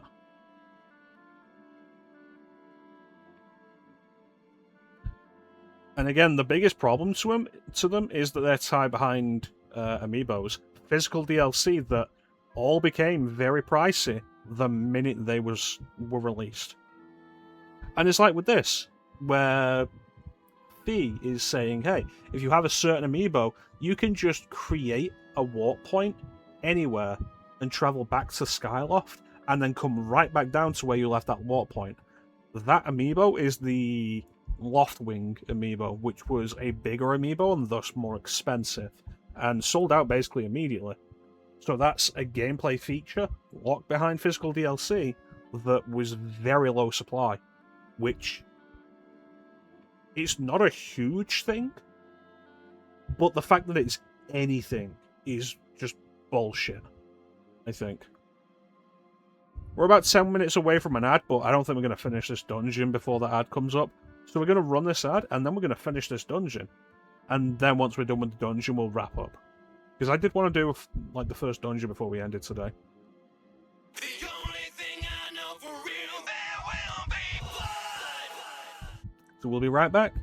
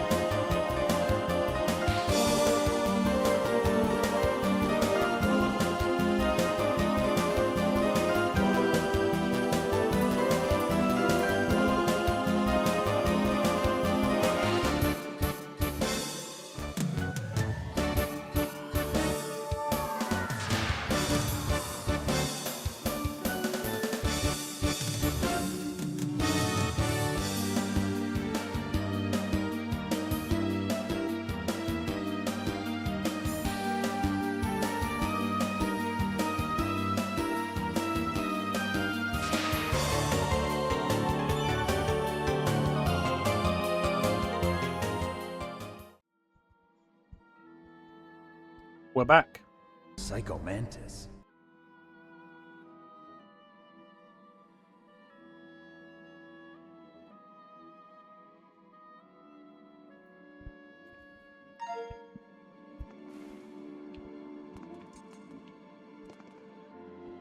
You know, I'm really appreciating how smooth this frame rate is. Like, it just feels smoother than most of the Zelda games I've played. It's really nice.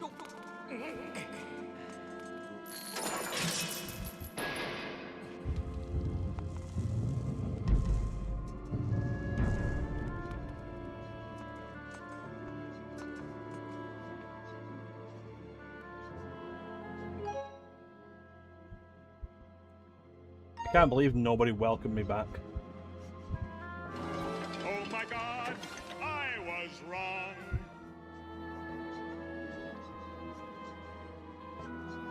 Right. What do we got?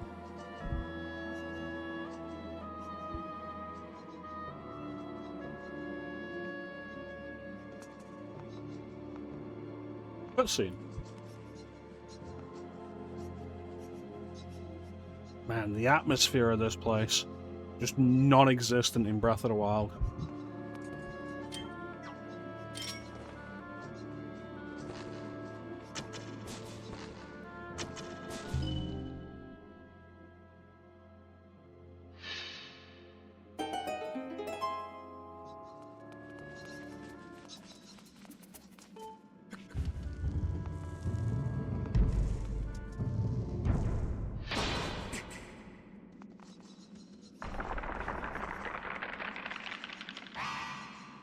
Two swords.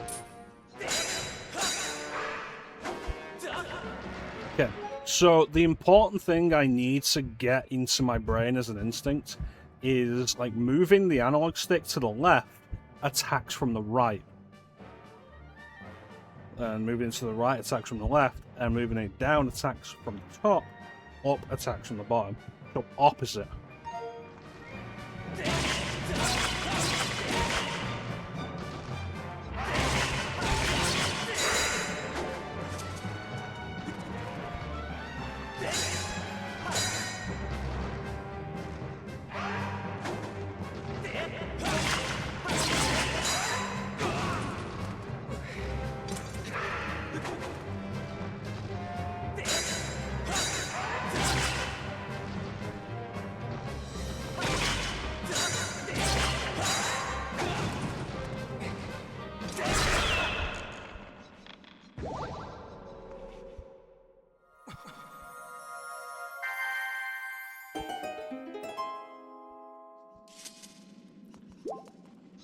And you know what else is really missing from Breath of the Wild as a result of its no real dungeon open world design?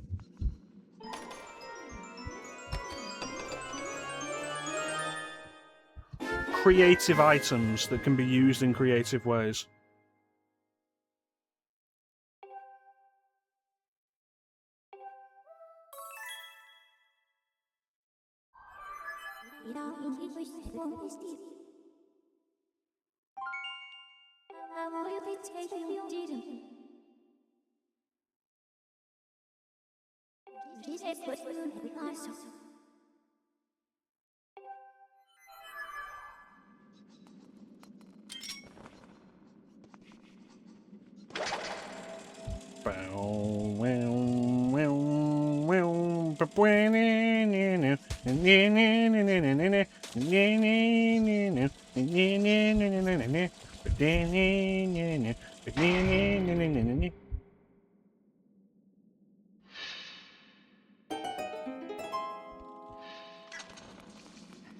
Like, that's a cool item.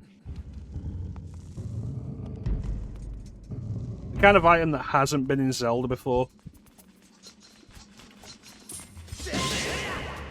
But, like, it's not a retread of something previous. Which I also thought Twilight Princess did quite well. I thought it was a cool thing Twilight Princess did.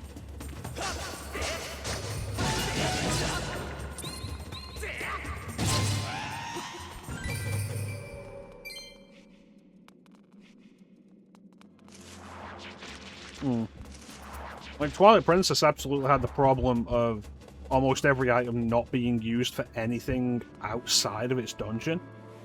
Like, the Dominion Rod was the worst for that.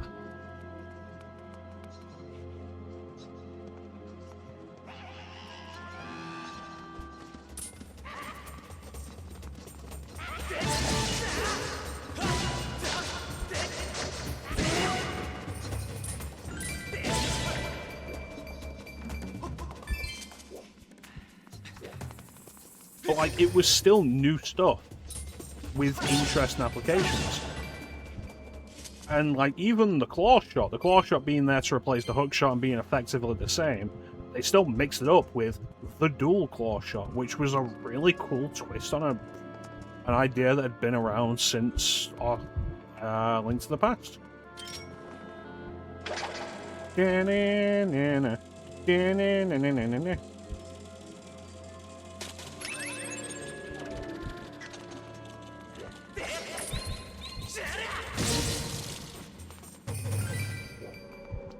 That's cool. I love that.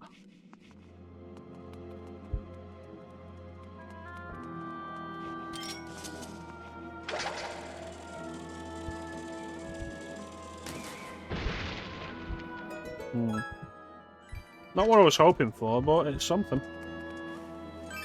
What about the rest of them?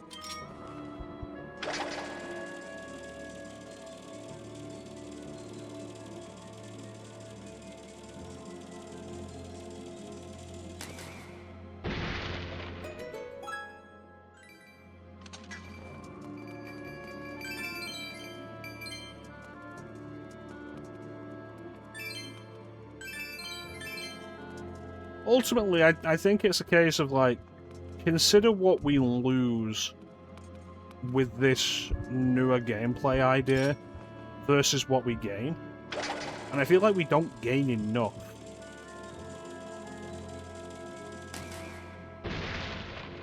What do I have in this?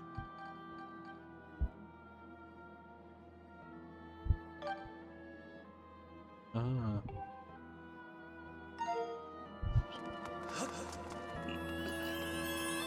Yeah, I feel like we don't gain enough out of it. And the worst part is, like, you could still have the open world design and still have the dungeons.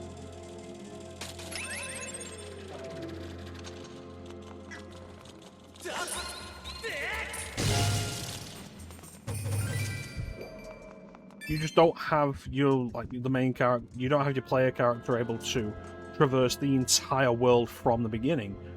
Still having some sense of progression really helps.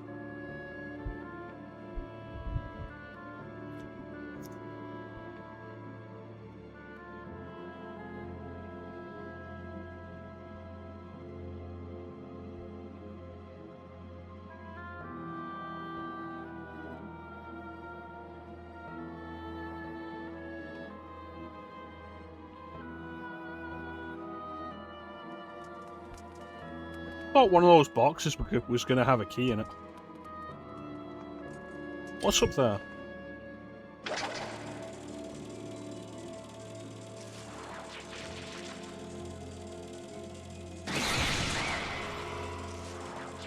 There we go.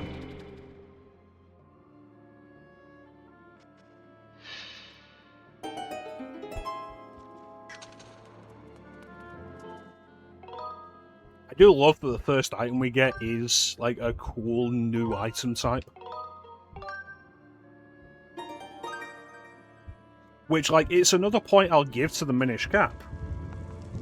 Like, the first dungeon item you get is the Gush Jar, which is, like, nothing we've seen before previously in the series. It's a cool idea to get something new that early and then do some interesting things with it. What's that noise? Oh, it's just spiders. This is a dead end, so let's open this first.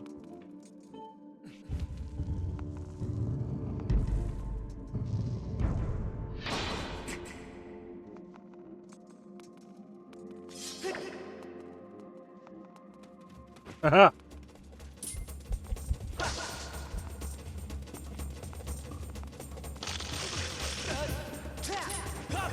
Don't like that. Don't do that again.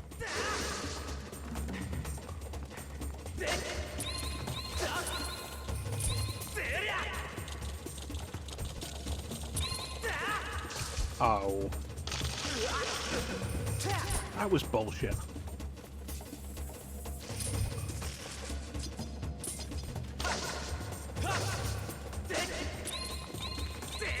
Okay, seriously?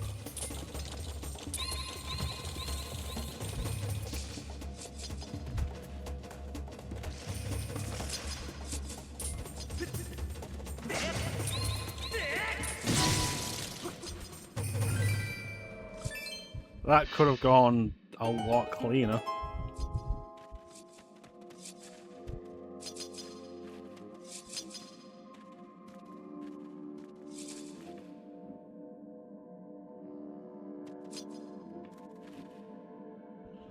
No, they're looking too low. I need to get higher.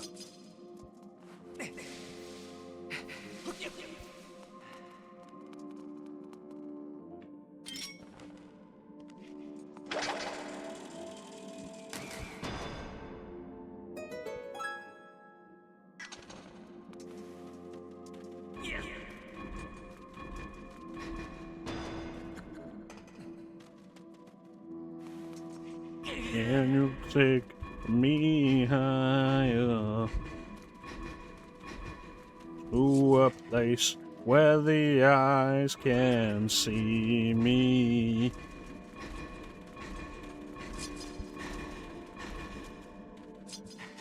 A little bit to the left. There we go.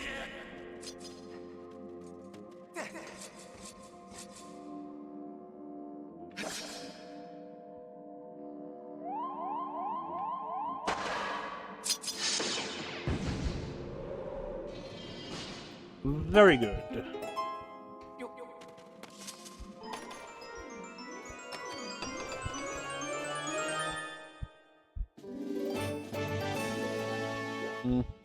I don't know how I feel about a small key being in a big chest.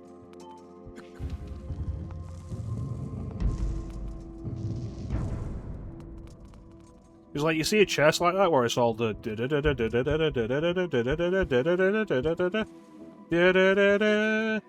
thing, and you always think like it's going to be a major item, like the compass or the map or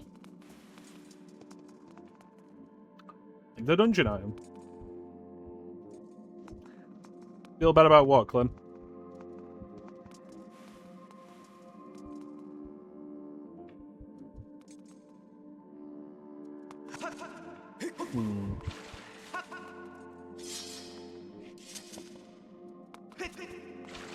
Giant cast having a small tree?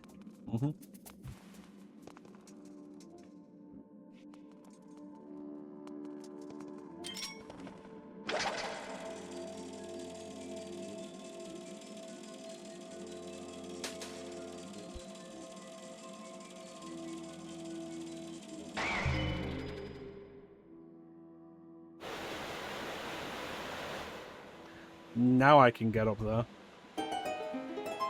Yeah.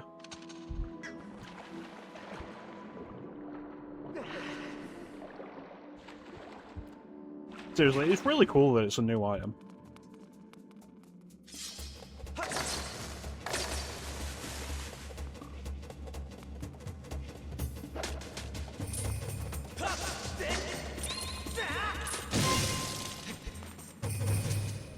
Ah, I am a master of combat.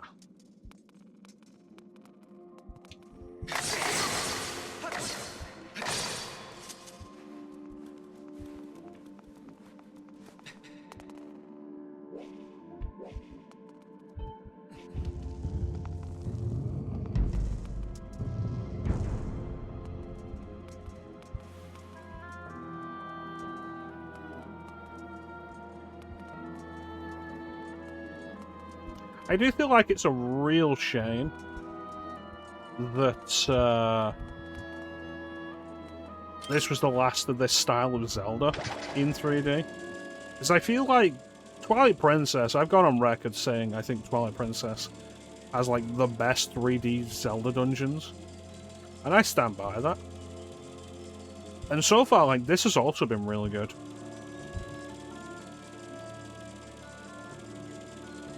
And I'm like, were they like really hitting a stride, like a new high point?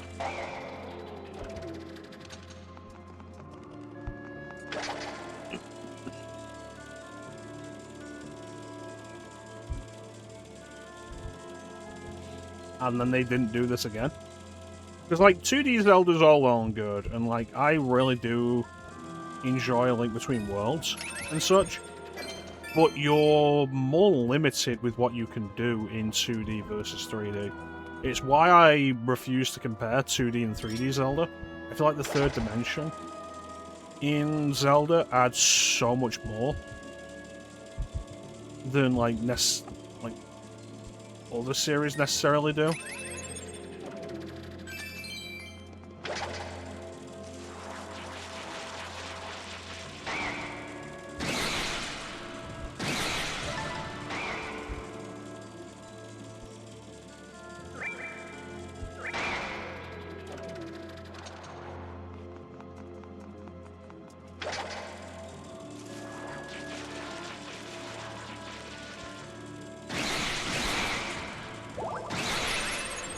Perfect.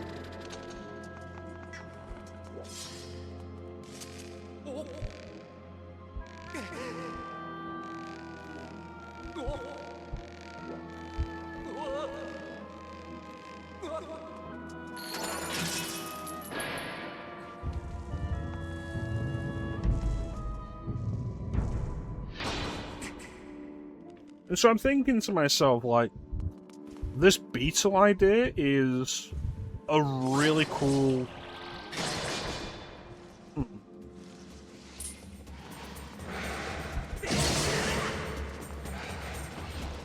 Interesting. Like, a really cool idea, and, like, it's so much more interesting than just having the boomerang again or whatnot. And I think to myself...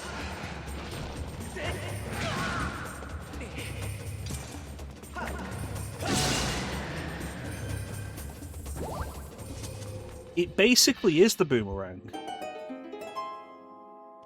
Like, it's just a fancy boomerang. It's like, oh, let me throw this up there and use it to grab this. And, like, it's just a fancy boomerang that travels slower that you can control. But I think the element of the control is what makes it so cool.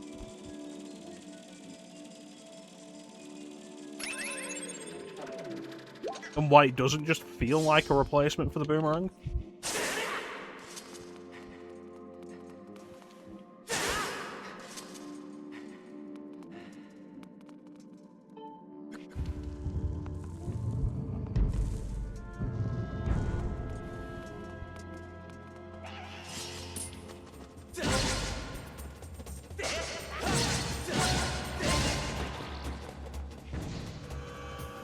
Also, I still think this is super cool.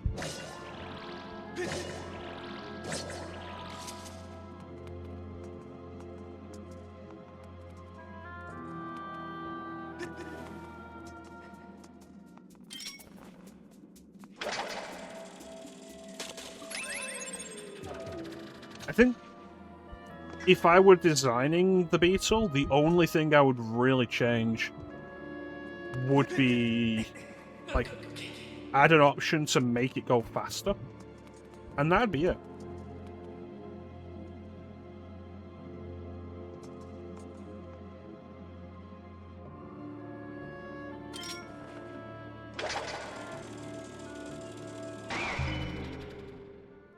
Like, not just make it go faster, have, like, an accelerate option, like a boost option.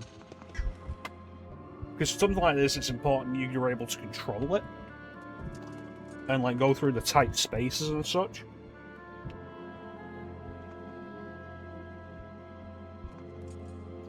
Where would the answer to this be?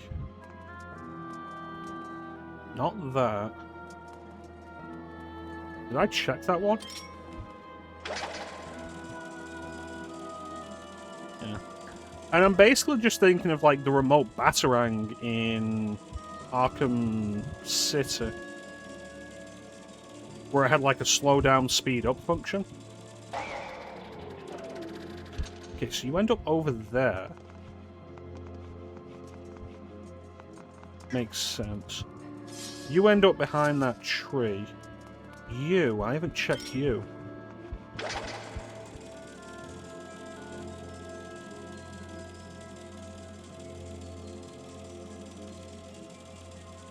Hello?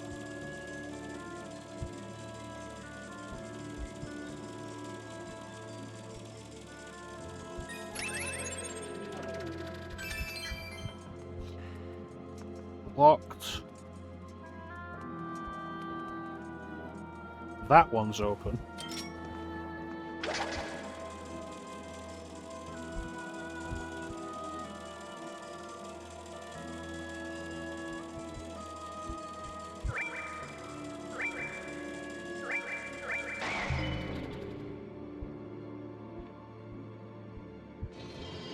Nice.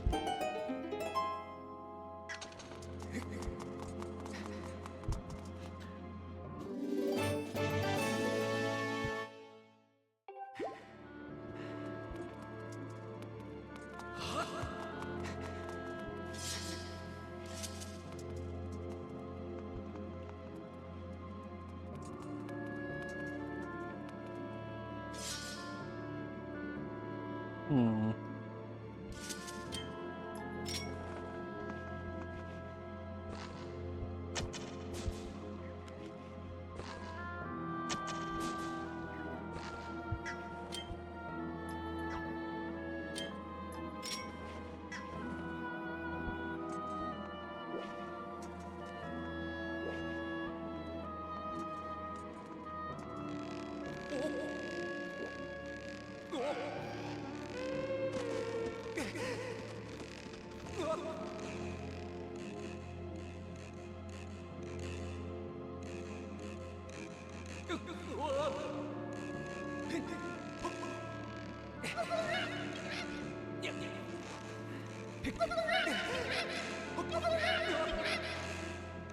That's not good.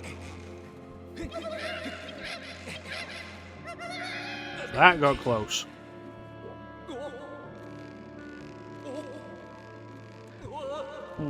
I have a weirdly difficult time balancing when I'm jostling the whole thing.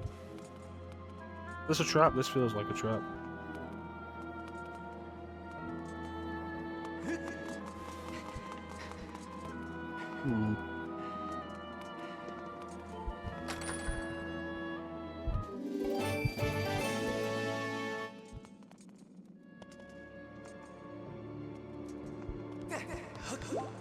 I don't think I could make that.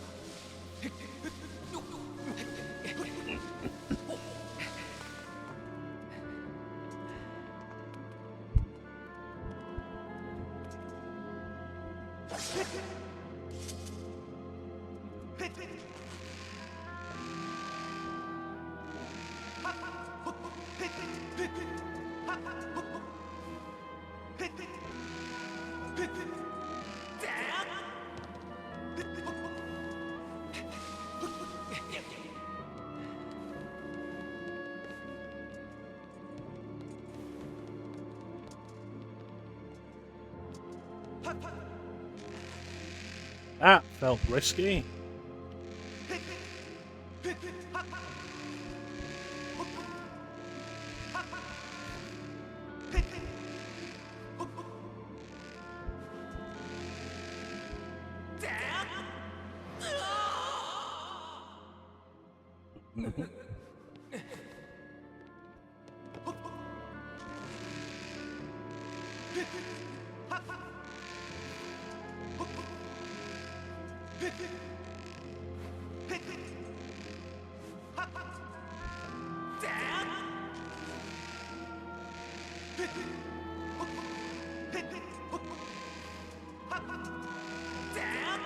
Made it.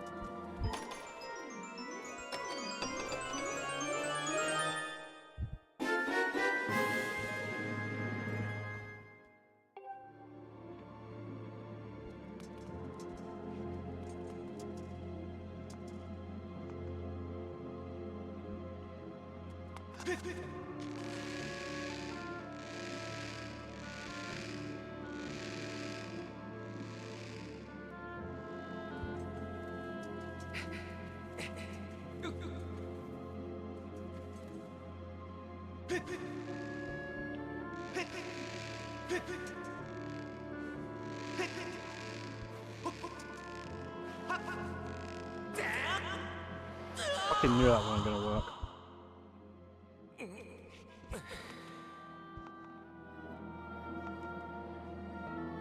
Oh, there's a way out here that I just didn't look at. Okay. Okay.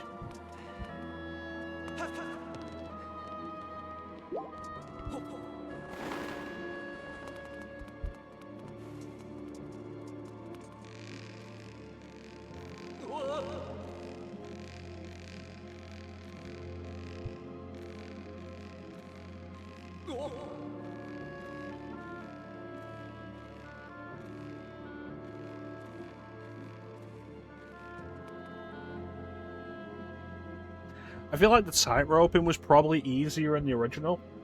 Because I imagine what they had you do with it, I don't remember specifically, but I imagine what they had you do with it was hold the Wiimote and tilt it left and right to balance.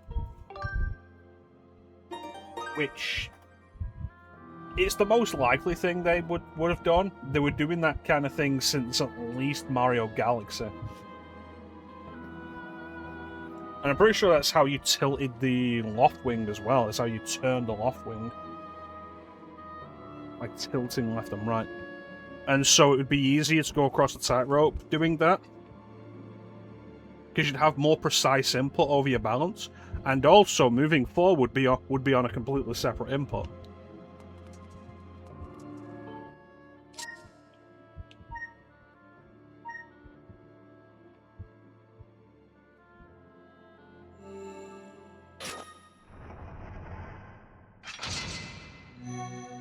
I did it.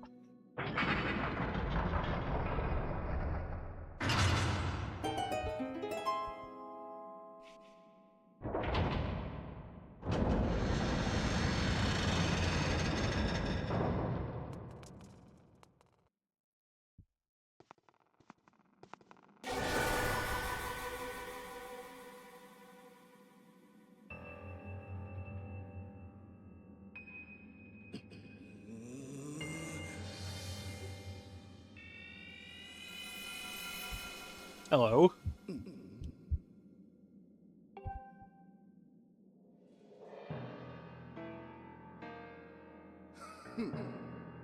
You made the tornado?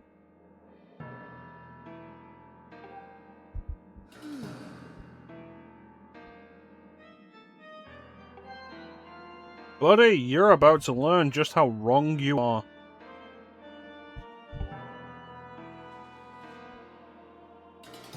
Her Majesty? She's not a princess.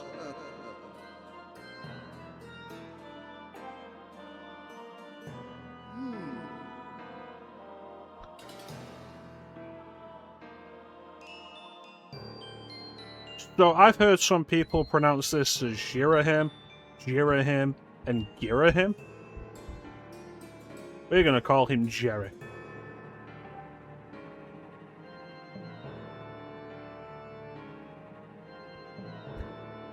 Whatever you say, Jerry.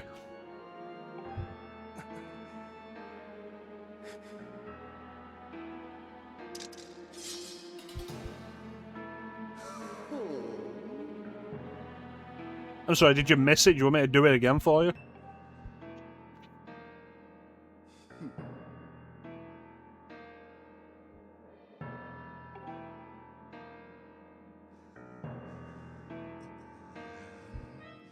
Servant of the goddess, you say?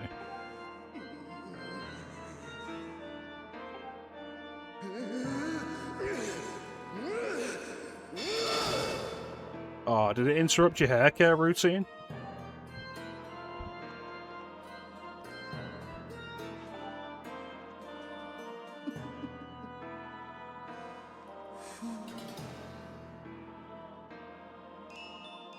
Listen.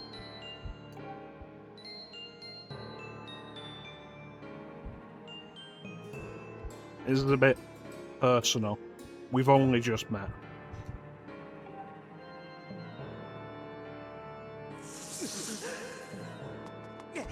Okay. Now you're just being rude.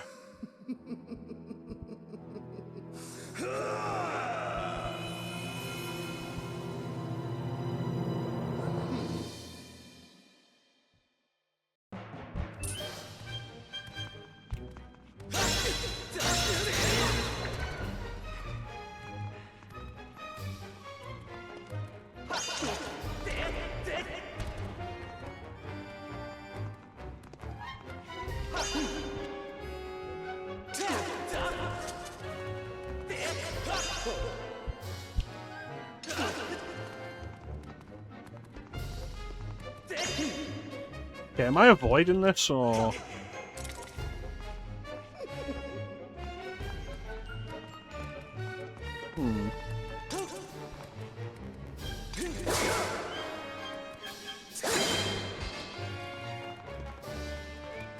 Right, let's work it out. Work it out.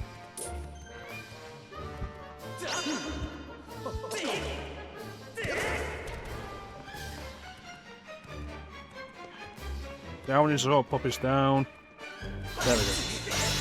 We're avoiding it, got it.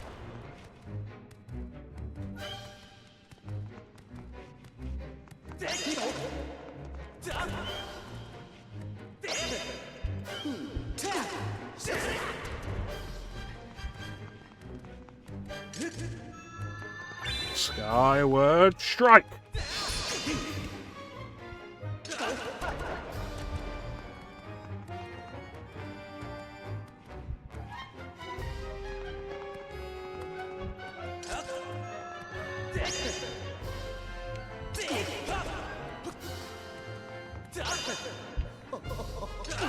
I remember having an easier time with this when I was using motion controls.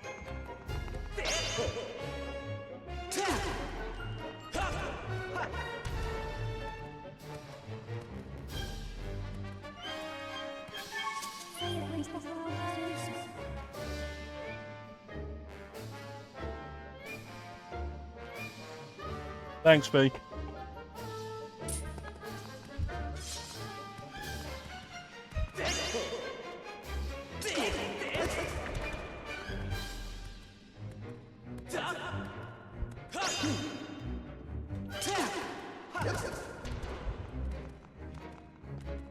I haven't finished it before, Teak. I did the first 2 dungeons. So I've done this boss, and I've done the fire boss where you have to bowl bombs into its mouth. And I was in the time travel land in the desert, and I never played past that.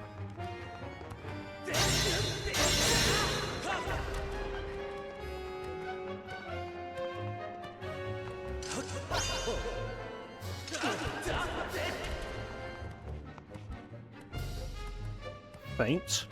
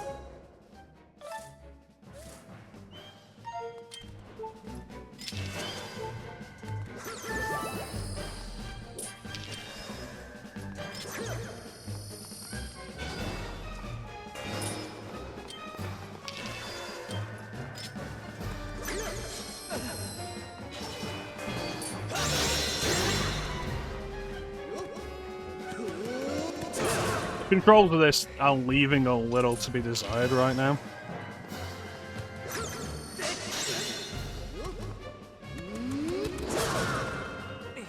Like, I want to backflip away from that, which would work. But when he's running at me, he's coming slightly to the side just at the end.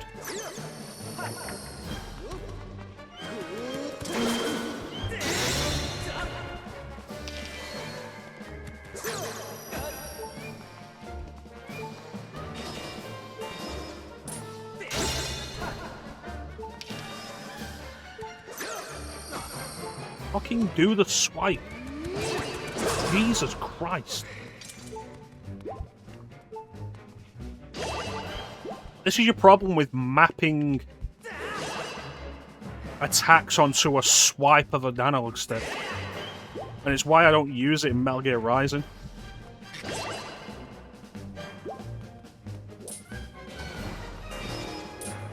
It's definitely not as bad on the Wii version because you can have more direct control with the motion control, which is what it's designed for. Mapping these strikes to the right analog stick.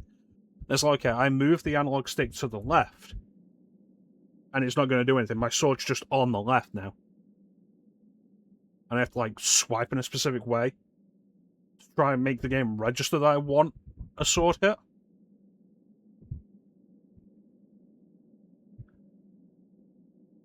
In a precious situation, it's a little frustrating.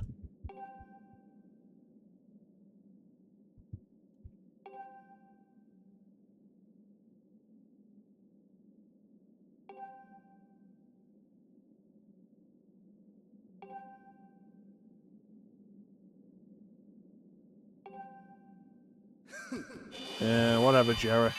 I'll get you next time.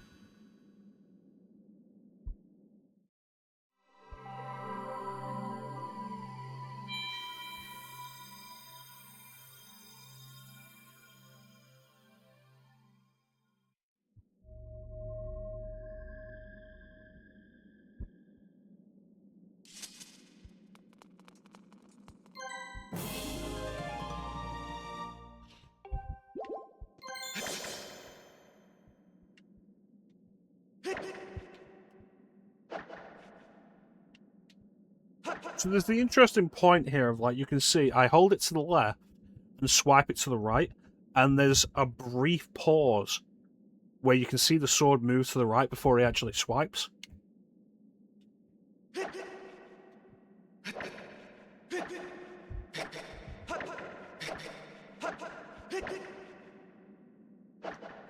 Plus, diagonals are not as reliable with the analog stick.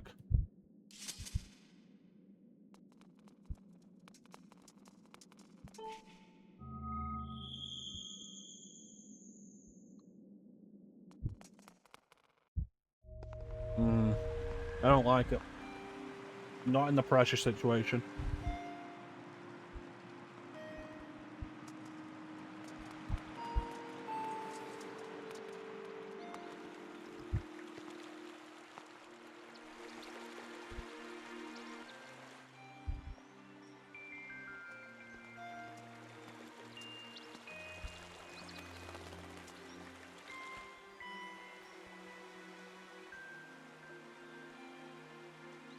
If I had more room, like, away from the screen while I'm streaming, I would probably consider using the Joy-Con motion controls for it.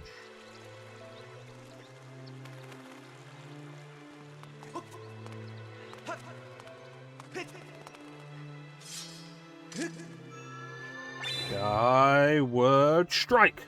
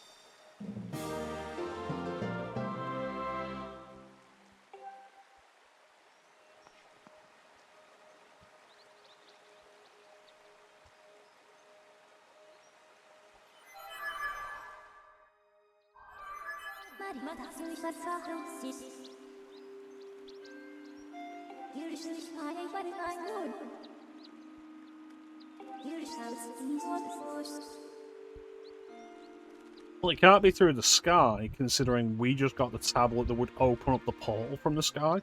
So she's got to be doing it on the surface.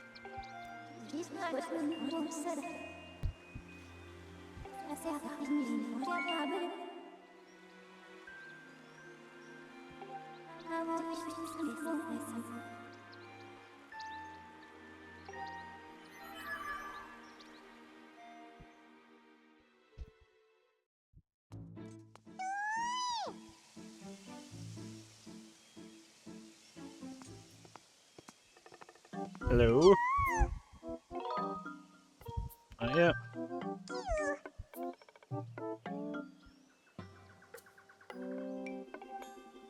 Progress is progress.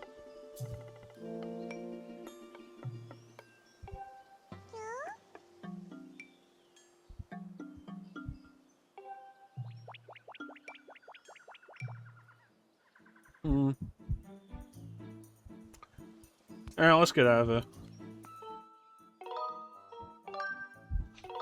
Going up.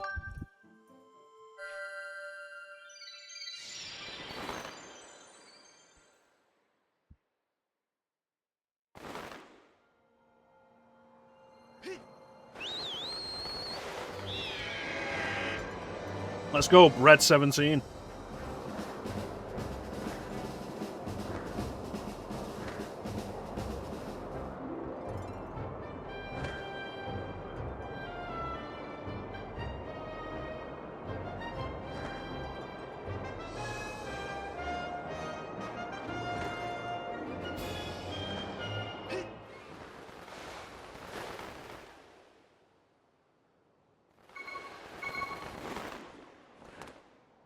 Why even give me the indication of like, oh, pull out your sailcloth, if the game's just going to do it for me? Just give me the option to slam into the ground.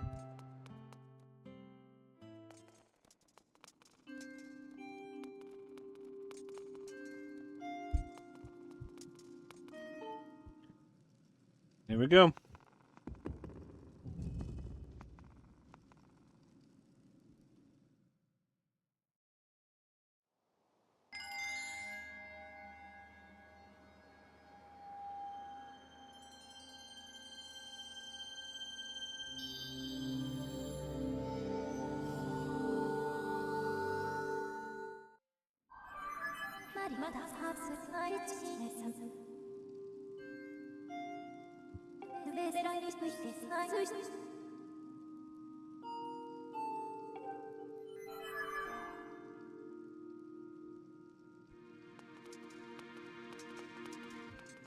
Let's go back to the academy though and see if anything's happened.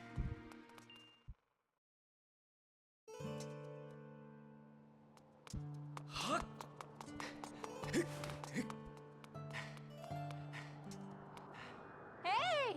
Oh. Okay.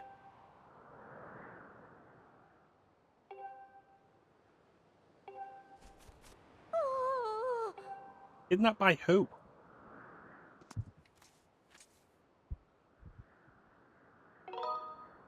Nope.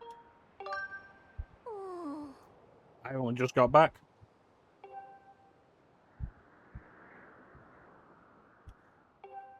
I mean, I'm kind of tasked with the sacred duty. I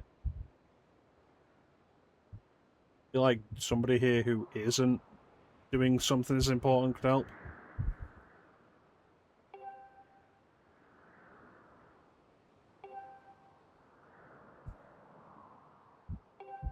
Alright.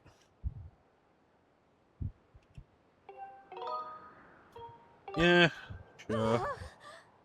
Can't be the hero of destiny without being a hero. Hey! Oh.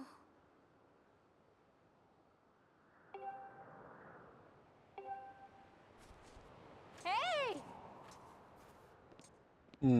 Hey! Hey! Wonder where she could be.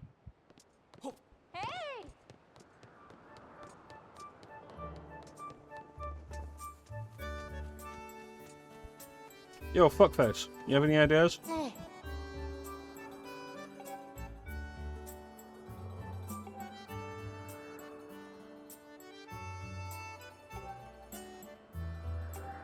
Huh?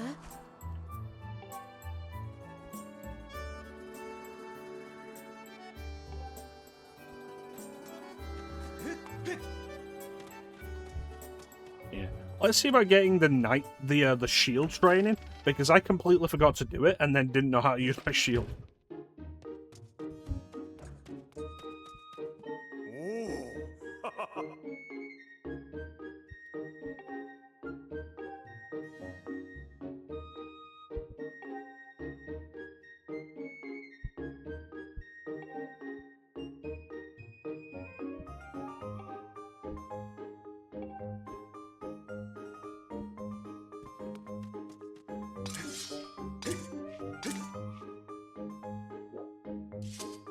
Yeah, I don't like how the shield works in this game. Being like that. They want a parry. I get that. But I feel like sacrificing a dedicated hold your shield out button is a mistake.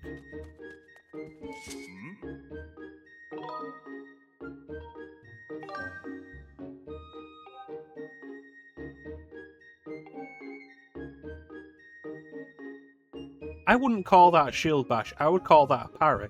I would call an actual attack with the shield a shield bash.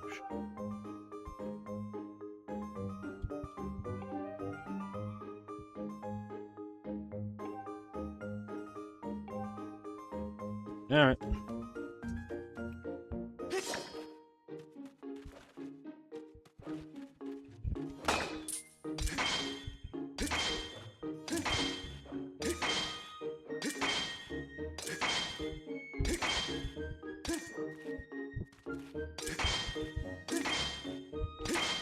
Ten in a row. Think I got it down.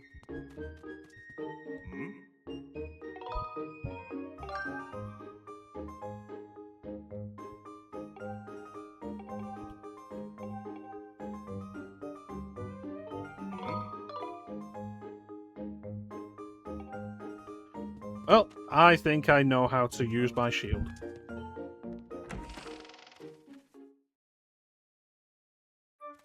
Alright, let's see what we can find about this missing child.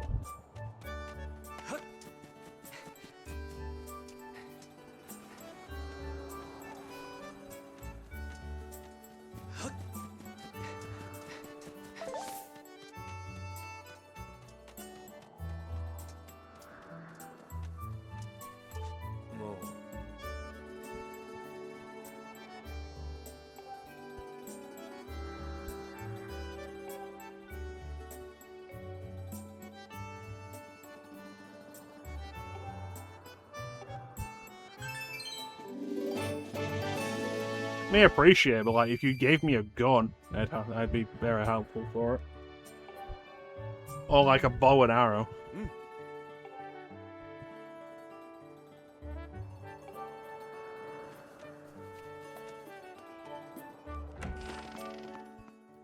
I just want an ancient Hylian gun.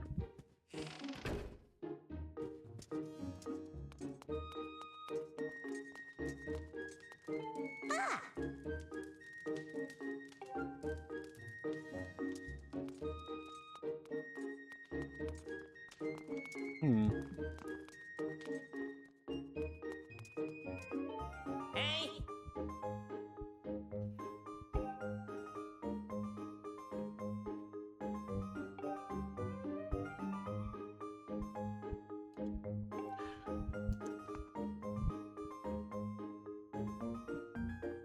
I could kill you and nobody'd care.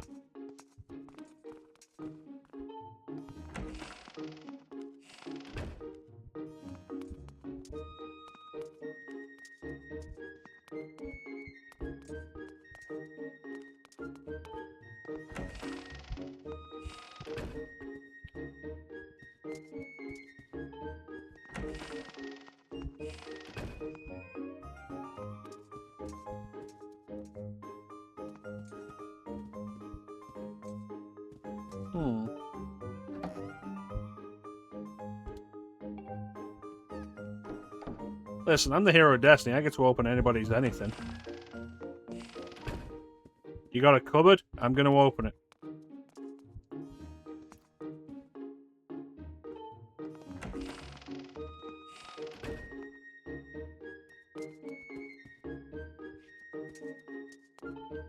You got pots? I'm going to open it. You got pants? I'm going to open them. The hero of Destiny, I'm allowed to do these things. The goddess said so.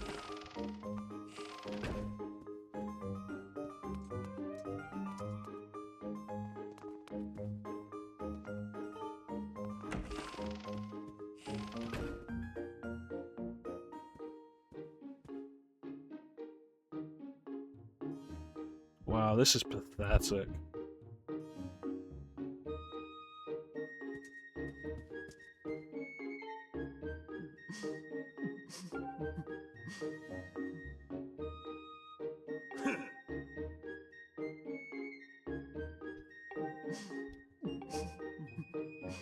Okay, let's say I'm trying to make sure I find Zelda first.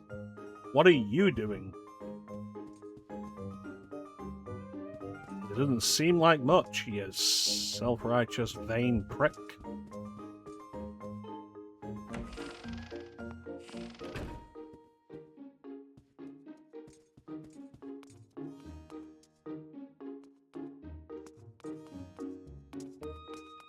Hello. Hi. Eh, he's nice.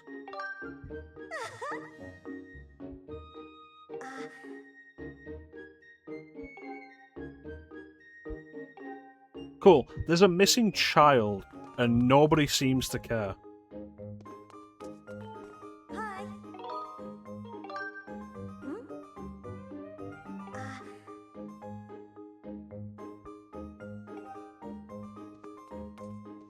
Nobody cares that this child is missing.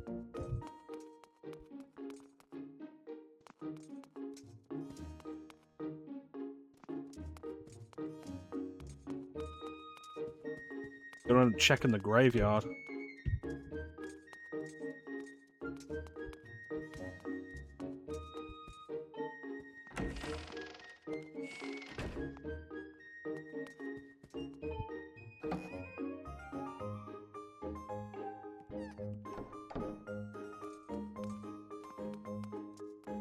You shouldn't open other people's cupboards without permission, as if there's ever going to be a situation where somebody's going to give you permission to go through their cupboard.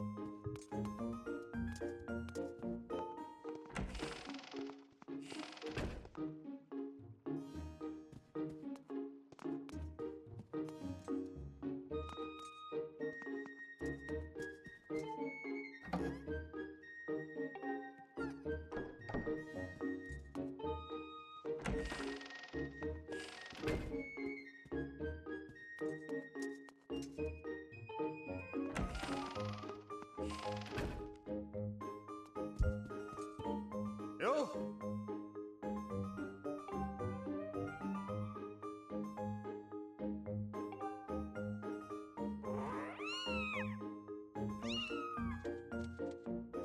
You're just looking after her, are you?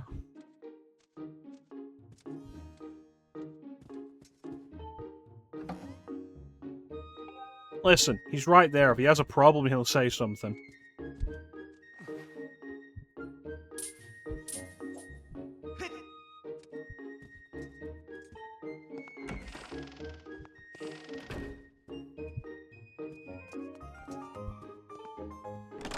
I can't believe they locked Zelda's room. Yeah?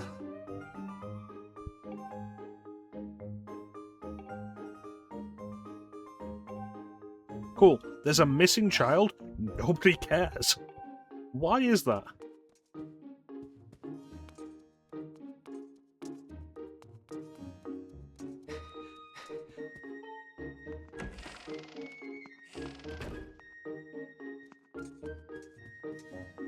Hey.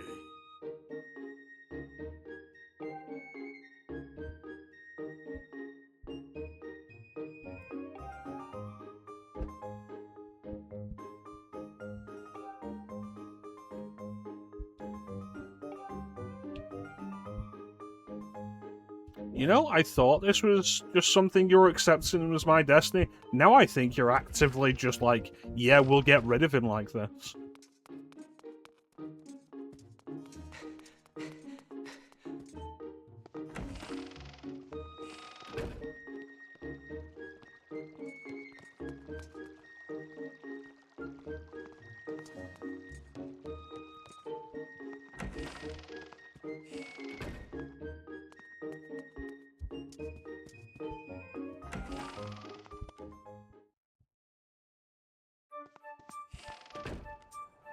So I have found nobody willing to help.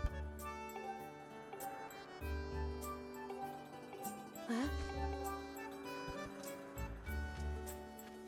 Let's check up there.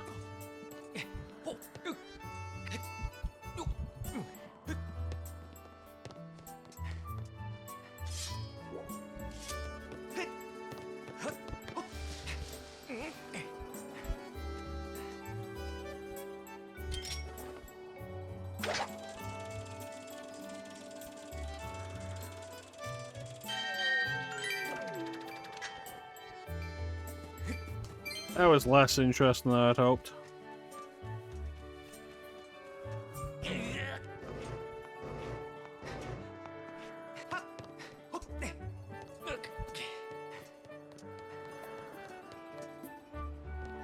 Well, I'm not seeing anything up here.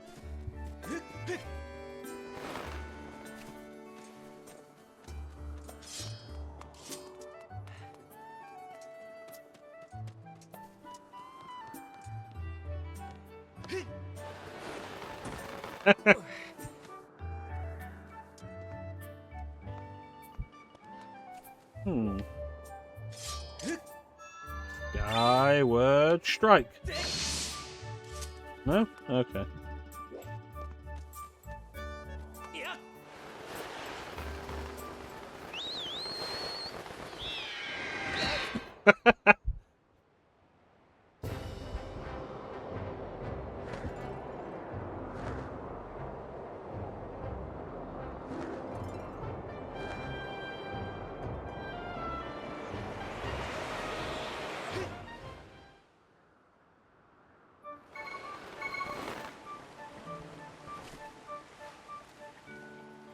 I want to be up there.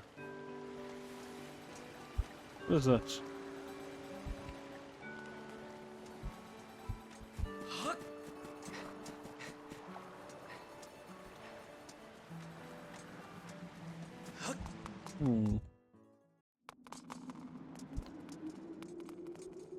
Chances here? Oh, chances stop playing Pokemon. Okay. I saw you. I saw you choosing to play Pokemon rather than watch me playing Zelda. I took it personally.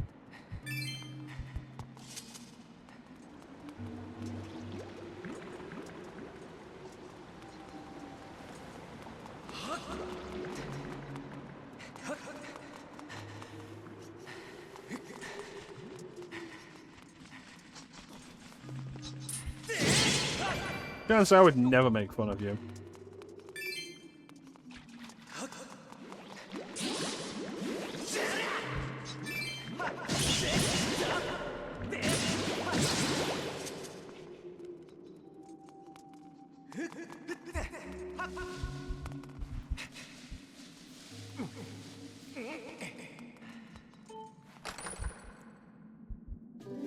That's right, we met Jerry.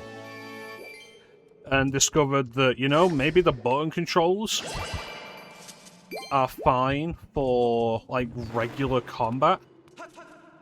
But for a high-pressure situation, they're not that great. Whereas, like, I can't really use the motion controls in my current situation, so we'll just have to deal with it.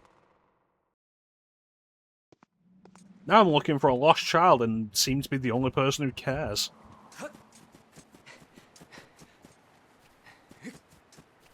Oh, she's not here.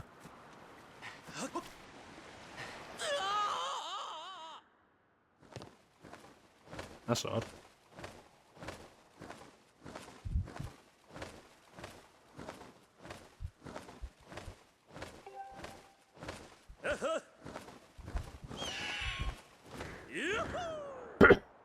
Yeah, I'd rather not use motion controls. But given that the sword combat is basically built for them, and you try and use the analog stick for it, it's fine. Until you're trying to do a specific motion in a hurry.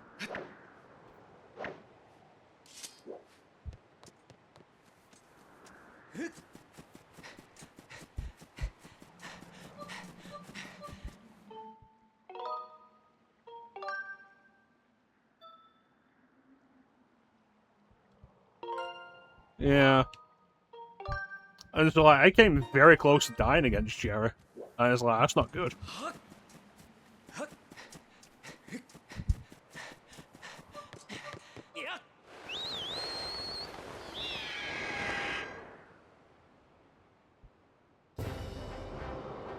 It's really weird that nobody cares about this missing child.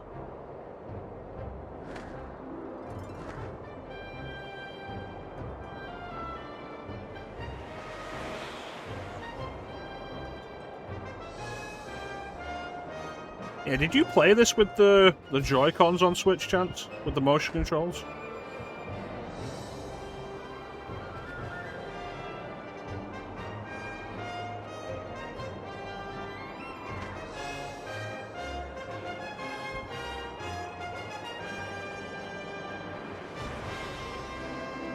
Yes. Mm-hmm.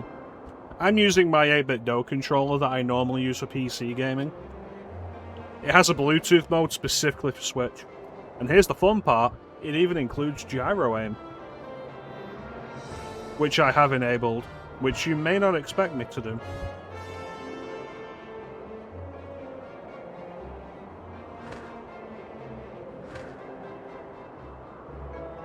Yeah, I really like this controller, it's a nice controller.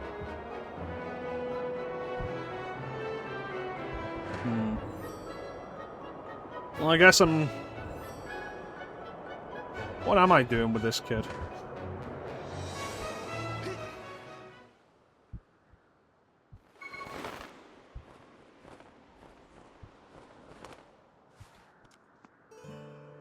Yeah, see?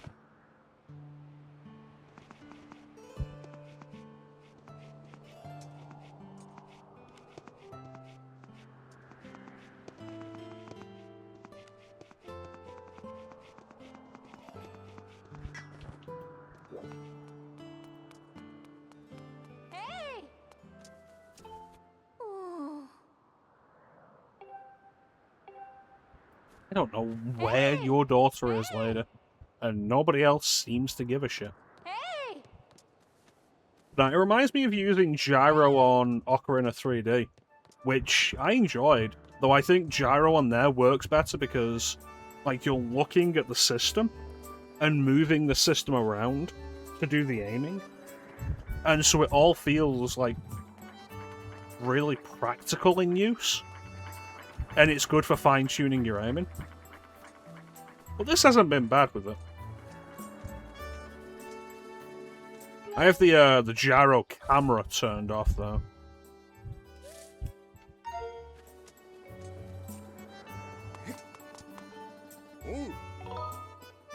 Here we go, somebody else who might care.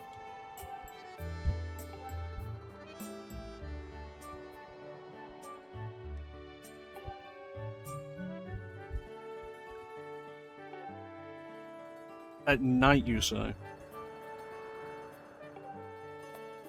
Alright.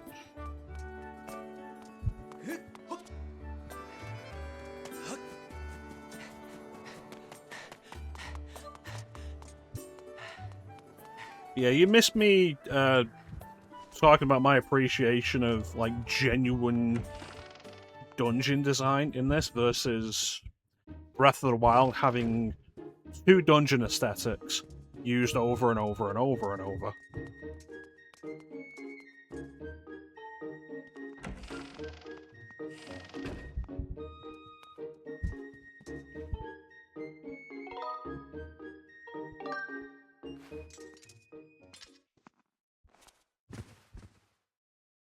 That bed did not move. Like, he jumped on that bed and it moved like a rock. Yeah, like even the first dungeon, like so full of actually good design. Why the fuck is the door locked?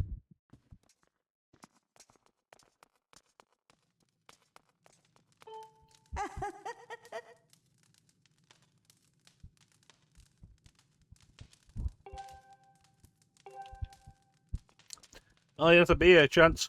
Every Sunday.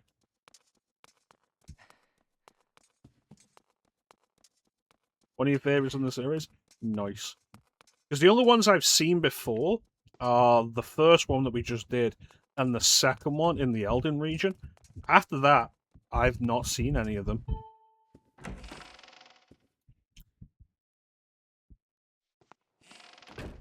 Let's see if we can figure out what we're doing here.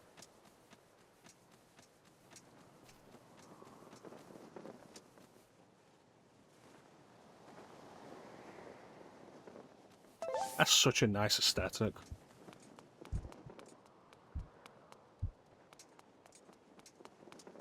Dude, it's a sheet. It's a carpet, just push it aside.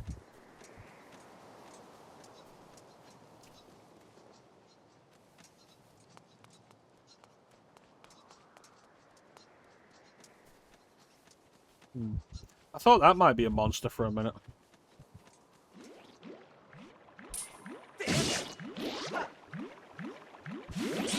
Yeah, amazing how I kept trying to attack there, and I got no attacks out.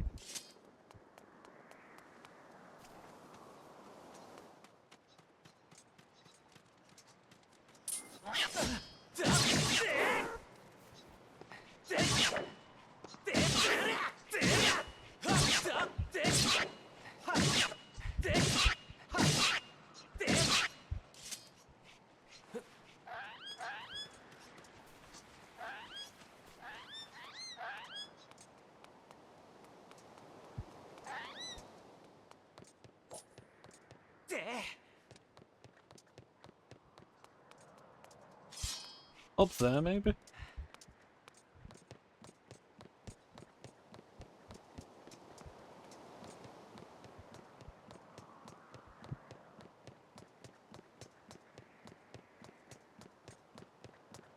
It ain't got nothing.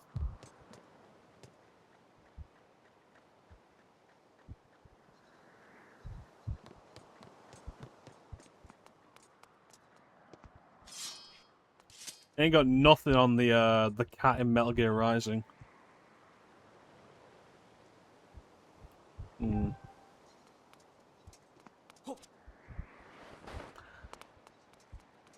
It can fly.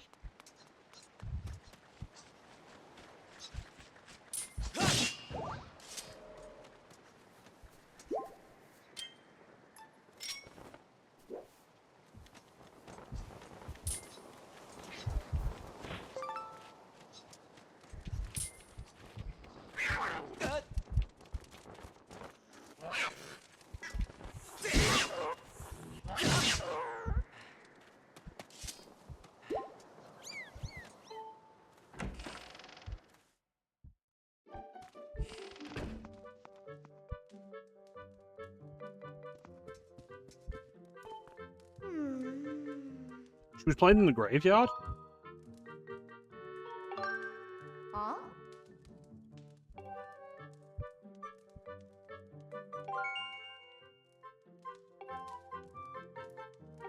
Hmm. He's at the pumpkin bar. He's the lumpy pumpkin. He's at the lumpy pumpkin. The net generally is just such a silly implementation.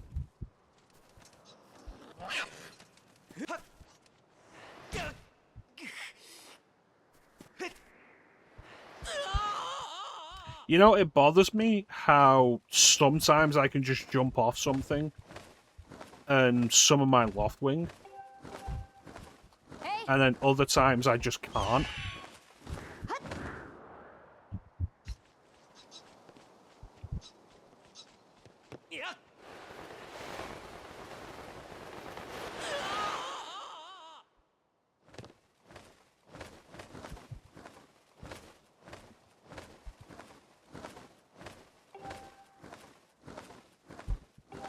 I'm sorry, I'm just not allowed to fly at night? What the fuck? I'm the hero of destiny.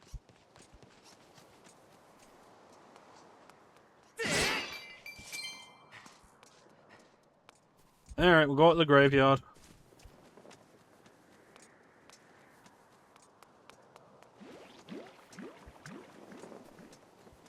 Fuck off, slime ball.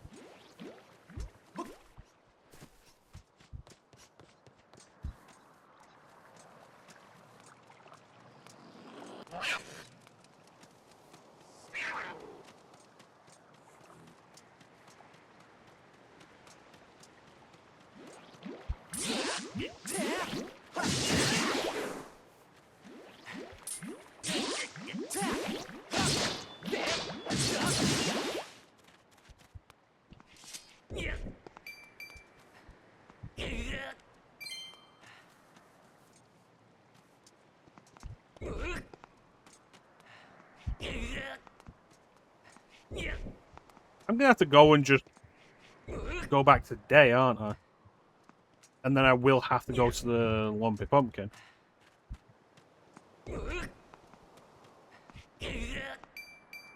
This is stupid. This is now my least favorite Zelda game. 0 out of 10.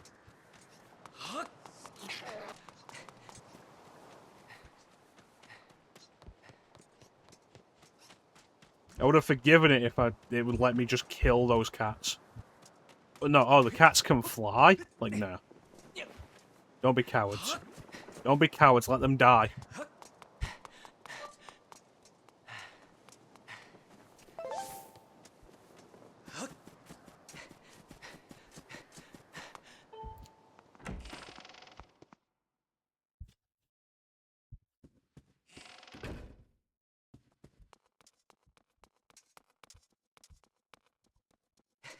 Why does he drain stamina to run? Like, why is it drain stamina in the Knight Academy to run slower than my regular walking speed?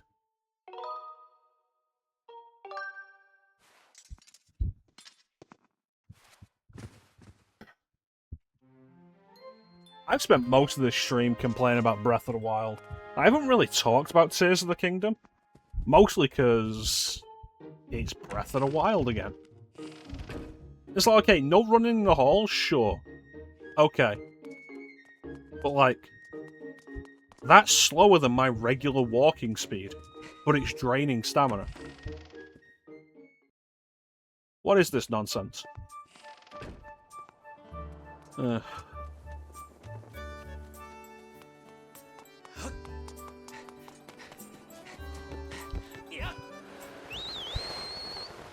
Red 17. Chance, this is my trusty Loftwing, Brad 17.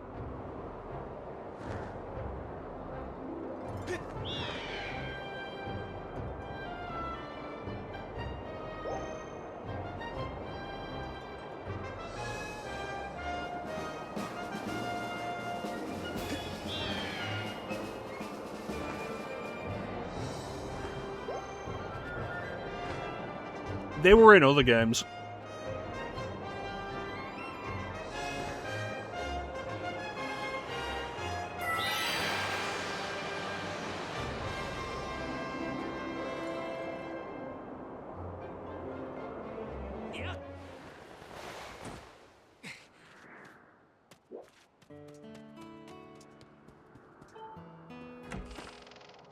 We just haven't played them yet.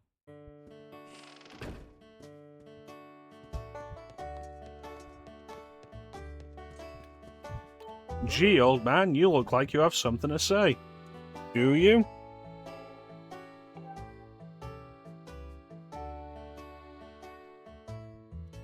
There's no one to of the tale the tale.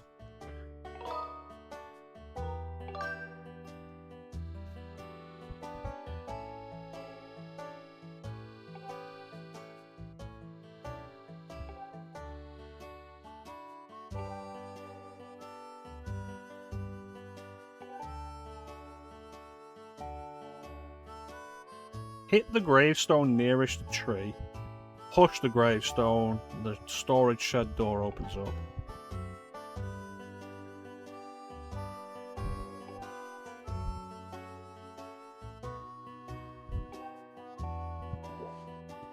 Alright. My day, I rode a giant bird. Yeah, well, in my day, I just kept rolling. Well, hey, how do you get around? I use a horse. I use a giant bird. I Fred Durst it.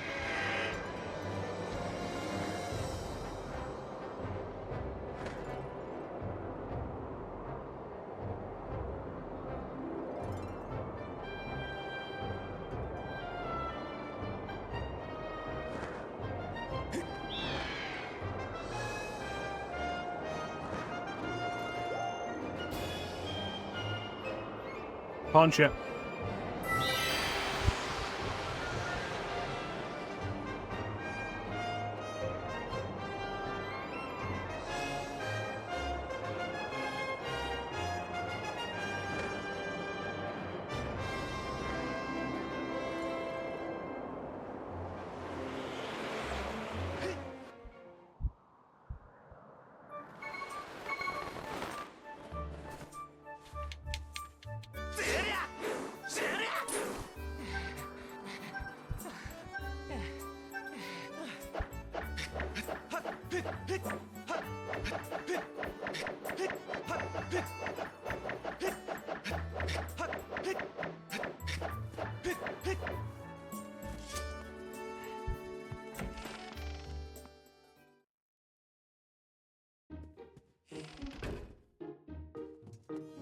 Shut up.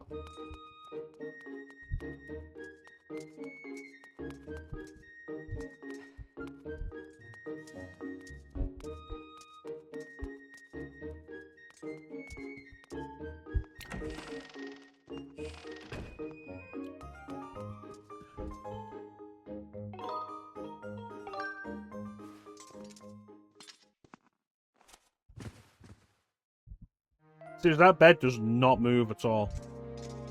He is sleeping on a rock with a blanket on it. And like an idiot, he jumps onto the damn thing to go to sleep.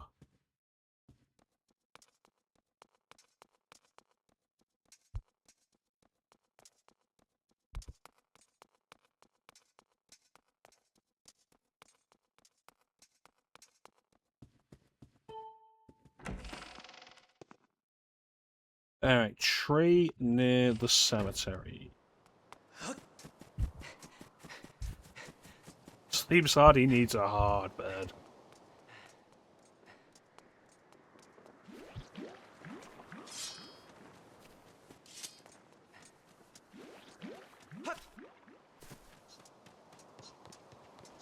Alright, tree near the cemetery.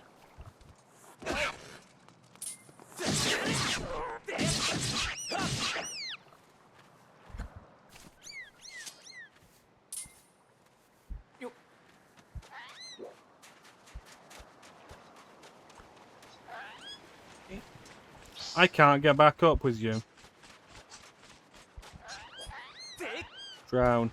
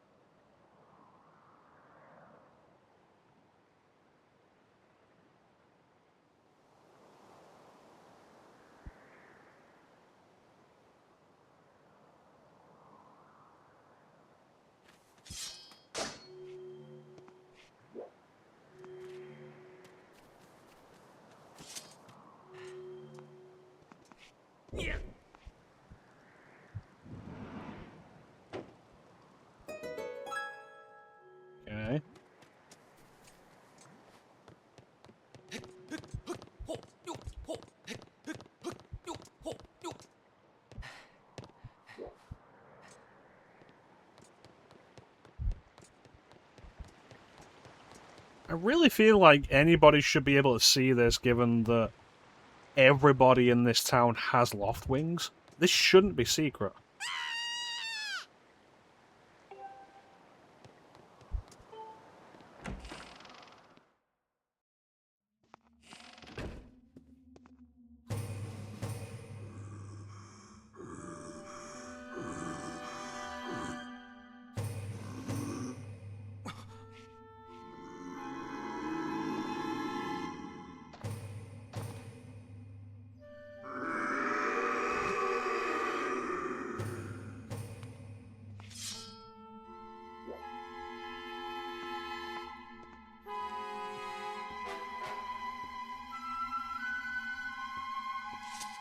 You okay?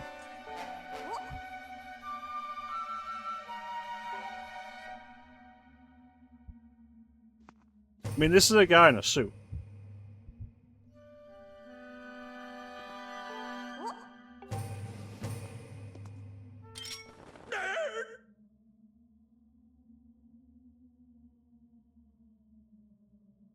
The minute I pull out the net, he's like, no, please don't hurt me.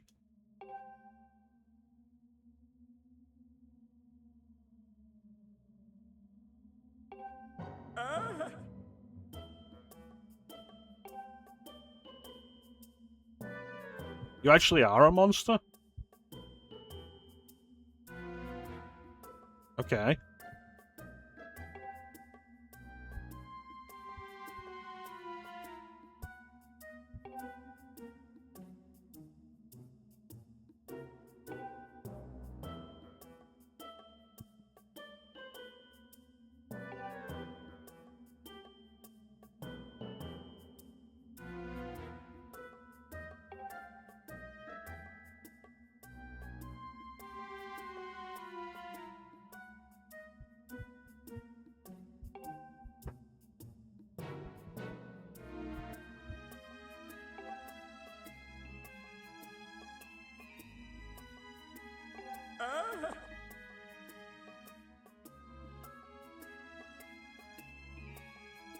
I don't think that's a real thing.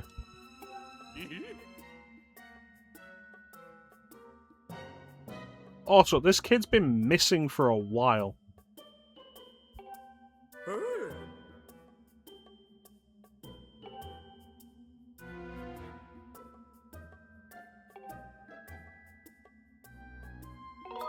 Yeah, sure.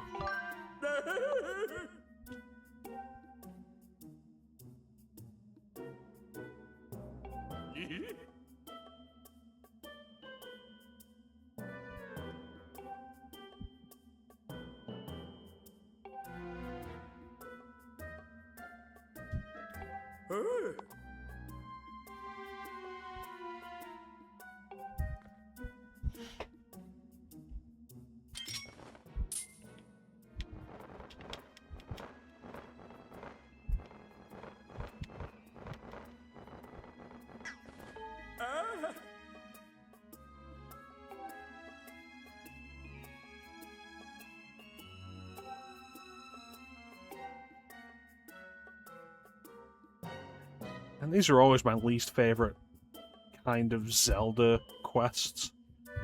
Bring me an ever-increasing number of this random item.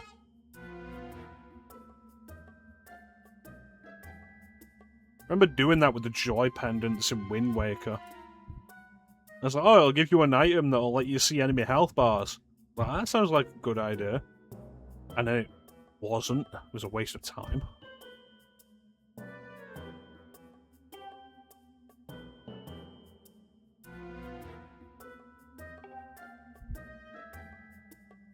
This whole thing is shady as shit, and I am not paid to deal with it. This man has multiple sides on the wall. Where'd you even get those?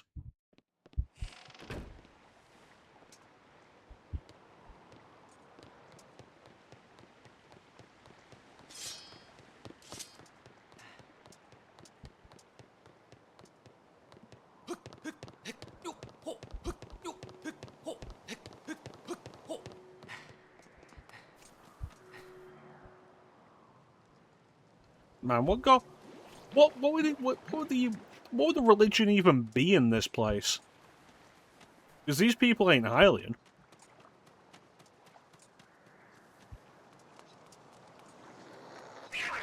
Just worship the goddess. Which goddess? I don't know. Is it Din? Is it Nehru? Is it Pharaoh? Is it Hylia? Is it the goddess of time? Is it none of the above? Why do we keep introducing goddesses and then ignoring them later? Catholicism? That sounds like a cult.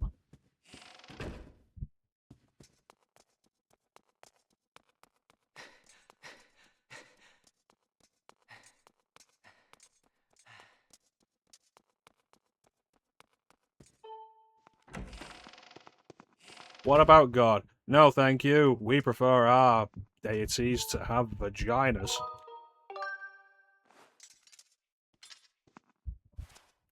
Okay, it's weird that you're thinking about your deity's sexual characteristics, but who am I to judge?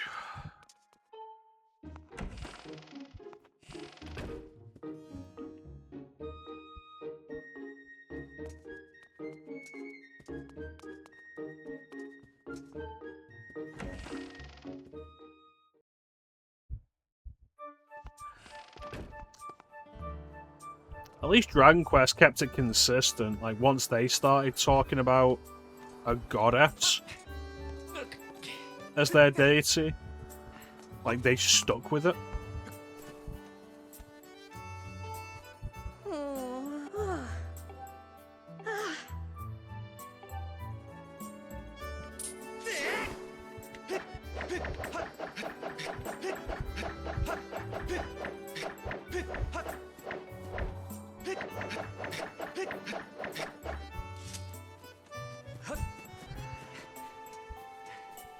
The old Dragon Quest games are kind of weird with it because I think Dragon Quest has always had a specific deity. Like, they've got the church system and everything for revivals and purifications and such.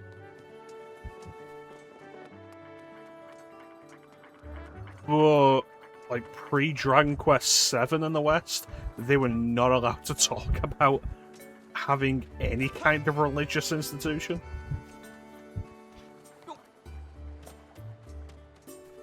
What would the first one have been that would have been allowed to do that? Like, I guess Dragon Quest VII? Dragon Warrior 7? Because the Game Boy Color remakes of 1, 2, and 3 came out after that, I believe. That's right, it is because of me.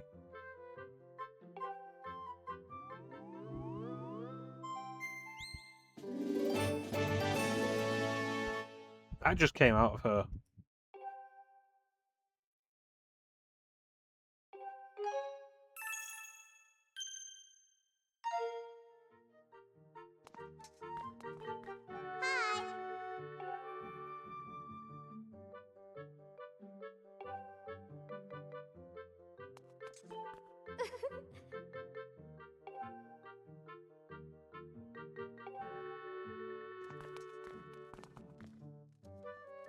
One bed, 3 pillows.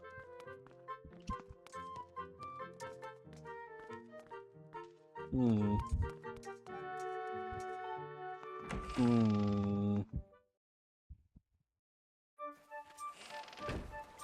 Anyway.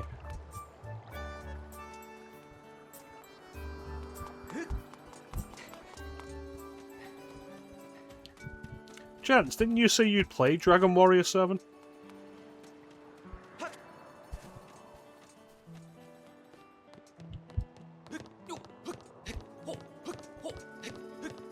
This shouldn't take stamina. Do you remember what the deity idea was in 7? Like, back on the PlayStation?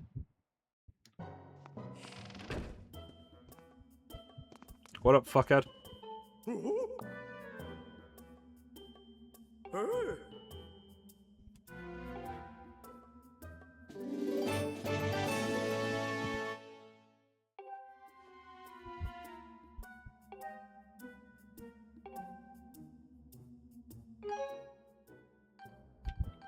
Okay, so I can store 800?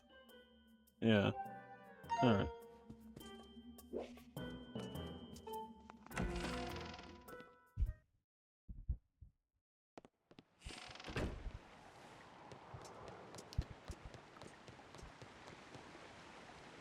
Right on the cusp of the GameCube Nintendo coming out.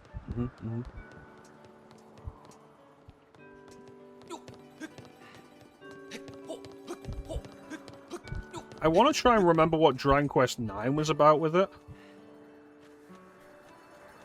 Because Dragon Quest 9, given that you play as what is basically an angel, like you're closer to the deity than ever before, and I feel like it's not a goddess situation. So what do you people want? No. No.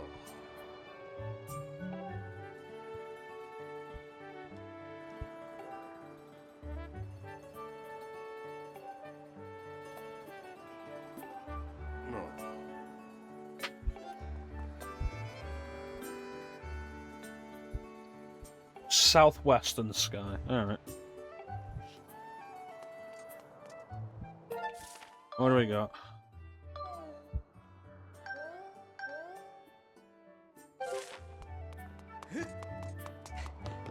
What?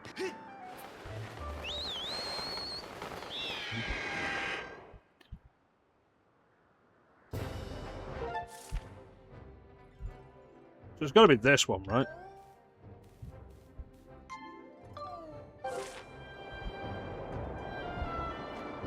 Yeah, It's kind of odd that it's taken me as long as this to be like, yeah, we're gonna do a Dragon Quest game. And it's like the intention to do Dragon Quest 8 this year.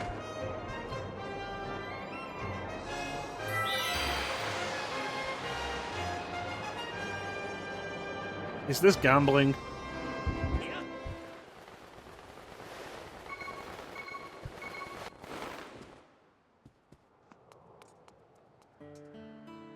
Is everybody in this world fucking horrifying?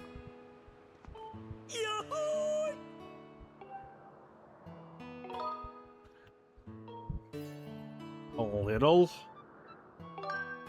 Yes! You gonna molest me?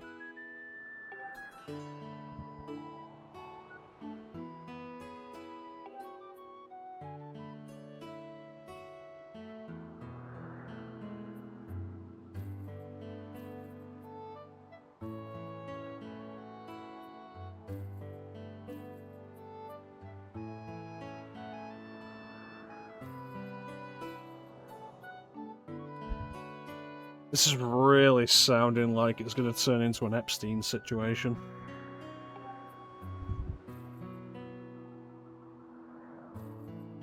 Well, hey, do you like fun and colours and weird rapey vibes? Also, you don't worry about the girl that went missing in this area.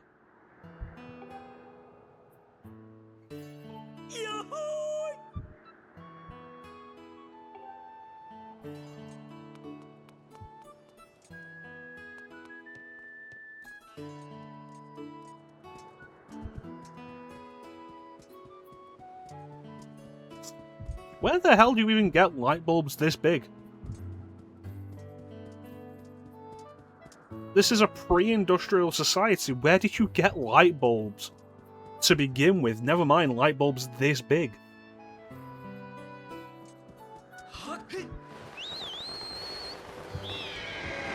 Well, she wasn't there.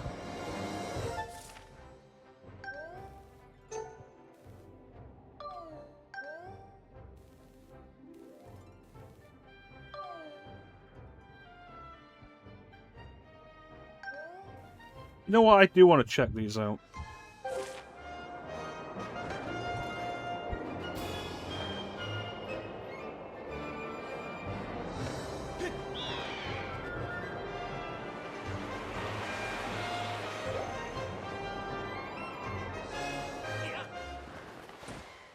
Okay, I found her. Wow!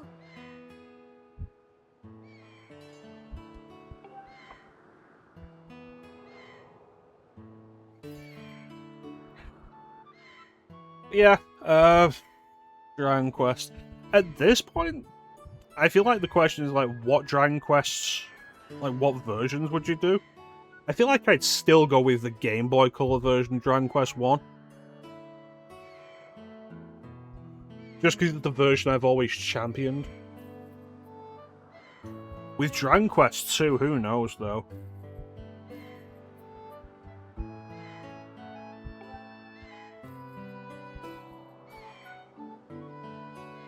Bird medicine? Bird medicine?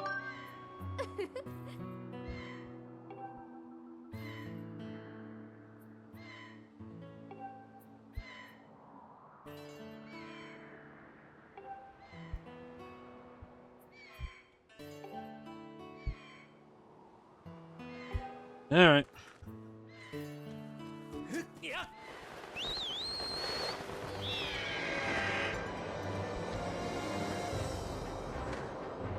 No.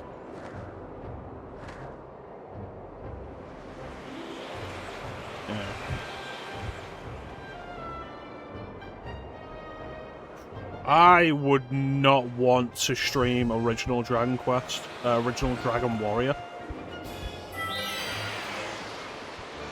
Mostly just because of how grindy it'll be.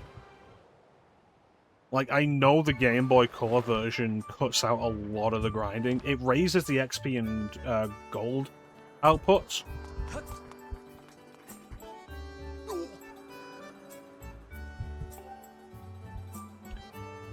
Dragon Quest 4, I'd probably go with the DS version.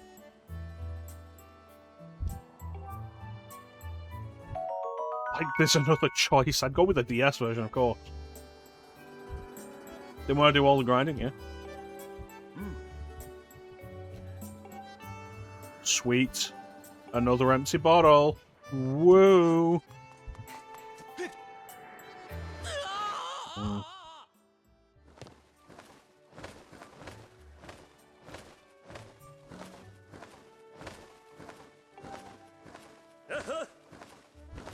Yeah, like Dragon Quest 4 on the DS has the extra chapter in the prologue that I quite like as an idea of introducing the hero before going through all the different party members. I am grateful. I'm like, yeah, great. Empty bottle. I'm super happy about that this hasn't been a waste of time.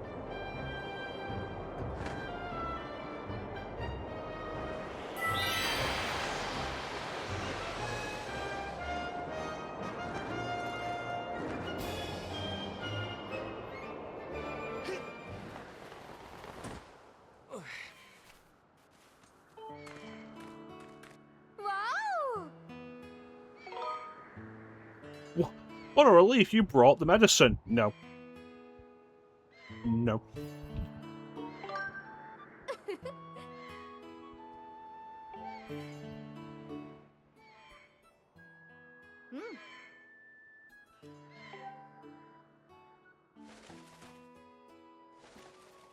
Yeah, I get that.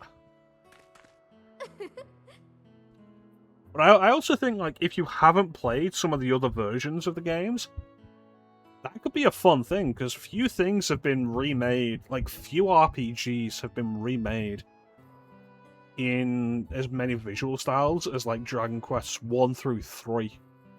Because, like, there's the original Japanese Famicom version, there's the NES version, which is a massive visual upgrade. Then there's the Super Famicom version, which looks fantastic. The Game Boy Color version, which retains way more than you would think out of the Super Famicom version. Then there's the mobile version, which is simplistic, but Dragon Quest 1 is simplistic. And then there's the HD 2D versions, which are more recent.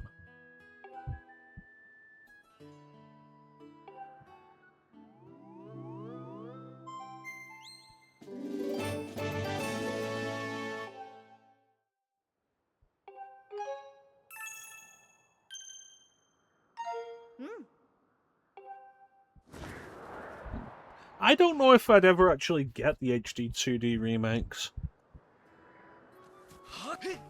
Like, I'm... For Dragon Quest 2, maybe? I don't know. I'd have to look into whether or not they actually ended up rebalancing Dragon Quest 2. Because Dragon Quest 2's difficulty was never fair. It was never fun. And I did some research, and apparently it's because like they were really rushing the end of it. So Dragon Quest 2's endgame is just like the most difficult Dragon Quest endgame. And always has been throughout all the remakes.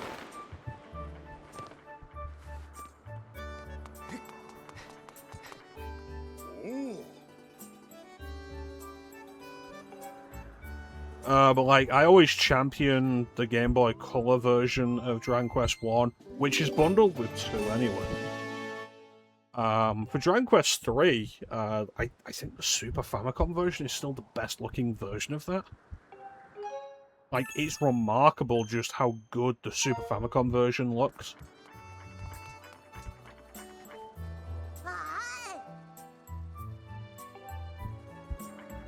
This child is really ugly.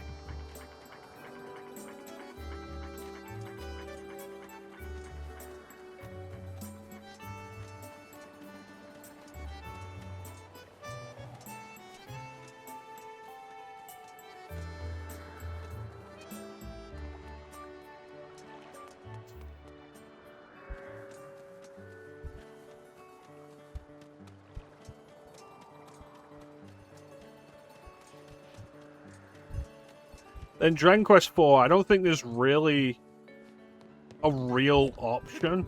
You've got NES or DS, and that's really it. So, like, DS, of course. Dragon Quest 5, like, there's the Super Famicom version if you get a fan translation of that, which, The PS2 version's interesting, though. Like the PS2 remake.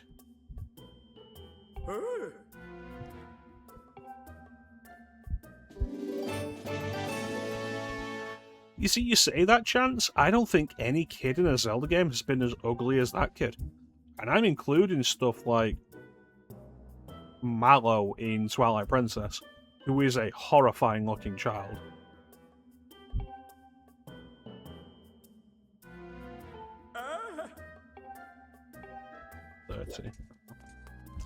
The PS2 remake's kind of fascinating because, like, it's very close to the DS version, but it's like all 3D models and such, but like same camera angle and the way that all works. So it's kind of this odd middle ground between like Dragon Quest 8 and classic Dragon Quest. Yeah, Mallow's terrifying. I'll definitely agree with that. But I don't think any of the facial designs in Twilight Princess are as exaggerated as some of these. And so you end up with the cuties looking real cute. Wow! And the Uggos looking absolutely horrifying.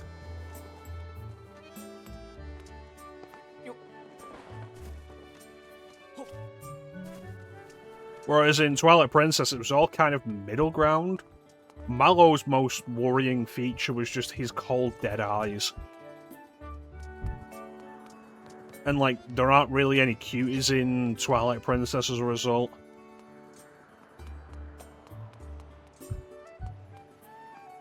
And the closest thing to a hottie you've got in Twilight Princess is just Telma, because she has that giant pair of titties. Thank you.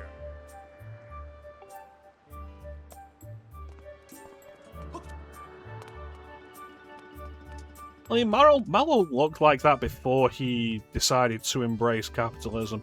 So I wouldn't entirely blame capitalism for it. Like, look at this child.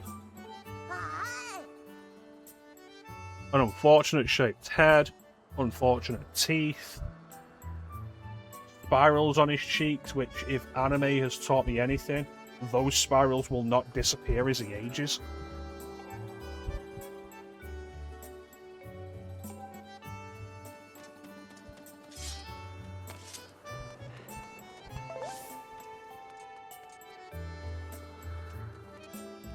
Just an unfortunate child.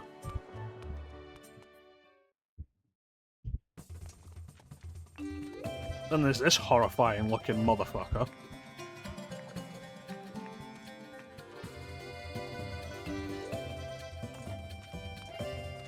Hello, nurse. Hi.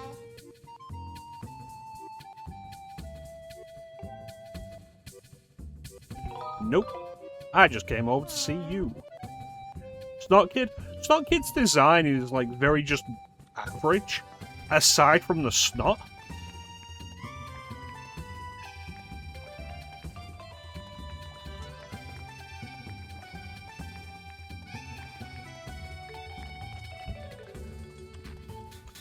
Hello.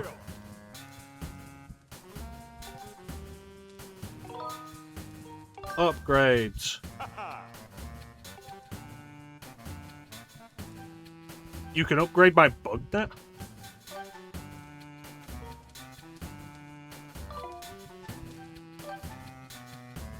To a big net. A scatter shot. I can't see myself ever wanting that. Do you have a quest for me or something, you creepy bastard? Oh, you have a new shield. Alright. Creepy son of a bitch.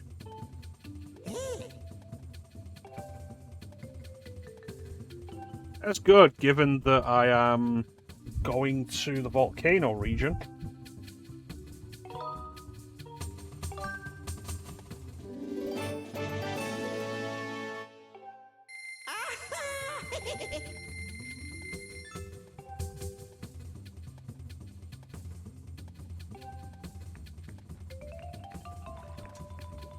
I want this man to leave me alone.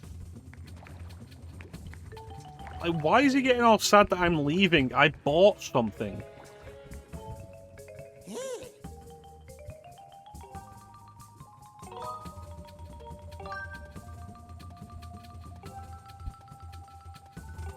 Did I ask that? Did I ask that, you creepy bitch?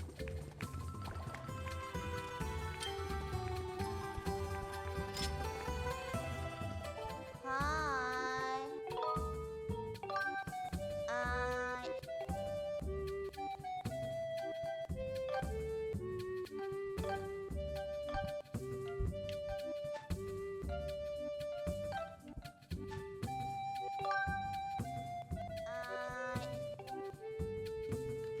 Got myself a shield. See, a good shopkeeper would immediately send it to the item check.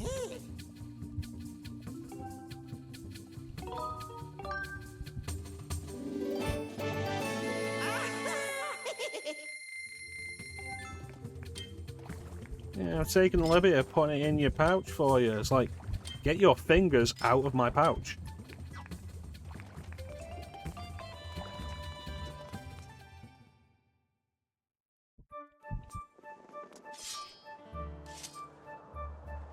Why does my pouch now smell of Vaseline?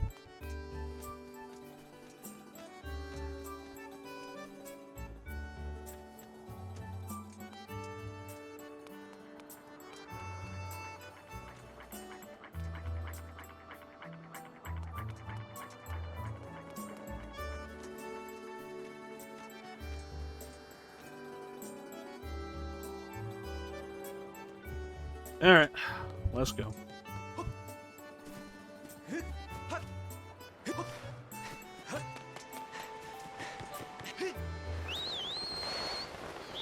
Good old Red 17.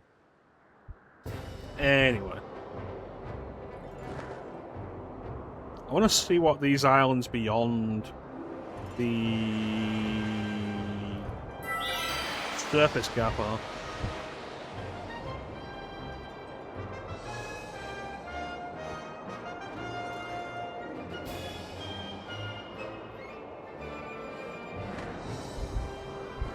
Good old Bread 17.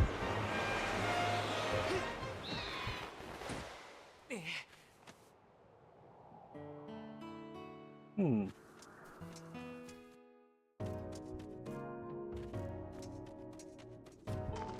You.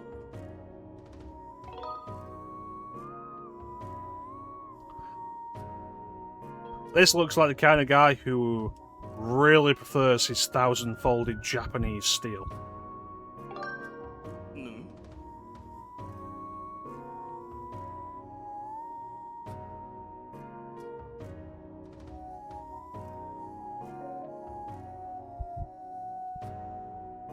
Probably went around calling Zelda Malada.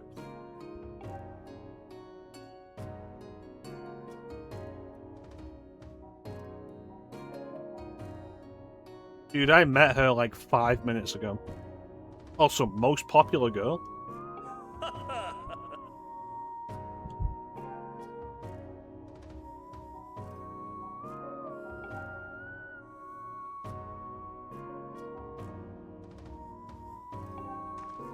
Yeah, look at that. 1,000-folded Japanese steel.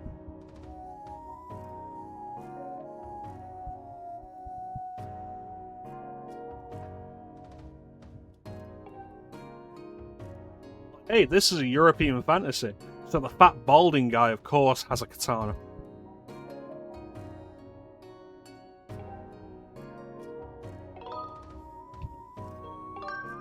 Yeah.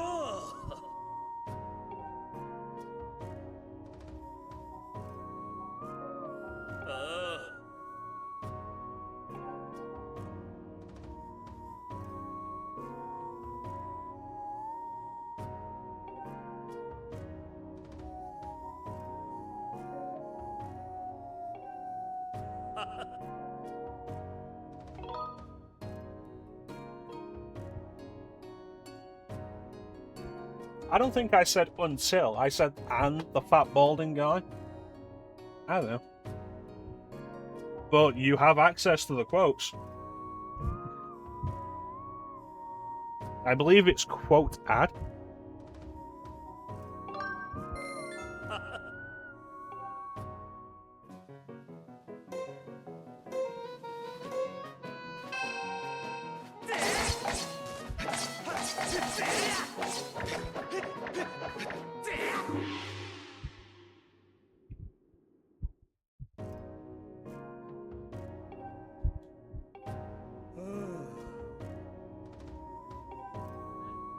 Alright. No.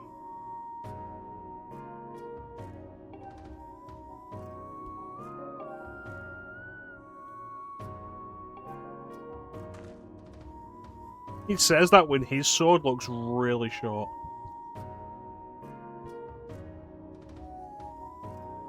Candace, that's not an exclamation mark.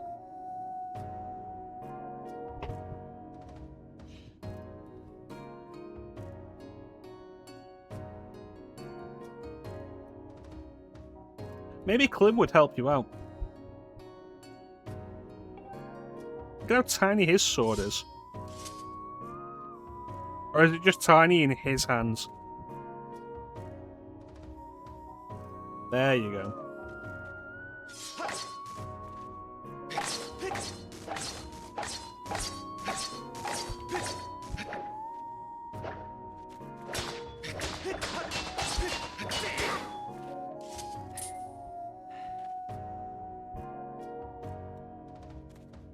$400 quotes.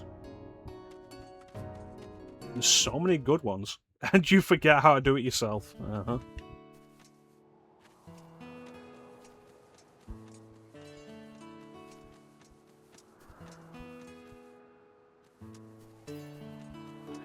Okay, and the other area is this.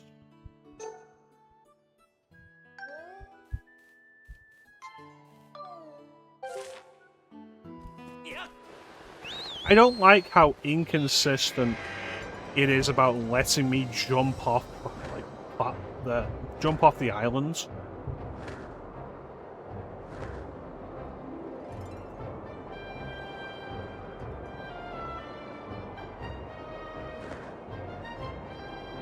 I feel like if you guys listen to more of what I say, you'd find, like, so many worthwhile quotes. I say some of the dumbest shit. And do some of the dumbest shit. Like, I keep doing that because it's funny to me.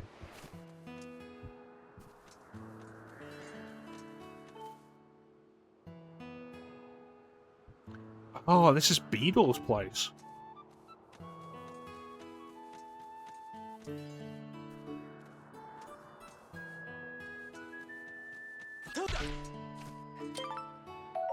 A sky stag beetle.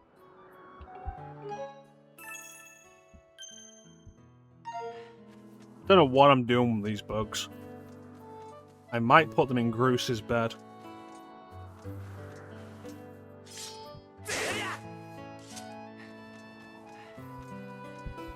I think that would be appropriate.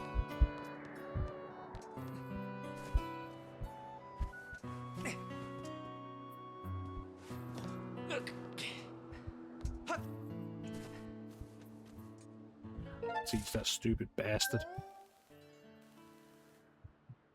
Is that something?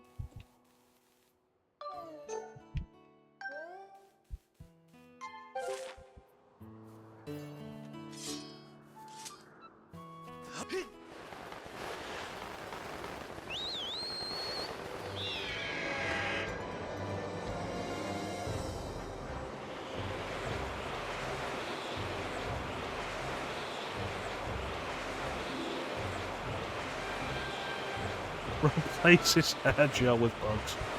How long do you think it'd be before he'd notice?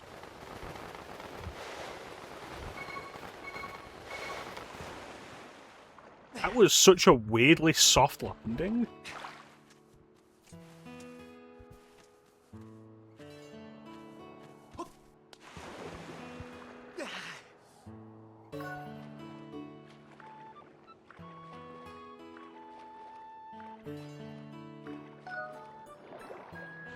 Yeah, I don't know how to swim.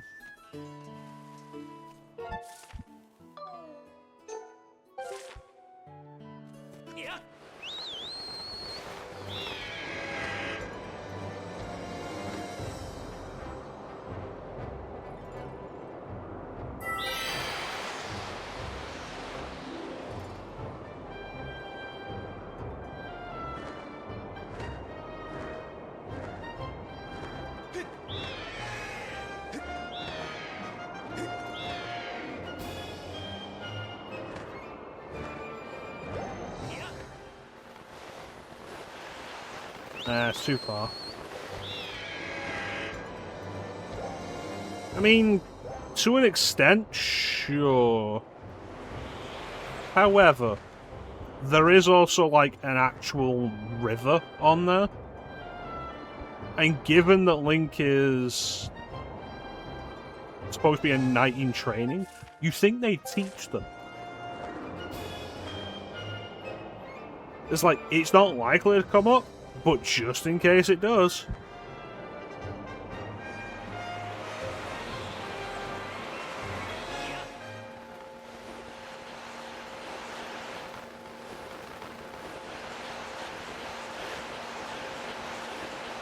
Gonna do a halo jump. Halo jump. Well, there's the thing I brought up earlier that I think is kind of interesting to consider. They call this a cloud barrier, and it requires, like, the specific magic to open up the cloud barrier, suggesting that you can't just go through it, meaning they can't just be normal clouds. And then when I was on the ground, you could see the blue sky. So how is that possible if there's just the solid layer of clouds covering everything?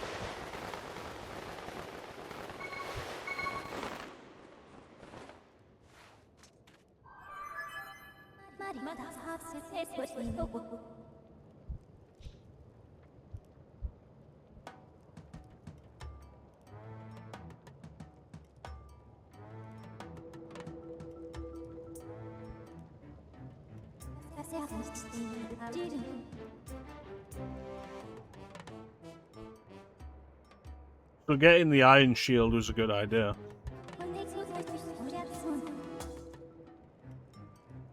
What do you mean fabric?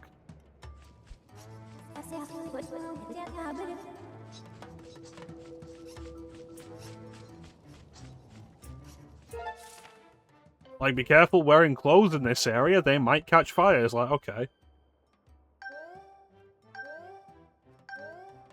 Guess I'm gonna be doing this with my pants off.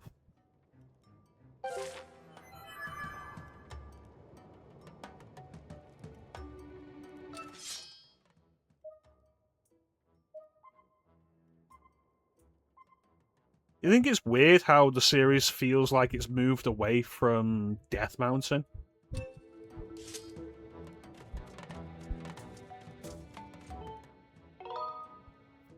Area always reminds you of a pet fish you had around this time. Okay. It's an odd connection, but okay. But yeah, like, look at that. Blue skies. How is that possible if the entire thing is covered in a layer of clouds?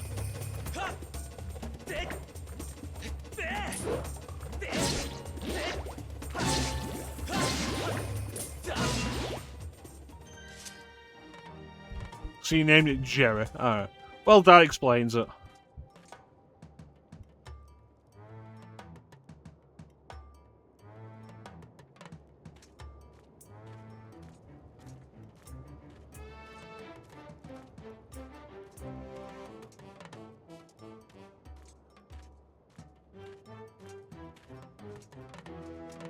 Always inside his volcano bubbler. You notice how Link in this game seems to have, like, pronounced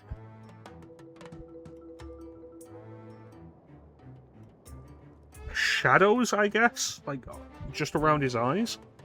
That make him look kind of perpetually tired?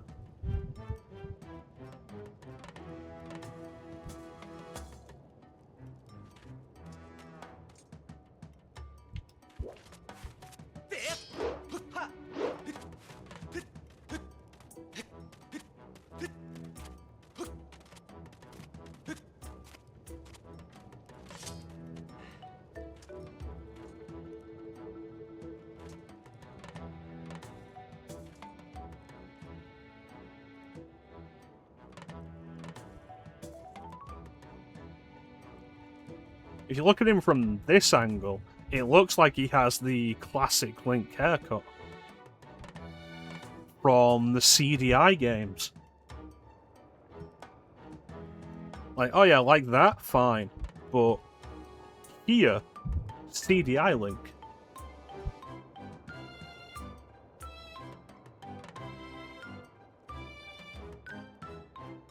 I can't wait to bomb some Dodongos.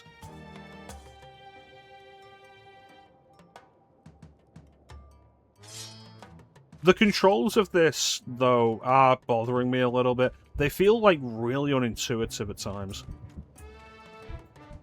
It's like having A as a jump function, and B as a put away function. Like, two separate buttons for it. That's bothering my Zelda brain. I try and turn the camera. Like, even a slight adjustment, like, okay, turn to the right a bit. Sword. No, I've got to hold L1 for no good reason.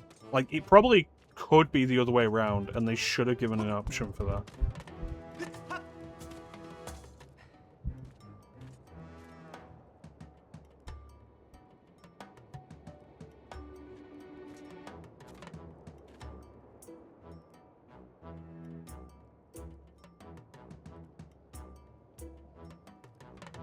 That's big hair.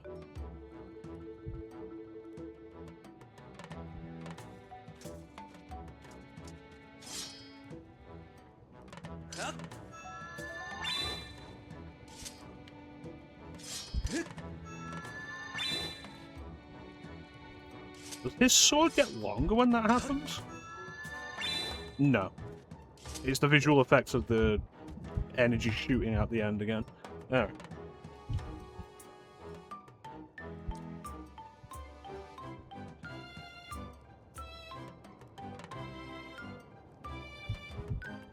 Well, we're going to wrap it up here. I've gone way longer than I intended. I was about ready to wrap up when Chance came in. When Chance decided he'd had enough playing Pokemon and would actually come and hang out.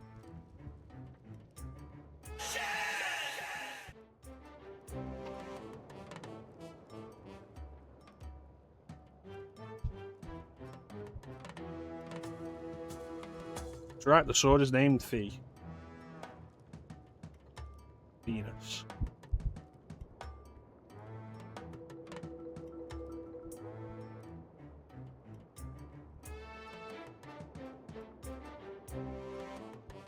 At one point, I pressed the home button to be like, "Yeah, we're playing this on Switch." I don't even know why. And it's like, "Oh, there's somebody online. Let's check who it is. I bet it's Chance." And it was Chance playing Pokemon.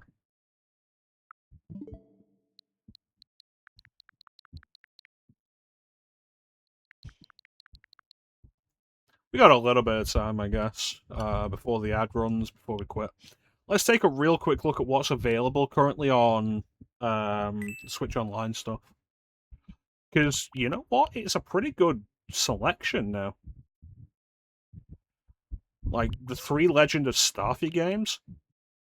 Dr. Mario Puzzle League, which was my preferred way to play Puzzle League for quite a while. All 3 F-Zero games, including the Japanese-only Climax.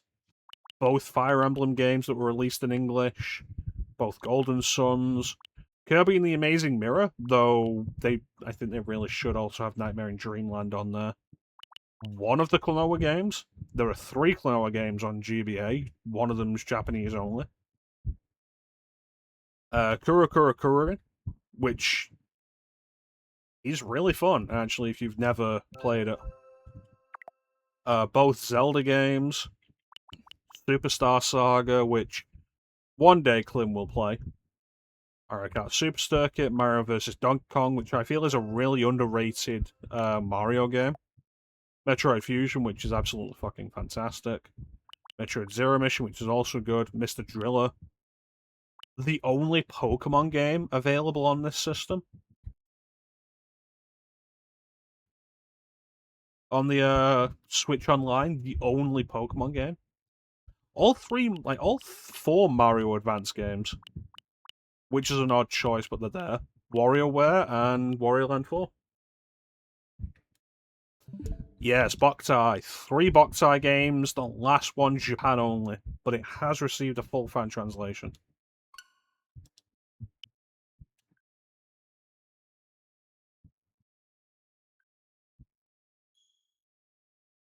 The N64 side's also, really good. Like, the game selection is one of the strongest game selections they've got on Switch Online. Like Banjo-Kazooie, Banjo-Tooie, Blast Corps, DK64, Dr. Mario 64, Excitebike 64, which, underrated. Extreme G, F-Zero X, which, still fantastic, absolutely holds up. GoldenEye got added onto there. Harvest Moon 64, which is one of the better Harvest Moons. Generally, emulation for the solar sensor is... There's a hotkey applied to the ROMs, I believe, where you can set the solar sensor to believe it's taking in a specific level of solar power from 1 to 4.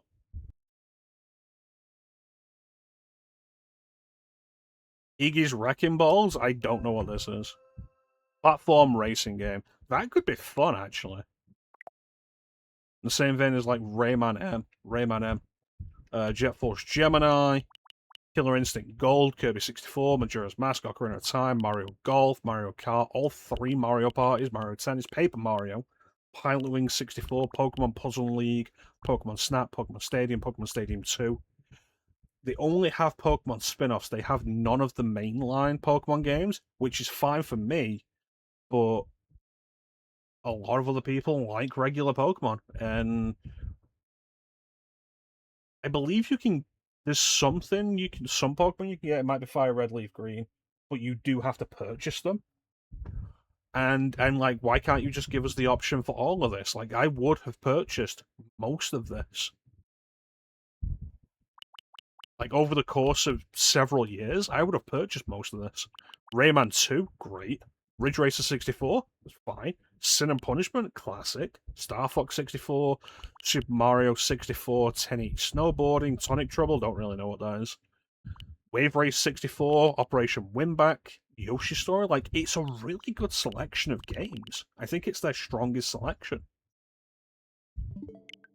And if you're over 18, you can also take a look at the mature N64 line. Because they didn't want to rate the Nintendo 64 line M for mature just to get these games. Forsaken, Perfect Dark, Shadow Man, Turok, Turok 2. Again, like, add these into it. It's a good selection. Like, I complained before about how, like, the Super Nintendo and the NES selections are kind of shit. The N64 and GBA, not. Coincidentally, they're also the ones you have to pay extra for to get. Along with the Mega Drive.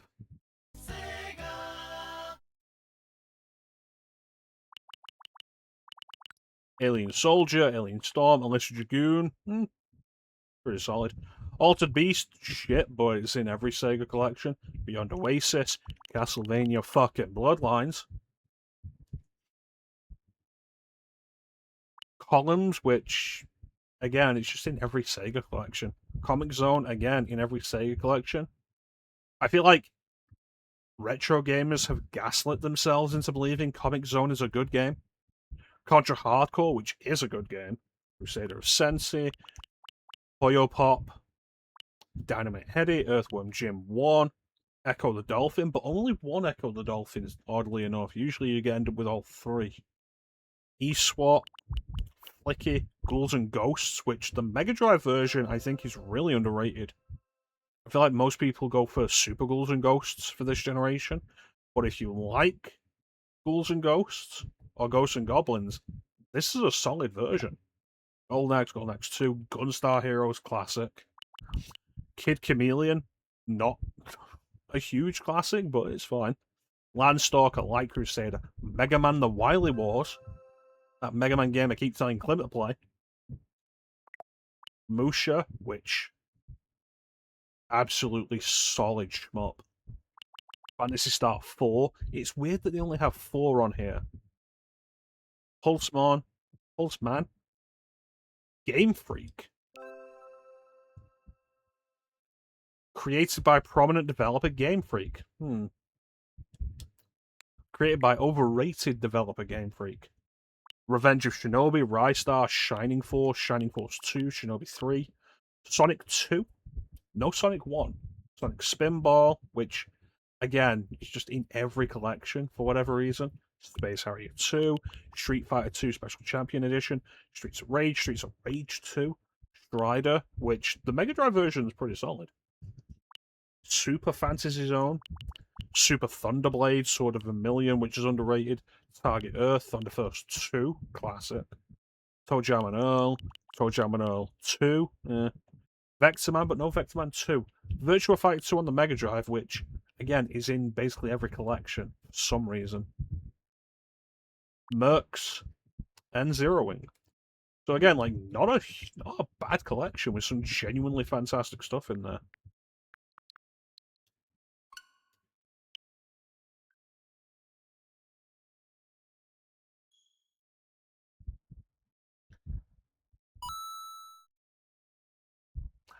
NES. NES. What is this? Why are you not in order? There we go. Adventures of Lolo, pretty good. Balloon Fight. The problem with NES in a lot of these cases, a lot of these are really basic games, which is just a consequence of the time they came out. Like, Balloon Fight's solid, but it's not a game I would consider, like, worth getting anything for. Same with baseball. Battletoads, NES. Blaster Master, classic. Certified classic. City Connection, I don't even know what that is. Lulu Land, fun. Cobra Triangle, don't know what it is. Judging by it saying, yeah, Xbox Game Studios, it's a rare game. Crystallis, pretty good. Diver Story 6, Imperial of Nisartia? Nisartia? I don't know. Devil World, Dig Dug 2, Dig Dug's classic. The NES version of Donkey Kong, which, it's fine. It's missing 75 meters. Donkey Kong 3, which is an interesting curiosity. It's not a good game. Donkey Kong Jr., which is kind of fascinating. The only game where Mario is the villain. Donkey Kong Jr. Math, which, Double Dragon, classic. Double Dragon 2, The Revenge, not bad.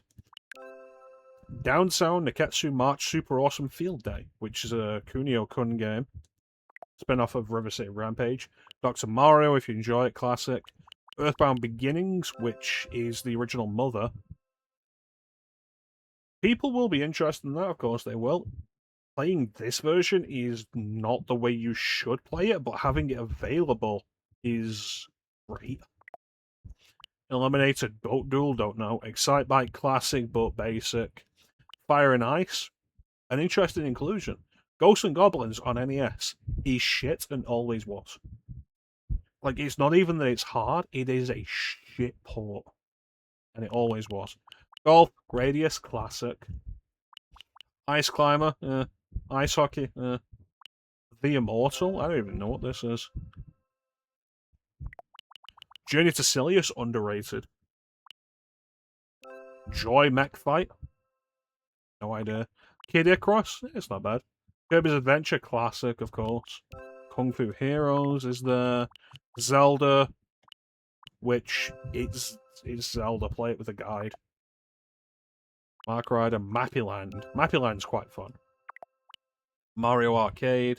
Mendel Palace, I don't actually know. Another Game Freak game. Huh. OG Metroid, which aged horribly. Mighty Bomb Jack, which is fine. Mysterious Murasame Castle, don't know. Mystery of Atlantis, don't know. Mystery Tower, don't know. These are Japanese games, so I'm okay with that. NES Open, it's golf. It's fine. Nightshade, interesting game, kind of underrated. Ninja Gaiden, classic. Ninja Gaiden 2, also classic. Weird they don't include Ninja Gaiden 3. I don't know what this is. NES Pac-Man, fine. These basic NES sports games, Punch-Out is not Mike Tyson's Punch-Out. But Punch-Out is Punch-Out. RC Pro-Am, fine. River City Ransom, classic for a reason. Rygar, Scat, not bad. Shadow of the Ninja, a nice alternative Ninja Gaiden game. Which, this... No, I'm getting confused with Ninja Gaiden Shadow on Game Boy, which was, I believe, a Game Boy version of this, and then Tecmo licensed it for the US and turned it into a Ninja Gaiden spin-off. Thing right on roll, whatever. Soccer, meh. Solar Jetman, I don't know. Star Soldier's always fun. Star Tropics, underrated. Worth a look. Dodgeball, it's a Kunio-kun game. They're all fun. Mario, all three classics. Lost Levels, not a classic, don't play it. Tecmo Bowl, people who like football games like it. Tennis is tennis. NES Tetris, which... It's Tetris, it's fine, but the better Tetris experience on NES was the Tengen version. Tower of Doraga, which... not great. Twinbee, always a classic. Always enjoy Twinbee. Urban Champions a thing. Vice Project Doom, kind of underrated. Volleyball versus Excite Bike, which isn't actually Excite Bike, it's the arcade version of it. Famicom disc version, I didn't realise it was ported to the Famicom.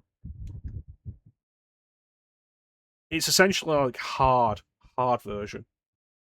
Wario's Woods is a classic puzzle game.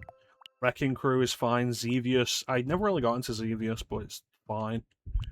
Yoshi, a genuinely entertaining little puzzle game that I think kind of really flew under the radar. Zelda 2, the best Zelda game on NES.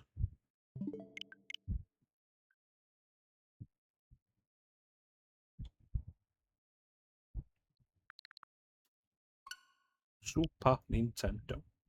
We don't have a lot of time.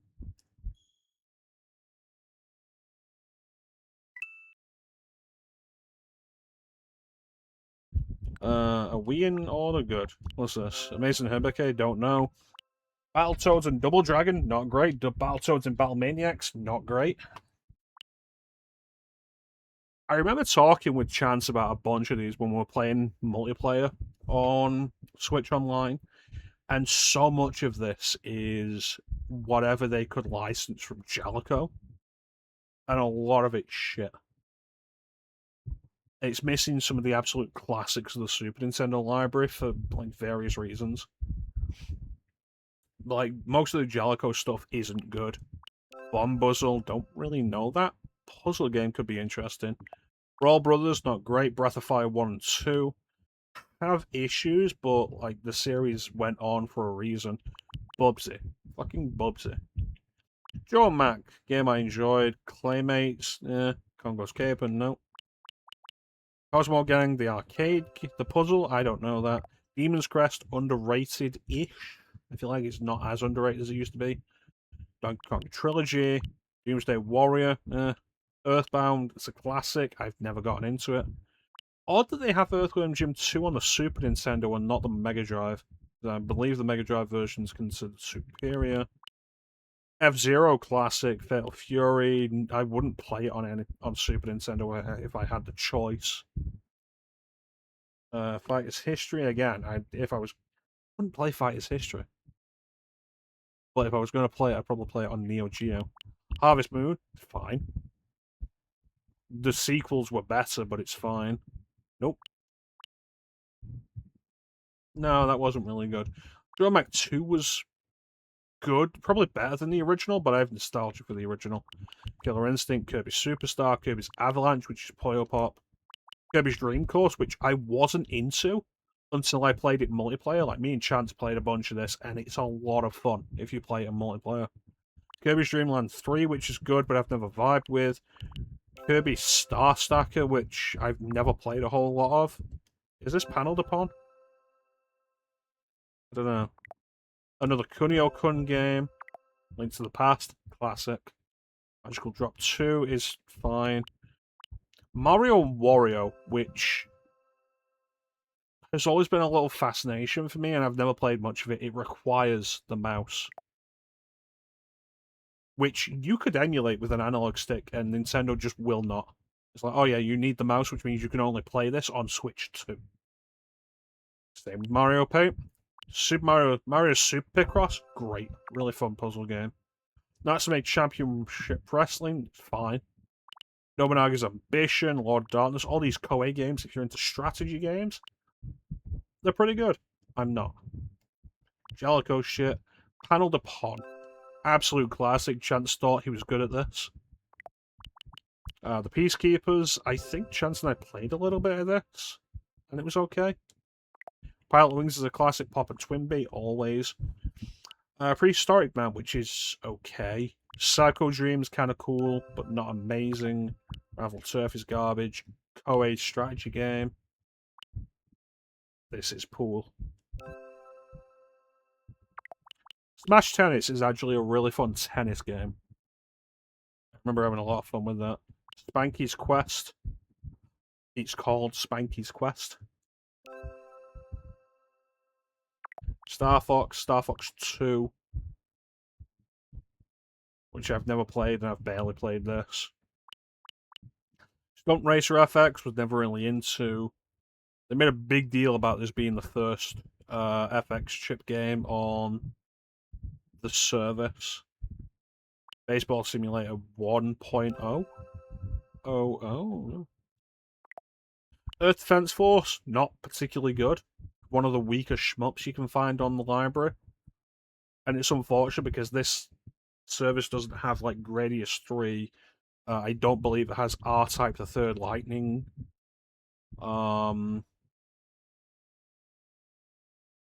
It's a real shame because it's good stuff. I think it even has a UN Squadron. Super Ghouls and Ghosts, if you're going to play Ghouls and Ghosts, it's one of the best ways to play it. Mario All-Stars, classic. I think this was the second time this was released. There was the NES release. No, there was the Super Nintendo release. And then there was the anniversary release on the Wii, which was on a disc, but it was just this on disc. And then this. They never released it on Virtual Console. Super Mario Kart has aged really poorly. You can still have fun with it, but it's really aged. Mario World's a classic for a reason. Yoshi's Island, never played a huge amount of it. But it seemed fine, and people love it. Super Metroid is a classic, and I don't really enjoy it myself. Super Ninja Boy, I don't know what this is. Super Punch-Out, which was fine. It was fun enough, not my thing. Super Puyo Puyo 2, if you like Puyo Puyo. If you like Puyo Puyo. Super R-Type, which is one of the weaker R-Type games. Again, you'd rather have R-Type the Third Lightning. Super Tennis, also fine. Super Valis 4, the Valis games are really entertaining. This is one of the better Valis games. I don't know what this is. Hey Punk, you tough enough. Jellico trash again. New Horizons, which is another. They should really have Uncharted Waters on there. Which is another Koei game, strategy game, but it's different from a lot of the others. It's kind of piracy. Like it's. If you're gonna look at one of them, I would say look at this one. Wild Guns is kind of a classic. Wrecking Crew 98 is interesting. But you may not understand it. It's probably worth a guide. And then there's just Game Boy left.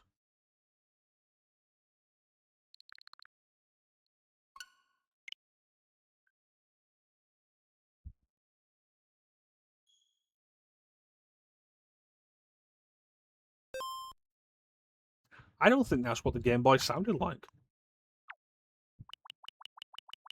Alleyway, a classic little breakaway clone. It's always quite fun. Alone in the Dark, the New Nightmare. I know Teak played the console version. I don't remember if he played this. This is probably the best survival horror game on any handheld. 3DS, I want to say. Because the DS got like Resident Evil, like a really good port of Resident Evil 1. But it also got some decent stuff of its own, like Dementium, The Ward was kind of neat.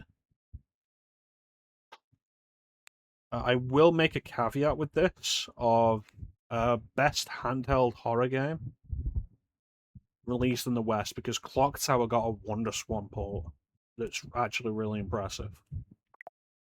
Balloon Kid, it's just more balloon fight, I believe. Baseball, again, just a basic Mario sports game. Bionic Commando, it's a Game Boy port of an NES game. There was a lot of them, most of them were not great. Like cut down versions of NES games. Blaster Master Anything Below, I believe, is different enough from the original to be quite fun. Burger Time, I've always kind of liked Burger Time, so like that's biased opinion. Castlevania Legends, the second best Castlevania game on Game Boy. It's fine, it's not great. Donkey Kong 94. If you're going to play one version of the original Donkey Kong arcade game, this is the version to play. Absolute classic. It's also kind of fascinating because it's like a really odd midpoint in design between classic Donkey Kong and modern Donkey Kong, which was designed by Rare. Because like you can see, he's still got his tie, which was I believe a Rare invention. Like they added it in Donkey Kong Country, which was 94. But it's still the Miyamoto designed Donkey Kong, and he's got Donkey Kong Jr. hanging off him. Donkey Kong Land, Land 2, and Land 3. Generally surprisingly competent little additions to Donkey Kong Country. Not really worth much of a look these days, but back in the day, if you had one of these on Game Boy, it was a pretty solid time. They're not one-to-one DKC 1, 2, and 3. There's substantial differences to a bunch of them. These days, not really worth your time. But back in the day, if you had them, they were a good time. Dr. Mario is Dr. Mario. I don't know what this is. More Jellico trash. Game & Watch Gallery 3. The Game & Watch Gallery collections were generally solid if you enjoyed the Game & Watch stuff. Gargoyle's Quest, classic, maybe a little underrated. Gradius Interstellar Assault, it's Gradius on Game Boy. It works fine. Kid Icarus of Myths and Monsters is fine. It's a sequel to Kid Icarus that mostly maintains the spirit. Kirby Tilt and Tumble, does this work with gyro? Version replicates the motion controls from the original tilt your switch system or controller to play. Huh. Kirby's Dream Land is a classic for a reason. It's very short, but it's fun while it lasts. Dreamland 2, again, fun. Star Stacker. Yeah, I don't really know what this is. Link's Awakening is Link's Awakening. Everybody has their own opinion on it. Oracle of Ages, Local Seasons, good collection, good additions. Mario Golf, Mario Tennis. The Mario sports games on handheld were great. Mario's Picross, a lot of fun. Always enjoyed Mario's Picross. The Game Boy Mega Man games. 1 through 4 are basically stripped down, like cut down ports of the NES games. If you had them back in the day, mostly fine, though level design on that was bullshit. This one wasn't very good.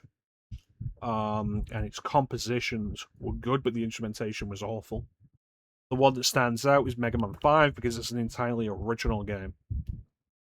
Metroid 2, I would say step up from Metroid 1. It's mostly just kind of pushed aside a lot when you talk about Metroid. Pokemon Trading Card Game. Again, another Pokemon spin-off, not a main series game. If you enjoyed the card game in, what would this have been, like 98? 2000? But I was right, 98. Copyright 98.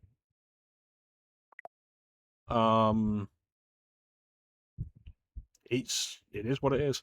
The fact that this is on here, and this was one of the first games released on the service for Game Boy, is fucking wild. I don't even know what kind of game this is. It's probably bad. Super Mario Land Classic, weird one, takes a bit of time to get used to. Mario Land 2 is exactly what you would want out of a Mario game on Game Boy. It is genuinely one of the best games on the system. Survival Kids, kind of fascinating. I think maybe a little before its time. Sword of Hope 2. Enjoyable little action RPGs, I guess. Action RPGs or regular RPGs? Huh. Tetris. It's Tetris. Like, what the fuck am I going to tell you about Tetris that you don't already know? Tetris DX, which... It's Tetris. There are people who swear by the original Tetris over DX. Like, to the degree that that'll be why Tetris is included here alongside DX. Choice is always a good thing, I think. And the Wario Land games. Always classic. It's weird that Wario Land 2 isn't included.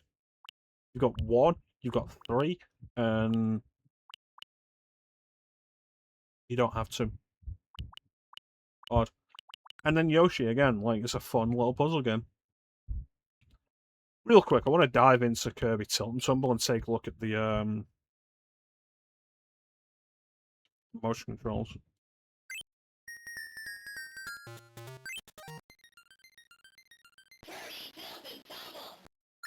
That was crunchy.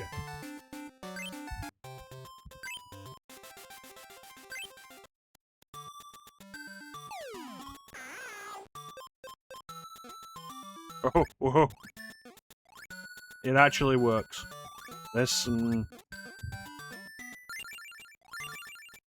am not going to want to play this.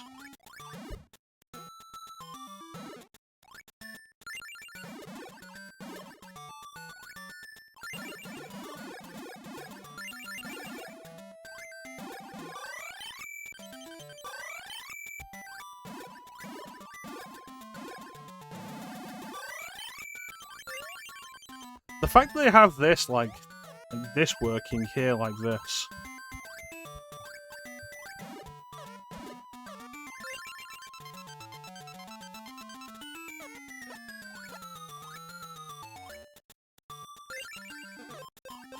like, it's cool and everything. Not something I want to play more of. It makes it kind of disappointing, in my opinion, that they don't have the second WarioWare game on Game Boy Advance, WarioWare Twisted.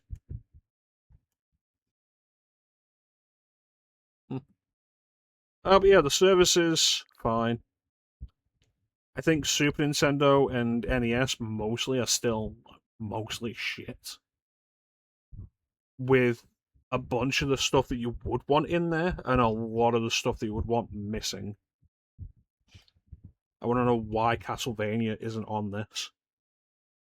You've got Legends on Game Boy, you've got Bloodlines on Mega Drive. Castlevania 64 hasn't been re-released. Why? Put it on this. Do it, Konami, you fucking cowards. I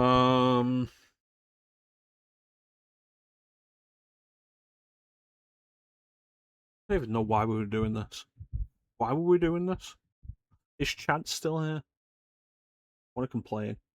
Chance has left, the bastard. Wants to complain about stuff.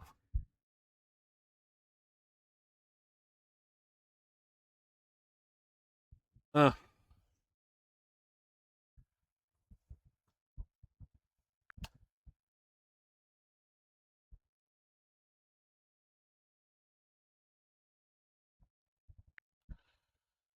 Yeah, I think like the Game Boy stuff for the most part.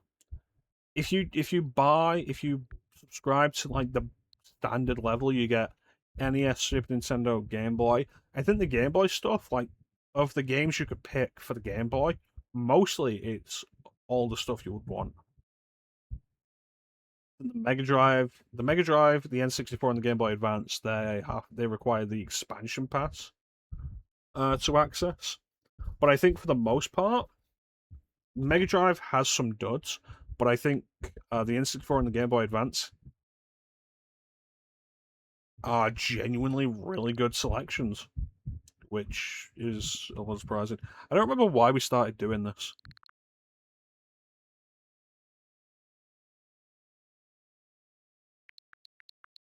Anyway, I want to thank everybody for joining the stream. I always really appreciate the support. Big special thank you to everybody in chat. Chat is always the best part of the stream. Who do we have? Clem, Lino, Teak, and Chance. And Lincoln Zelda Nerd. Thank you so much to everybody. Oh, Flame was here as well. Thank you, Flame. Thank you so much to everybody for joining the stream. I always really appreciate the support, and especially chat. Chat is always the best part of the stream. Skyward Sword will continue next week for the Legend of Sundays as we continue. Once we get past the next dungeon, somewhere between the second and third dungeons is where I stopped playing Skyward Sword originally. So there's a point after the second dungeon, but before the third, where everything becomes completely new. Not stuff that I've forgotten, just completely new. Which I'm really looking forward to. It should be really exciting for me. Every time I look at the preview that I have of the stream on my screen, the camera shot looks really small. And I think it's like I've not changed the size of it or anything. I think it's because I've been doing so much with Strange Journey, where the camera is much bigger than I normally have it because of the DS view. And now going back to this after so long, it looks really small. Kind of wild. Anyway, Teak is live now. If anybody wants to check him out, he's playing Rebel Galaxy, which is a game I started and didn't do much with. I don't remember why.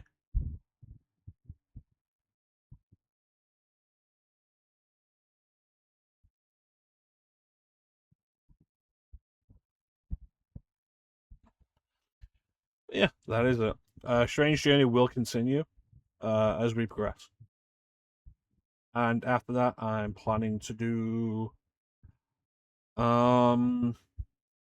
Dragon Age Origins. So I hope everybody looks forward to that.